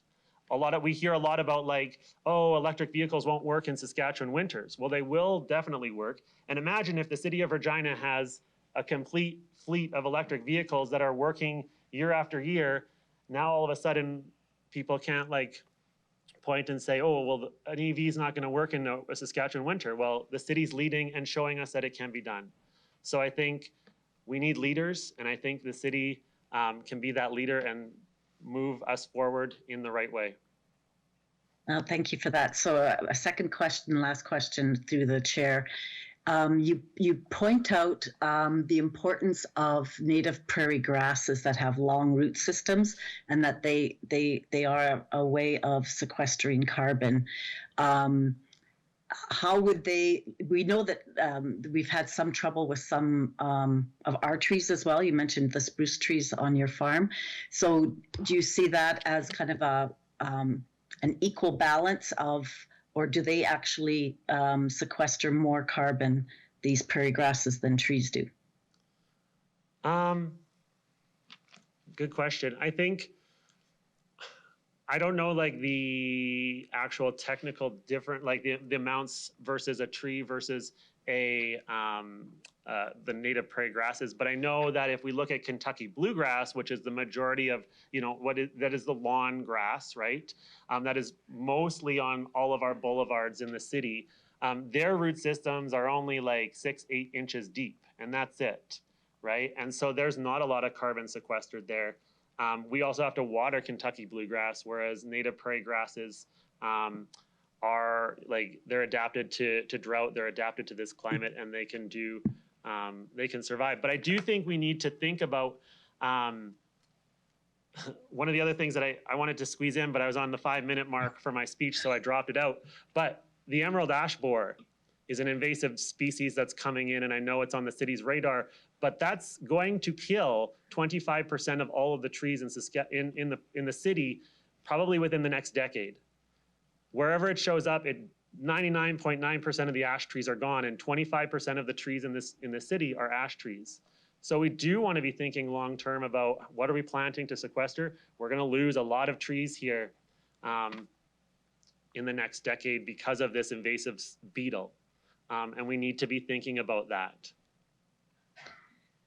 Okay, thanks very much. And that's all I have. Thank you, Councillor Stabenchuk. I see no further questions from council, so thank you all very much for presenting this afternoon, for answering questions. And I'll ask that you return to the gallery.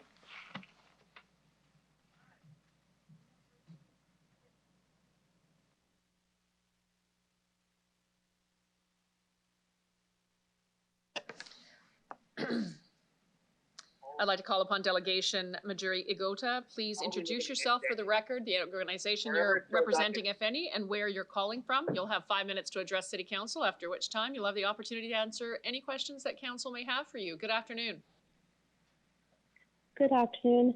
Hello, Mayor and Council. My name is Majuri Igota, and I'll be representing myself as well as the Miller Permaculture Club. First, I want to thank the Council for this opportunity. I see it as a great honor and privilege. Also, it is good to know that the Council is taking steps to make Regina a place to be by making and approving the Energy and Sustainability Framework. The reality of climate change cannot be overemphasized. Each year we hear of new disasters facing our world as a result of climate change. I personally have had an experience with climate change. I come from the Riverine area of my country, Nigeria, which is near the Niger River. A few years ago, the water levels rose above normal and caused a huge disaster. It destroyed people's homes, and many of them had to seek refuge in camps. Excuse me. My grandfather's house served as one of those camps. This disaster did not only destroy houses, but also farms, which serve as the main source of livelihood for many people in that area. There are many other examples like these that can be seen close to us, like the heat wave in British Columbia last year during the summer. The Energy and Sustainability Framework helps to avoid disasters like these. Regina has a population of over 200,000 people. She's also home to many people across the world for immigrants like myself. Many people migrate to Canada to secure a better life for themselves and their children. With the Energy and Sustainability Framework, there can be an improvement in quality of life for immigrants in terms of employment and healthy living. The framework is not only beneficial to immigrants, but to Regina as a whole.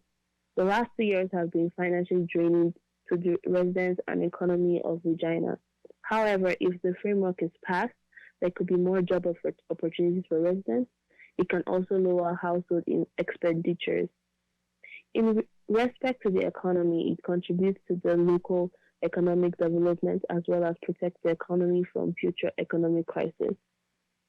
In conclusion, I believe it is the government's responsibility to take care of its citizens in order to thrive and prosper as a community.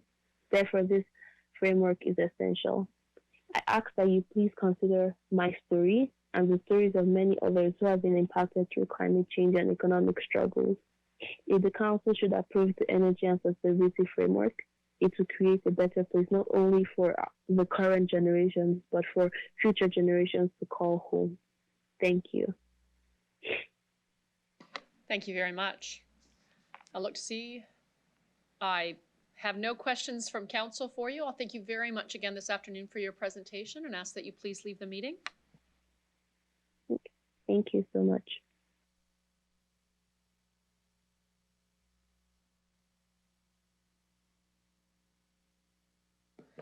I'd like to call upon Delegation Dan Beveridge. Please introduce yourself for the record, the organization you're representing, if any, and where you're calling from. You'll have 5 minutes to address City Council, after which time you'll have the opportunity to answer any questions Council may have for you. Good afternoon.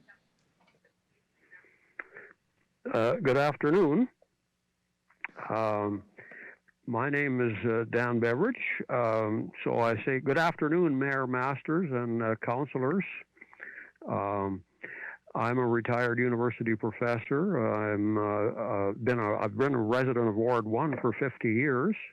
I'm associated with Kairos Regina. Thank you for passing the energy and sustainability framework at the executive level. Thank you for this opportunity to speak in support of this framework aiming for net zero emissions powered by renewable energy by 2050 and a target of 1.5 degrees. I'm concerned about climate change and the future of our grandchildren and all those others around the world who will share the same atmosphere which knows no borders. I'm convener of an ecumenical group called Kairos Regina, part of Kairos Canada, an ecumenical justice coalition, which is in turn part of For the Love of Creation, a climate change education and advocacy program supported by 36 Canada faith groups. Last week, you heard from Laura Stewart, chair of our climate justice working group. I commend City Council for your action so far. To me, this feels like a second chance.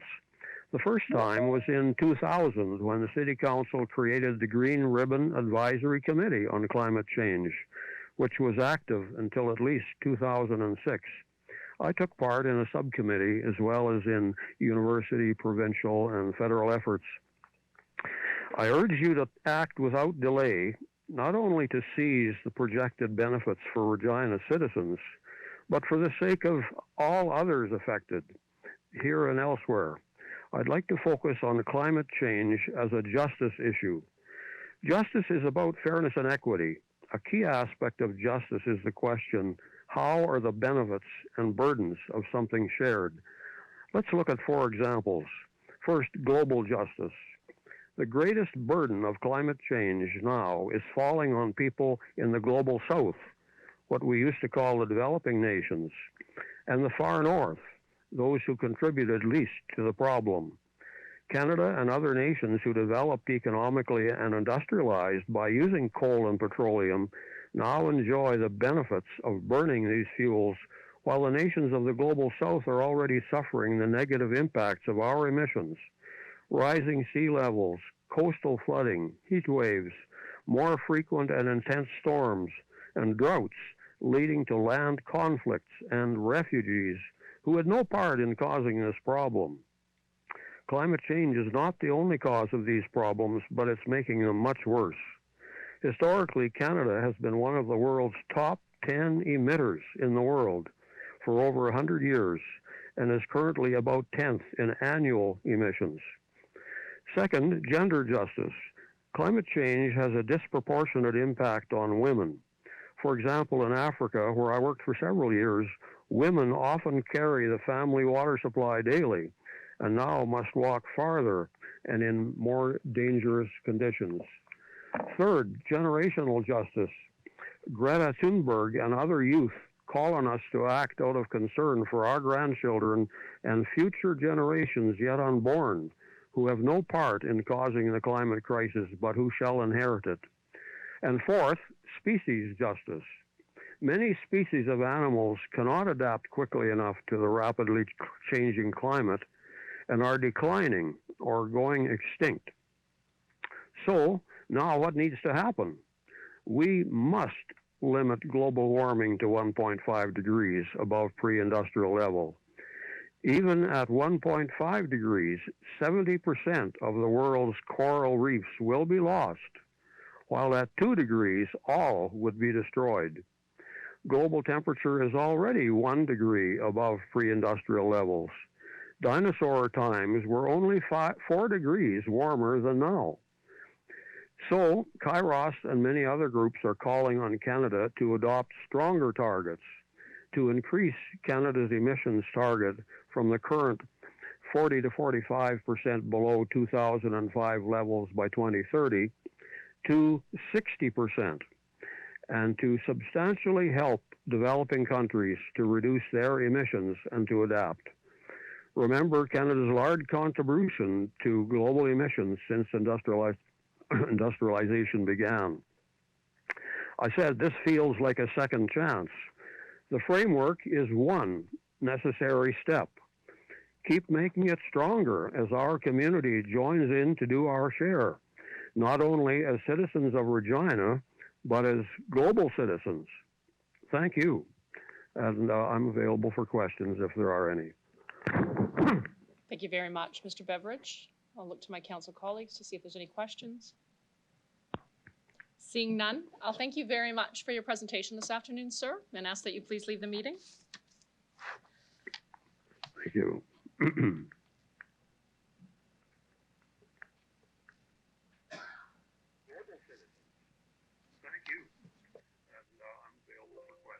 I'd like to call upon delegation Dr. Mayran Mirandez. Could you please introduce yourself for the record, the organization you're representing, if any, and where you're calling from? You'll have 5 minutes to address City Council, after which time you'll have the opportunity to respond to any questions that Council may have for you. Good afternoon. Hi. Yeah, can you hear me? Yes, we can, sir. Please proceed. Yeah, my name is Mirandez. I'm from University of Regina, and I'm calling from City of Regina in Saskatchewan.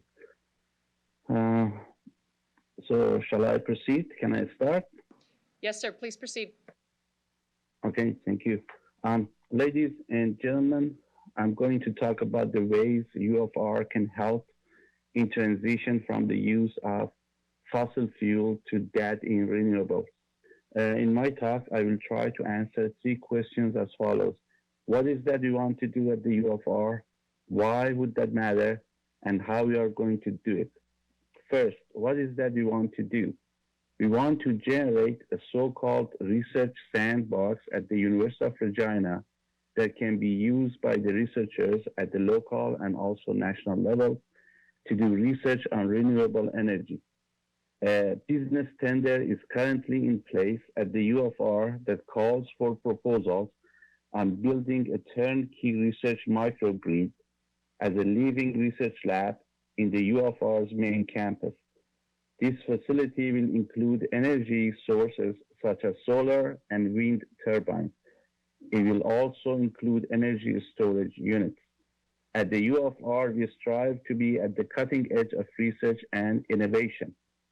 This will provide a unique facility at the U of R that can be used for teaching students about renewable energy, training highly qualified personnel as the workforce for the industry in our city and our province and beyond, and doing collaborative research on the subject matter at the national and international levels. We anticipate that a large number of the students will take programs related to the renewable energies, gaining hands-on experience in the field, and get employed by this growing industry. Second, why would this matter? The importance of the renewable energy projects in Canada is listed by the Natural Resources Canada as follows. 1, an increase in the use of renewable energy can help lower the amount of fossil fuel and greenhouse gases released. 2, it can diversify energy supply and increase the number of jobs in energy efficiency, which leads to economic development. 2 renewable energy sources that stand out among many for their lowered leveled cost are solar and wind power. They also provide the fastest growing electricity resource in Canada. At this rate of growth, there will be a great need for skilled workers in the energy efficiency workforce, those who can evaluate the savings associated with these energy sources, practices, and technologies. The microgrid project at the U of R is a timely response to this need. As another example, a group of researchers from 4 programs in the Faculty of Engineering and Applied Science at the University of Regina are collaborating with a company called Evolution Growers in the city of Estevan. In this project, renewable energy sources based on solar, wind, and also geothermal will be used to support day-to-day operation of the largest greenhouse in Saskatchewan to be built in the city of Estevan by Evolution Growers. This exercise in particular would not only secure reliable and constant flow of the electricity to the greenhouse at the lower cost, but also it will help on promoting food security in our province. How are we going to do it? We are going to bid on the business tender and microgrid research facility at the U of R. In parallel, we will be working with the Evolution growers in the city of Estevan on the design and development of an islanded microgrid for their greenhouse operations.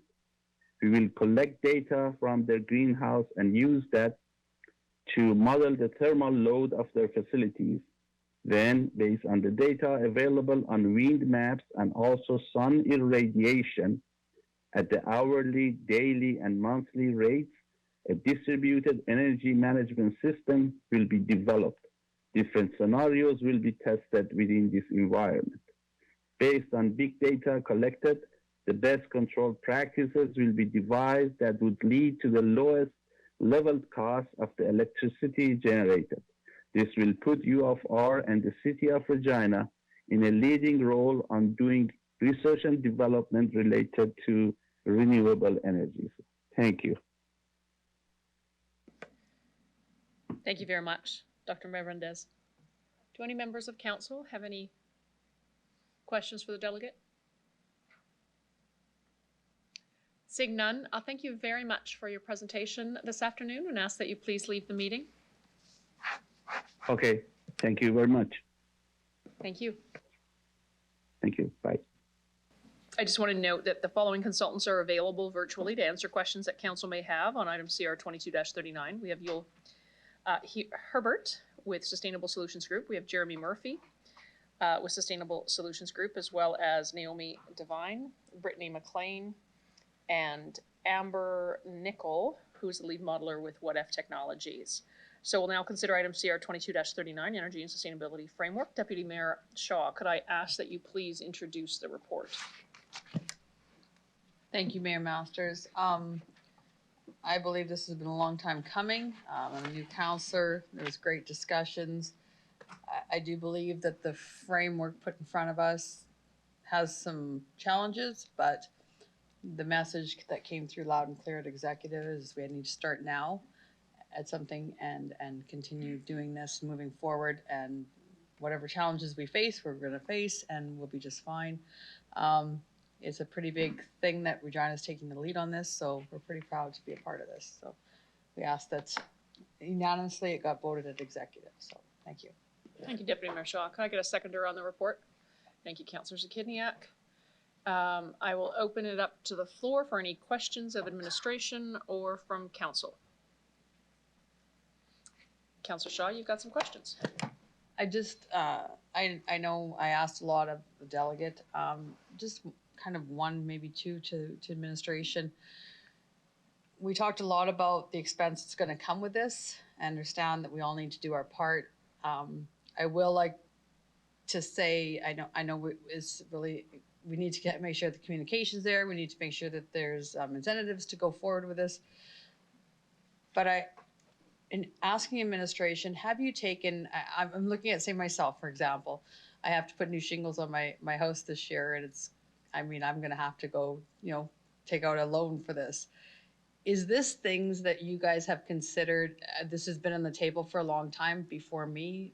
I was a counselor. Is this things that you've taken into consideration? And if so, what maybe is the framework that you've thought about as to helping homeowners to do these kind of things to their home? Through the chair. Ms. Folk? Through you, Mayor Masters, thank you for the question. Yes, it is, and I know we heard from delegates today that talked about the jurisdiction of the municipality, and this is going to require significant partnerships with all level of government and throughout the community, including industry. And I think it's really important when we look at the federal government's commitment, and of course yesterday they rolled out their revised climate action plan.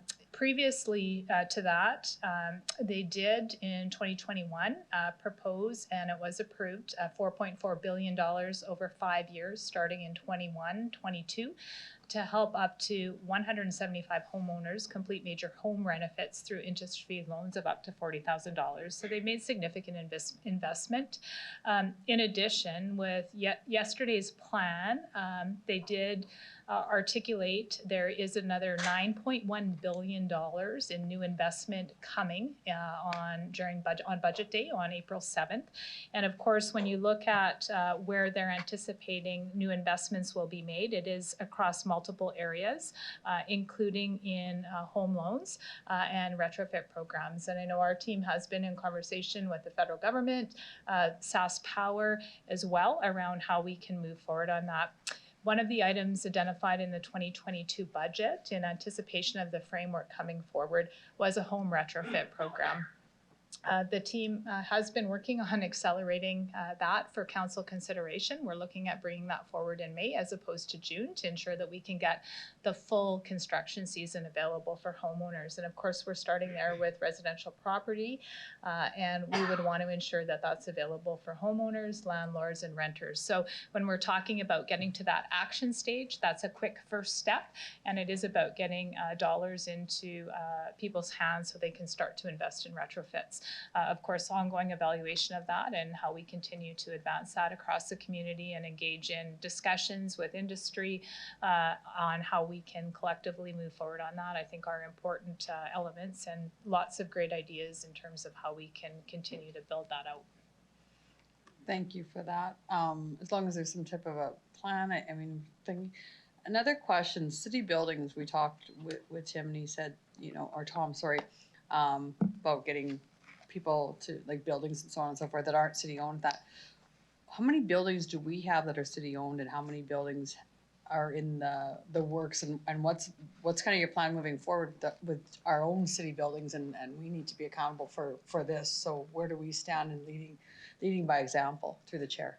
No, thank you for the question, Councillor Shaw. Through you, Mayor Masters, and again, Ms. Simpson talked a little bit about that last week at a high level in terms of measures. I might ask Ms. Simpson to talk about at a high level there.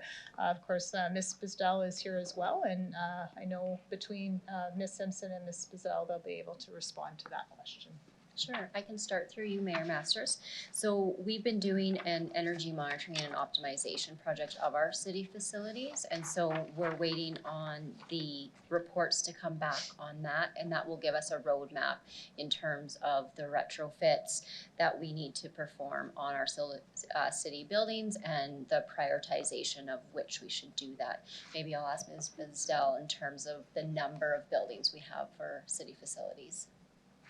So we actually have 187 buildings that are in our corporate facility master plan that we monitor. I do want to just add a little bit to Ms. Simpson's comments with regards to what we do for retrofits, new construction. We actually plan those construction projects with the lens of LEED principles. So we don't just build to building code. We do look at opportunities where we can increase insulation on roofs and building envelopes, where we can install and upgrade energy efficient lighting, energy efficient HVAC and mechanical systems, and low water consumption plumbing fixtures. Sorry. And you're talking about our newer buildings that this is being put in place? All new and retrofits. Right. So the 187 buildings that the city owns, how many of those are new, do you know? And how many of those are like before the 2000 and I think it was 2001 or something code? I don't have that information on me right now. I could see if I can get the age of like the number of buildings in that age group. Yeah, if you can get that to me whenever. I just so I have some numbers and some things. When we talked about the demand and the people to do this and the product to do this, has that been something that we've addressed through maybe talking with the universities, talking with the engineering department, talking with industry to find out if we can have those people within our city to do something like this through the chair? It's a Through you, Mayor Masters, throughout this process, we have been talking throughout the community and with the community, including technical schools, as well as industry. And I think we heard last week and again today, I think industry has experience in terms of expanding and contracting. And this is not new or unexpected, especially for the building and construction industry. So this is something that they have been following across the country. And I know we've had the home builders sitting around our community advisory group table and actually inputting into which pathway we're selecting, and as well as the actions. So just to be a little bit more specific, did you get anything as in, yes, this is the plan, or you're just in the midst of talking and saying that this is what's going to be needed in our city through the chair? Through you, Mayor Masters, I think industry knows this is coming. I think the federal government has signaled this strongly.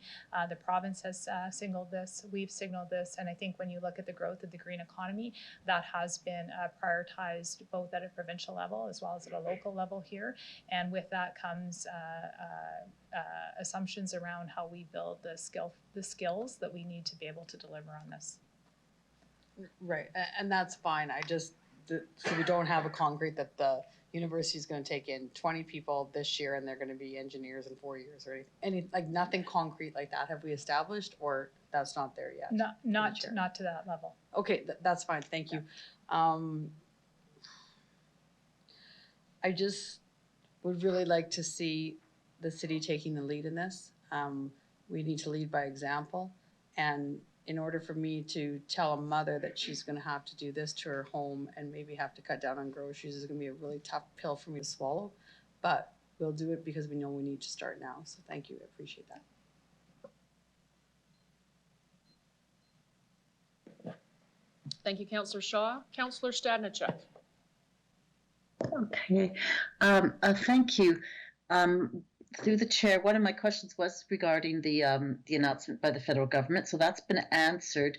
In terms of communication with the public, so if the city is successful in applying for particular kinds of funding from the federal government, but there's also federal funding that could be directed directly to residents, will we be trying to communicate that kind of information to residents so they know what's available?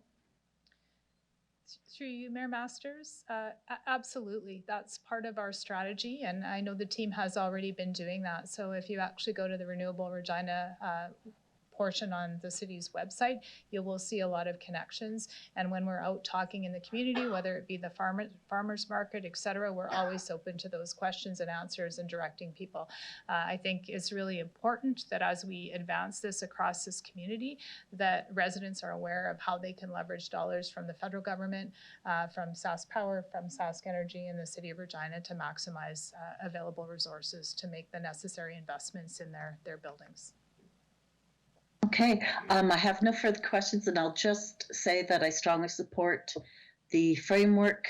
We heard from some excellent delegations last week at Executive Committee and again today, and there's no question that the time to act is now, and I'm very happy to see this come forward and that we're starting on this path. Thank you. Thank you, Councillor Stadnicek. Councillor LeBlanc. Thank you. Page 2 of the cover report notes that Regina has 4.7 times the per capita emissions of the global average and 1.7 the Canadian average. I want to ask, why is that, and is that only attributed to our cold weather? Through you, Councillor, through you, Mayor Masters, Councillor LeBlanc, I'm going to ask Ms. McLean from SSG to respond to that. Yeah, great question. Thank you for that. So there's a number of factors there that we've seen, or a number of trends that we've seen that differ from other communities that we've worked with across Canada. So cold weather is one factor. So you have, significant heating degree days, which impacts the amount of energy required to heat homes. So that is significant. It's a very personal vehicle transportation dependent community, and that's not completely outside of the realm of normal that we see, but it is significant. And then the other piece that we see is the industrial presence within the city. So typically we work with a lot of municipalities where there might be an industrial presence, but it's just outside of city boundaries. In Regina, the industrial presence is within city boundaries, and so we do need to calculate those emissions and attribute them to Regina, to the community. And so I think I've mentioned before, the city doesn't necessarily have authority there. We know that industry is taking on some net zero plans themselves, and they're being also driven by market conditions and federal regulations. So we are seeing some shifts and some changes there towards a lower emissions pathway, but we're just not there yet. Thank you. And then I have a question about the relative emissions from 2016 to today, and I might direct you, Brittany, to figure 26 on page 36 of the draft framework. Am I reading that correctly, that shows the total emissions in Regina have risen from 2016 to 2022? There's sort of a slight drop because of COVID, but if things don't change and all else being equal, we have more emissions today than we did in 2016. Is that an accurate read of the situation? Yes, that is correct. Thank you. And of course, here we're looking to get to half of 2016 emissions by 2030. So in some ways, we have a ways to go to reach that 2016 start line. Under the draft plan, do we know when we'll hit the start line? This year, next year, when will that occur? Sorry, could you define for me the start line as far as getting back to 2016? Is that what you're referring to? Yeah. That's right, yeah. Under the draft plan, when will we hit 2016 levels so that we can start having them? Yeah, great question. I don't have that number in my head. If you can give me a moment, I can go through our detailed data here and provide you that. There are a lot of tabs in this spreadsheet, but I can get to that for you in just a moment.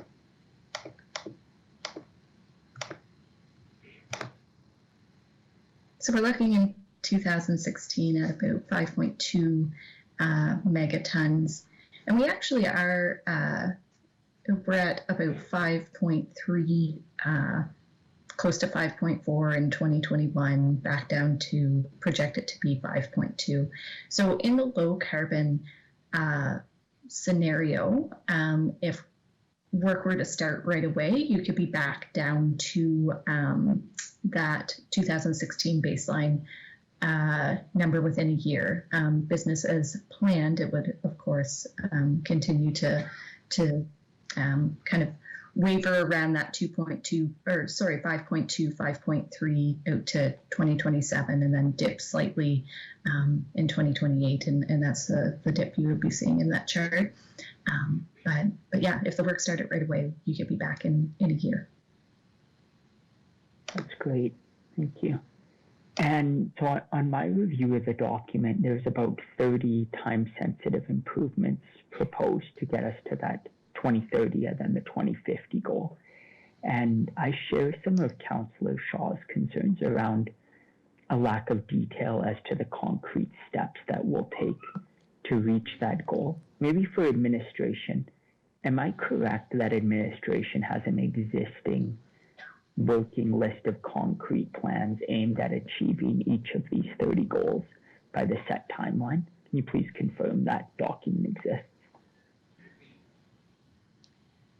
Through you, Mayor Masters.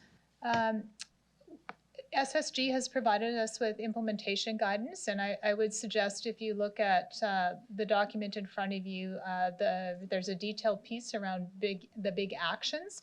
So that detailed implementation component just includes additional information around the stakeholders that need to be engaged, some suggestions around programs, goes into a little bit more detail than that.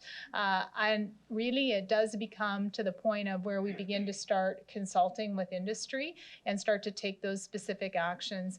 And you can see the impacts already in the framework. And that is the piece of work, as Brittany talked about last week, that we're working on continuing to advancing. The key here is that we need to move and take action immediately. And that's one of the reasons why you're seeing the retrofit program coming forward. You saw us put forward some initial budget requests, but to the point earlier, many of these items are outside our jurisdiction, so we need to continue to engage and influence where we can, and collectively find solutions that we can take action and create some excitement around moving forward on those. Sure. Let me just ask a bit more pointed, if I may. Do we have any more detailed document outlining how we're going to achieve these 30 ambitious goals than that provided in the report publicly circulated? Through you, Mayor Masters, we have an implementation guide from SSG.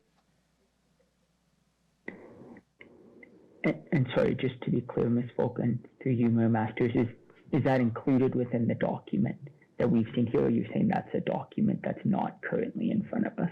That document is currently not in front of you. Thank you. And so I'd ask for an undertaking from administration to share that document with members of council, just for our own education on that point. Is that possible, Ms. Book? Through you, Mayor Masters, yes, it is. Thank you. Thank you very much. I'm going to next turn to some of the focus on education throughout this document. So, and the idea, I think, is the more people know about what they can do to be sustainable, the more sustainable choices they're going to make, and that's going to help our emissions take the nosedive it needs to have. So I suppose my question maybe for you, Brittany, is do we have data on what percentage of Regina residents understand human-caused climate change and understand the need to reduce emissions? That's a great question. So in our process, we start kind of past that point of whether or not people understand it. And we do understand that in many jurisdictions, there's still, education is still required. Much like you heard in the delegations, we take the approach that, you know, the action needs to start. So what we measure is the types of actions that residents are willing to take now and what sorts of supports they would need to take the action now or in the near future. So that's the way the questions were geared in the survey. And we do ask questions about, you know, we basically break it down by big move and by action, what people are willing to do. And we do gather data, and we have that available to you that you know, measures the amount of people that simply are not willing at this time to take action despite the supports that are available. What I can tell you is across the board with all of the actions that we surveyed on in Regina, what people were asking for in terms of support were partial financial support, but then also simple education pieces like they want a list of contractors and HVAC technicians that can do the work. So there's those simple pieces. So of course there's some very simple solutions there, like the city may be gathering it and providing it on their website. Your building permit desk is a great option to be able to educate people about, you know, maybe not contractors, maybe that's not allowed to promote certain contractors, but certainly letting people know the type of funding that's available if they're looking at changing their homes anyway, right? Thank you. Yeah, that's useful. Ms. Folk, perhaps I understand that the city is currently involved in environmental sustainability education. I suppose my question is twofold. One, how long have we been involved in that work? And two, has that education work led to any demonstrable decrease in emissions in the city? To you, Mayor Masters. Through you, Councillor, or through you, Mayor Masters. Thank you for the question, Councillor LeBlanc.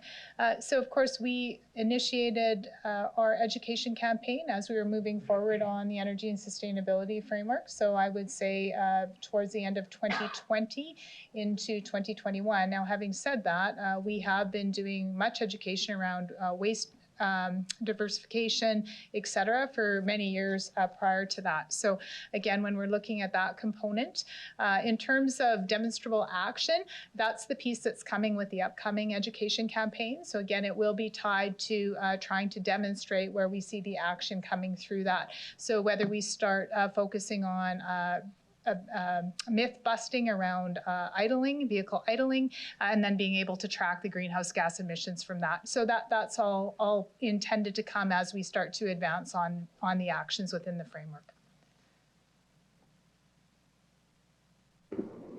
Thank you.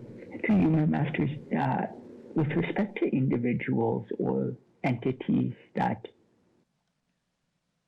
will not willingly act to reduce emissions or don't understand the need to act, is there anything in this draft framework that will either incentivize them or require them to reduce their emissions despite their personal feelings about the requirement to do so, or the wisdom of doing so? Through you, Mayor Masters. Of course, we heard last week from Dr. Dolter, who talked about the 5 tools and in municipalities and other governmental institutions toolkit. And of course, he outlined those. So of course, the first one being information, which we just talked about. The second being incentives. The third being regulations. And again, the policy levers that we as a municipality have are around urban form, zoning, intensification, and then of course pricing, taxing powers, and then government purchasing. So again, depending on what action you're speaking about specifically, the degree of lever we have will shift and adjust. I want to pick up on the sort of government leadership lever that we have available. I see that 6.2 of the recommendation is encouraging work from home measures to reduce demand for personal use vehicles. I want to ask for clarification on how the city is going to show leadership on that important matter.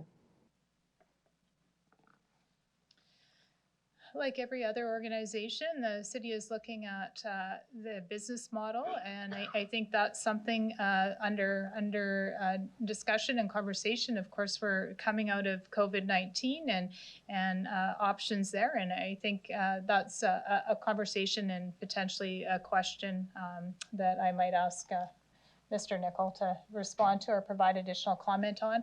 However, I would say it's an evolving piece, and I'll ask Mr. Nicol if he wants to comment further on that. Thank you. Through you, Mayor Masters, to your question, Councillor LeBlanc. It's a legitimate question. It's an ongoing discussion that the city administration is having with employees across our organization. There are obviously some positions that are required that need to be at work, whether you happen to be a bus driver or, working in roadways, et cetera, et cetera. We will be continuing with a new program to review where it's operationally feasible and makes sense for people to apply to work in a hybrid model. But I think as far as it stands now, that is not envisioning people working 100% from home. We have to find the balance, because part of the balance is ensuring the economic security of the entire city and the tax base, and plus a lot of human resource matters in terms of team building and those kind of things. But I do want to dispel the notion that people seem to think that we're going 100% definitely back. No. We will continue with the program where we will evaluate on a case-by-case basis where people are looking to work in some kind of a hybrid work model. But again, it has to be operationally feasible for the units of the city and the individual working departments. Good. Just one follow-up to the leadership piece. Will it be assumed that people will work from the office unless proven otherwise, or assume that they work remotely unless proven otherwise, or established otherwise? Sure. Through you, Mayor Masters, it would be my position, Councillor LeBlanc, that the assumption is that people work from their office location and then they make application. There's going to be an extensive application form for people to fill out and make their case. It's not going to be a simple check the box that this is what I want to do or you can't do it. Both sides have to look at it from the best operational needs of the city while balancing any kind of environmental concerns, work-family balance concerns, those kind of things. So it's not going to be an automatic, nor is it going to be a broad brush approach. We'll look at everything on a case-by-case basis. Thank you. Through you, Mayor Masters, I want to pick up, Brittany, maybe where we left last week, which is speaking about the fair share model discussed at page 26. If you can just briefly explain what the fair share model is and why it's described as a best practice.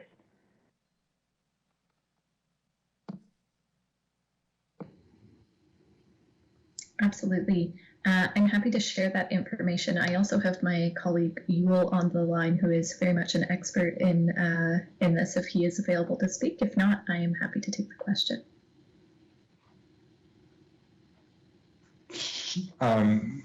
Sure, I can certainly jump in.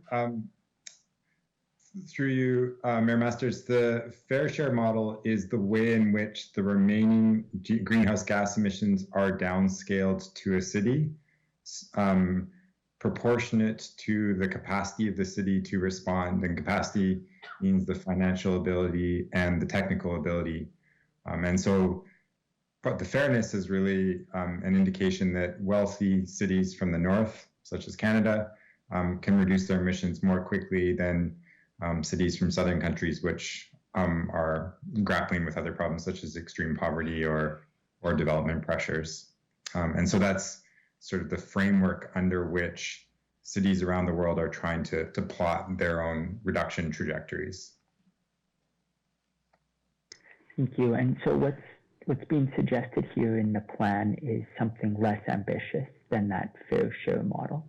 And the question for you, Yul, is what would it mean for sort of middle income, middle emitter countries, somewhere like Ukraine or other Eastern Europe, if sort of all the countries in the global north adopted a model similar to ours rather than this fair share model? Do you have any understanding of what the implications of that might be? Yeah, and I think at the international level, there's a lot of discussion on that exact subject.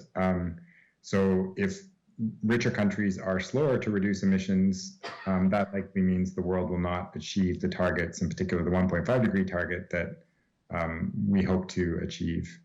And so this is, I mean, if you look at Canada's targets, for example, they are not in line with the fair share target either. And so there is pressure on Canada to increase and to accelerate its target. Part of which you saw, we all saw, I guess, in the release of their climate action plan yesterday. Councillor LeBlanc, I'm just going to let you know that you're almost out of time. You have a few seconds left. Is that the point of order? Councillor Hawkins is bringing to light. So you have probably time for one more question. That would be it. Thank you. I would ask for whether administration is willing to provide an undertaking to provide us with the best practice fair share model working document that our consultants produced that has not yet been distributed to council, just so we can understand that for future discussions. So through you, Mayor Masters, so that has been shared with the community advisory group, the information that the administration does have, and that is available on Be Heard Regina. So when we provide further information, we'll give direction as to where that can be found. Thank you. Thank you. Those are all my questions. Thank you, Councillor LeBlanc. Councillor Zakidniak. Okay, thank you. So I'm going to try and be brief here. I know we all want to go home. But I did want to make a few additional comments to what I had made last week. Last week, I thanked administration and the consultants for their work in this framework. I also wanted to thank Greg Kuntz specifically.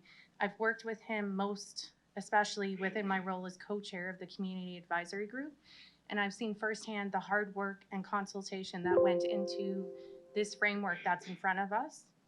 I also want to thank Mayor Masters, who gave me the opportunity to sit as co-chair of the Community Advisory Group, and I greatly appreciate that.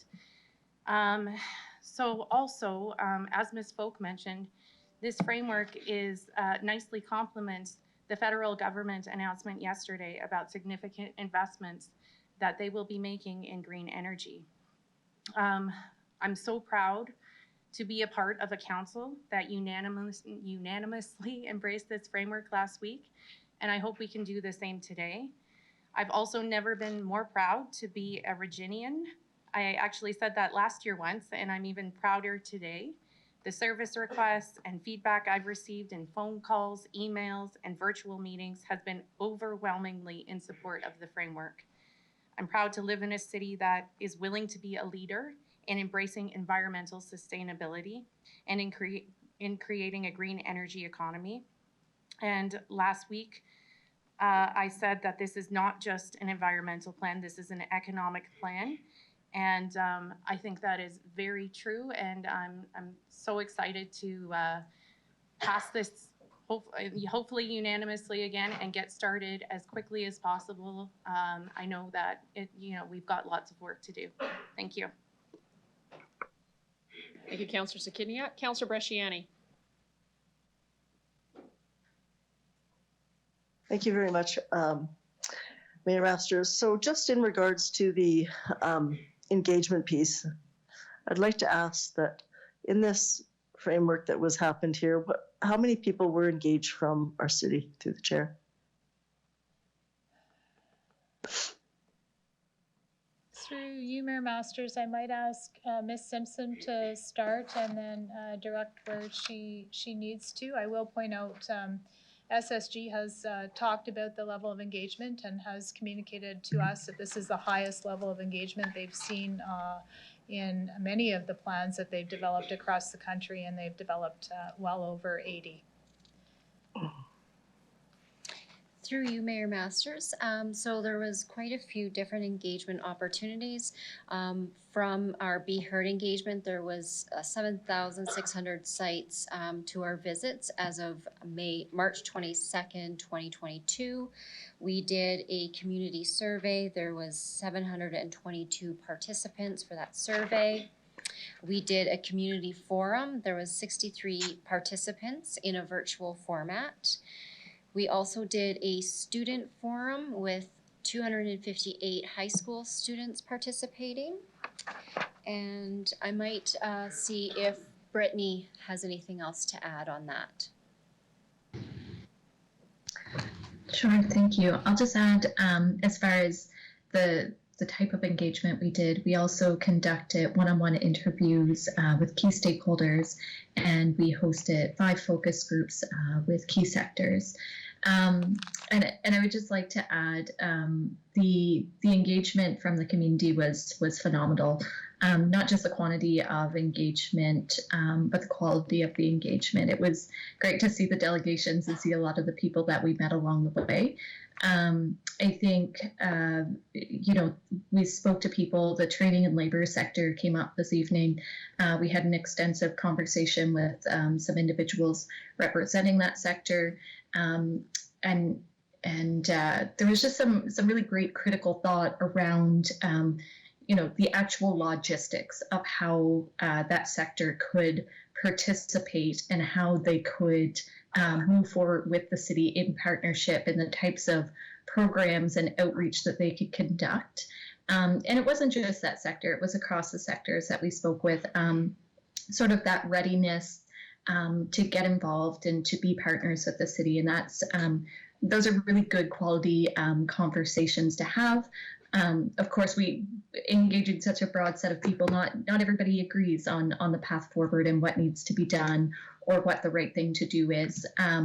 But people certainly engaged at the level of seeing this not as some, aspirational thing that they were talking about. It was very much in a practical sense, and we've heard a lot of those practical questions, I think, from council as well. But that's a win for us to have that sort of practical engagement. So I would just say I think you're really lucky to have the folks in the community that you do, with all the knowledge and the skills that they bring forward, and also the willingness to participate in this process and beyond it. Thank you. We heard from two individuals when they had asked that we need partners to move forward with this, and there might be some roadblocks in the way if they don't come forward. What's the plan then, the chair? Through you, Mayor Masters, thank you for the question, Councillor Brashani.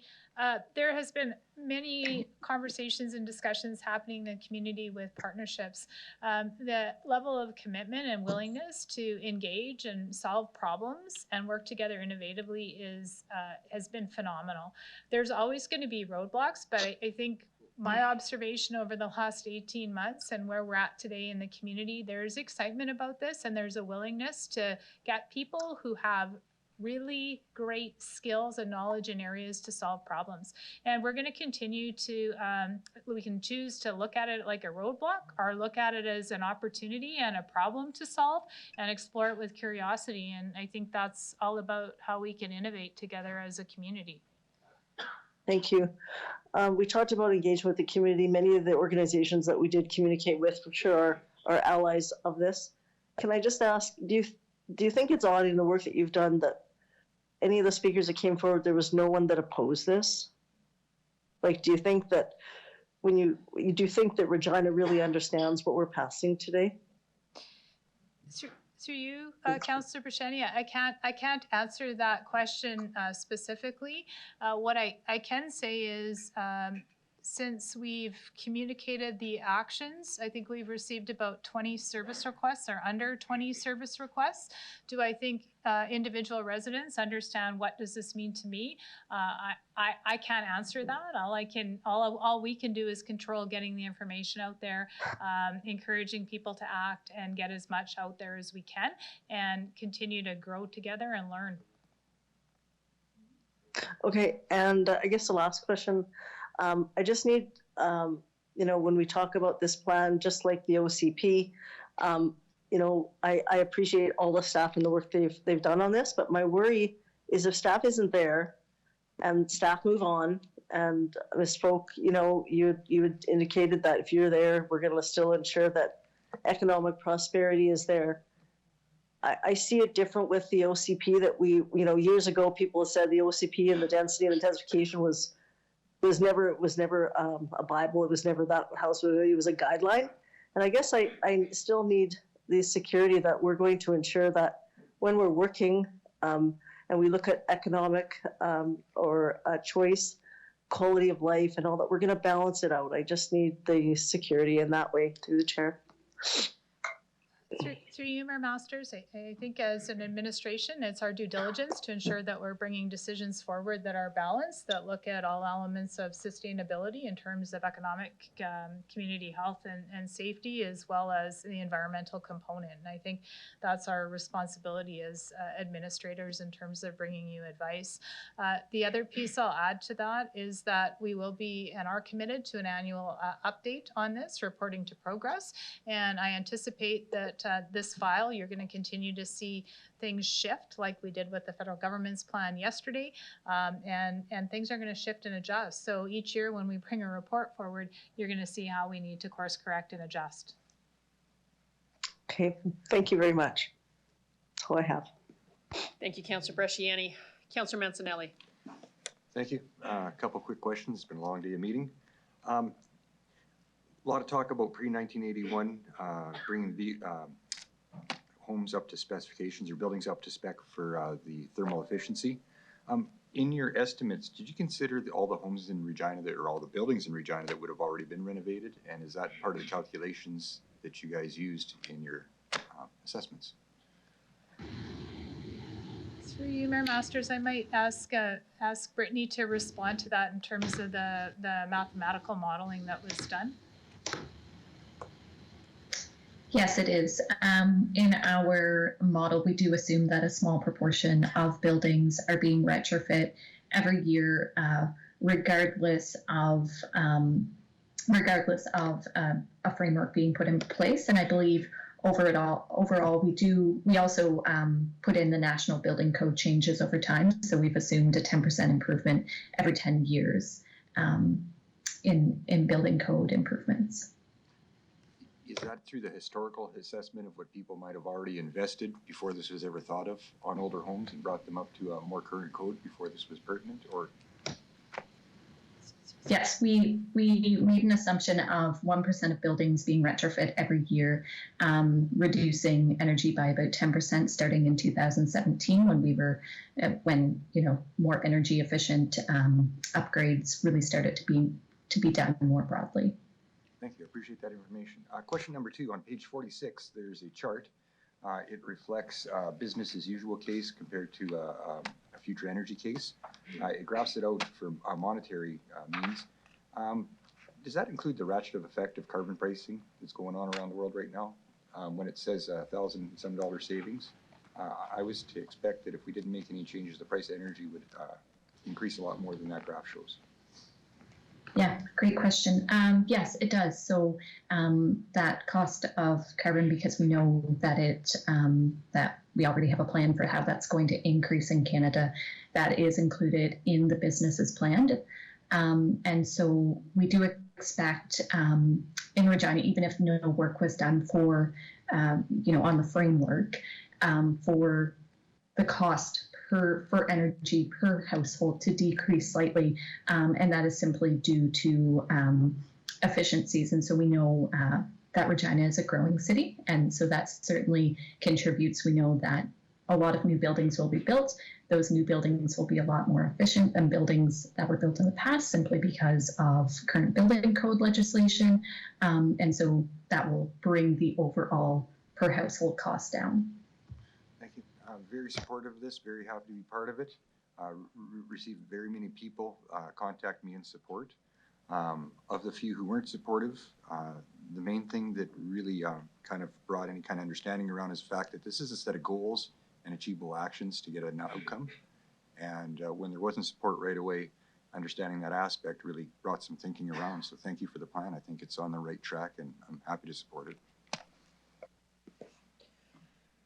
Thank you, Councillor Mancinelli. Seeing no further speakers on the issue, Councillor Shaw, did you wish to close off debate?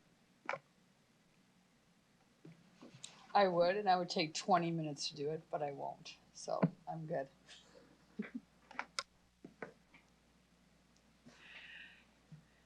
Thank you. City Clerk, I'll ask that you please call a vote.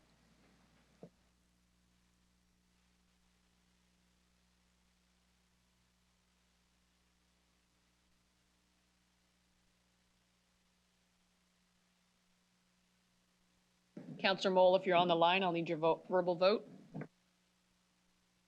Oh, apologies, I understand you've entered your vote.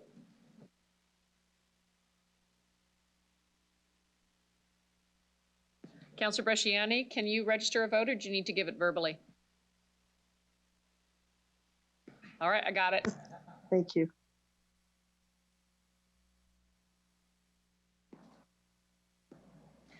Through you, Madam Mayor, the motion carries unanimously with all members of council voting in favor. Thank you very much, council. Thanks very much. Thanks to administration. It's an enormously long day, and thanks to the delegates for hanging out. And this is what it's like to be on council. I need a motion to adjourn from Councillor Hawkins. I can depend on him always. A seconder from Councillor Mancinelli. Anyone opposed? Carried. Thanks, administration.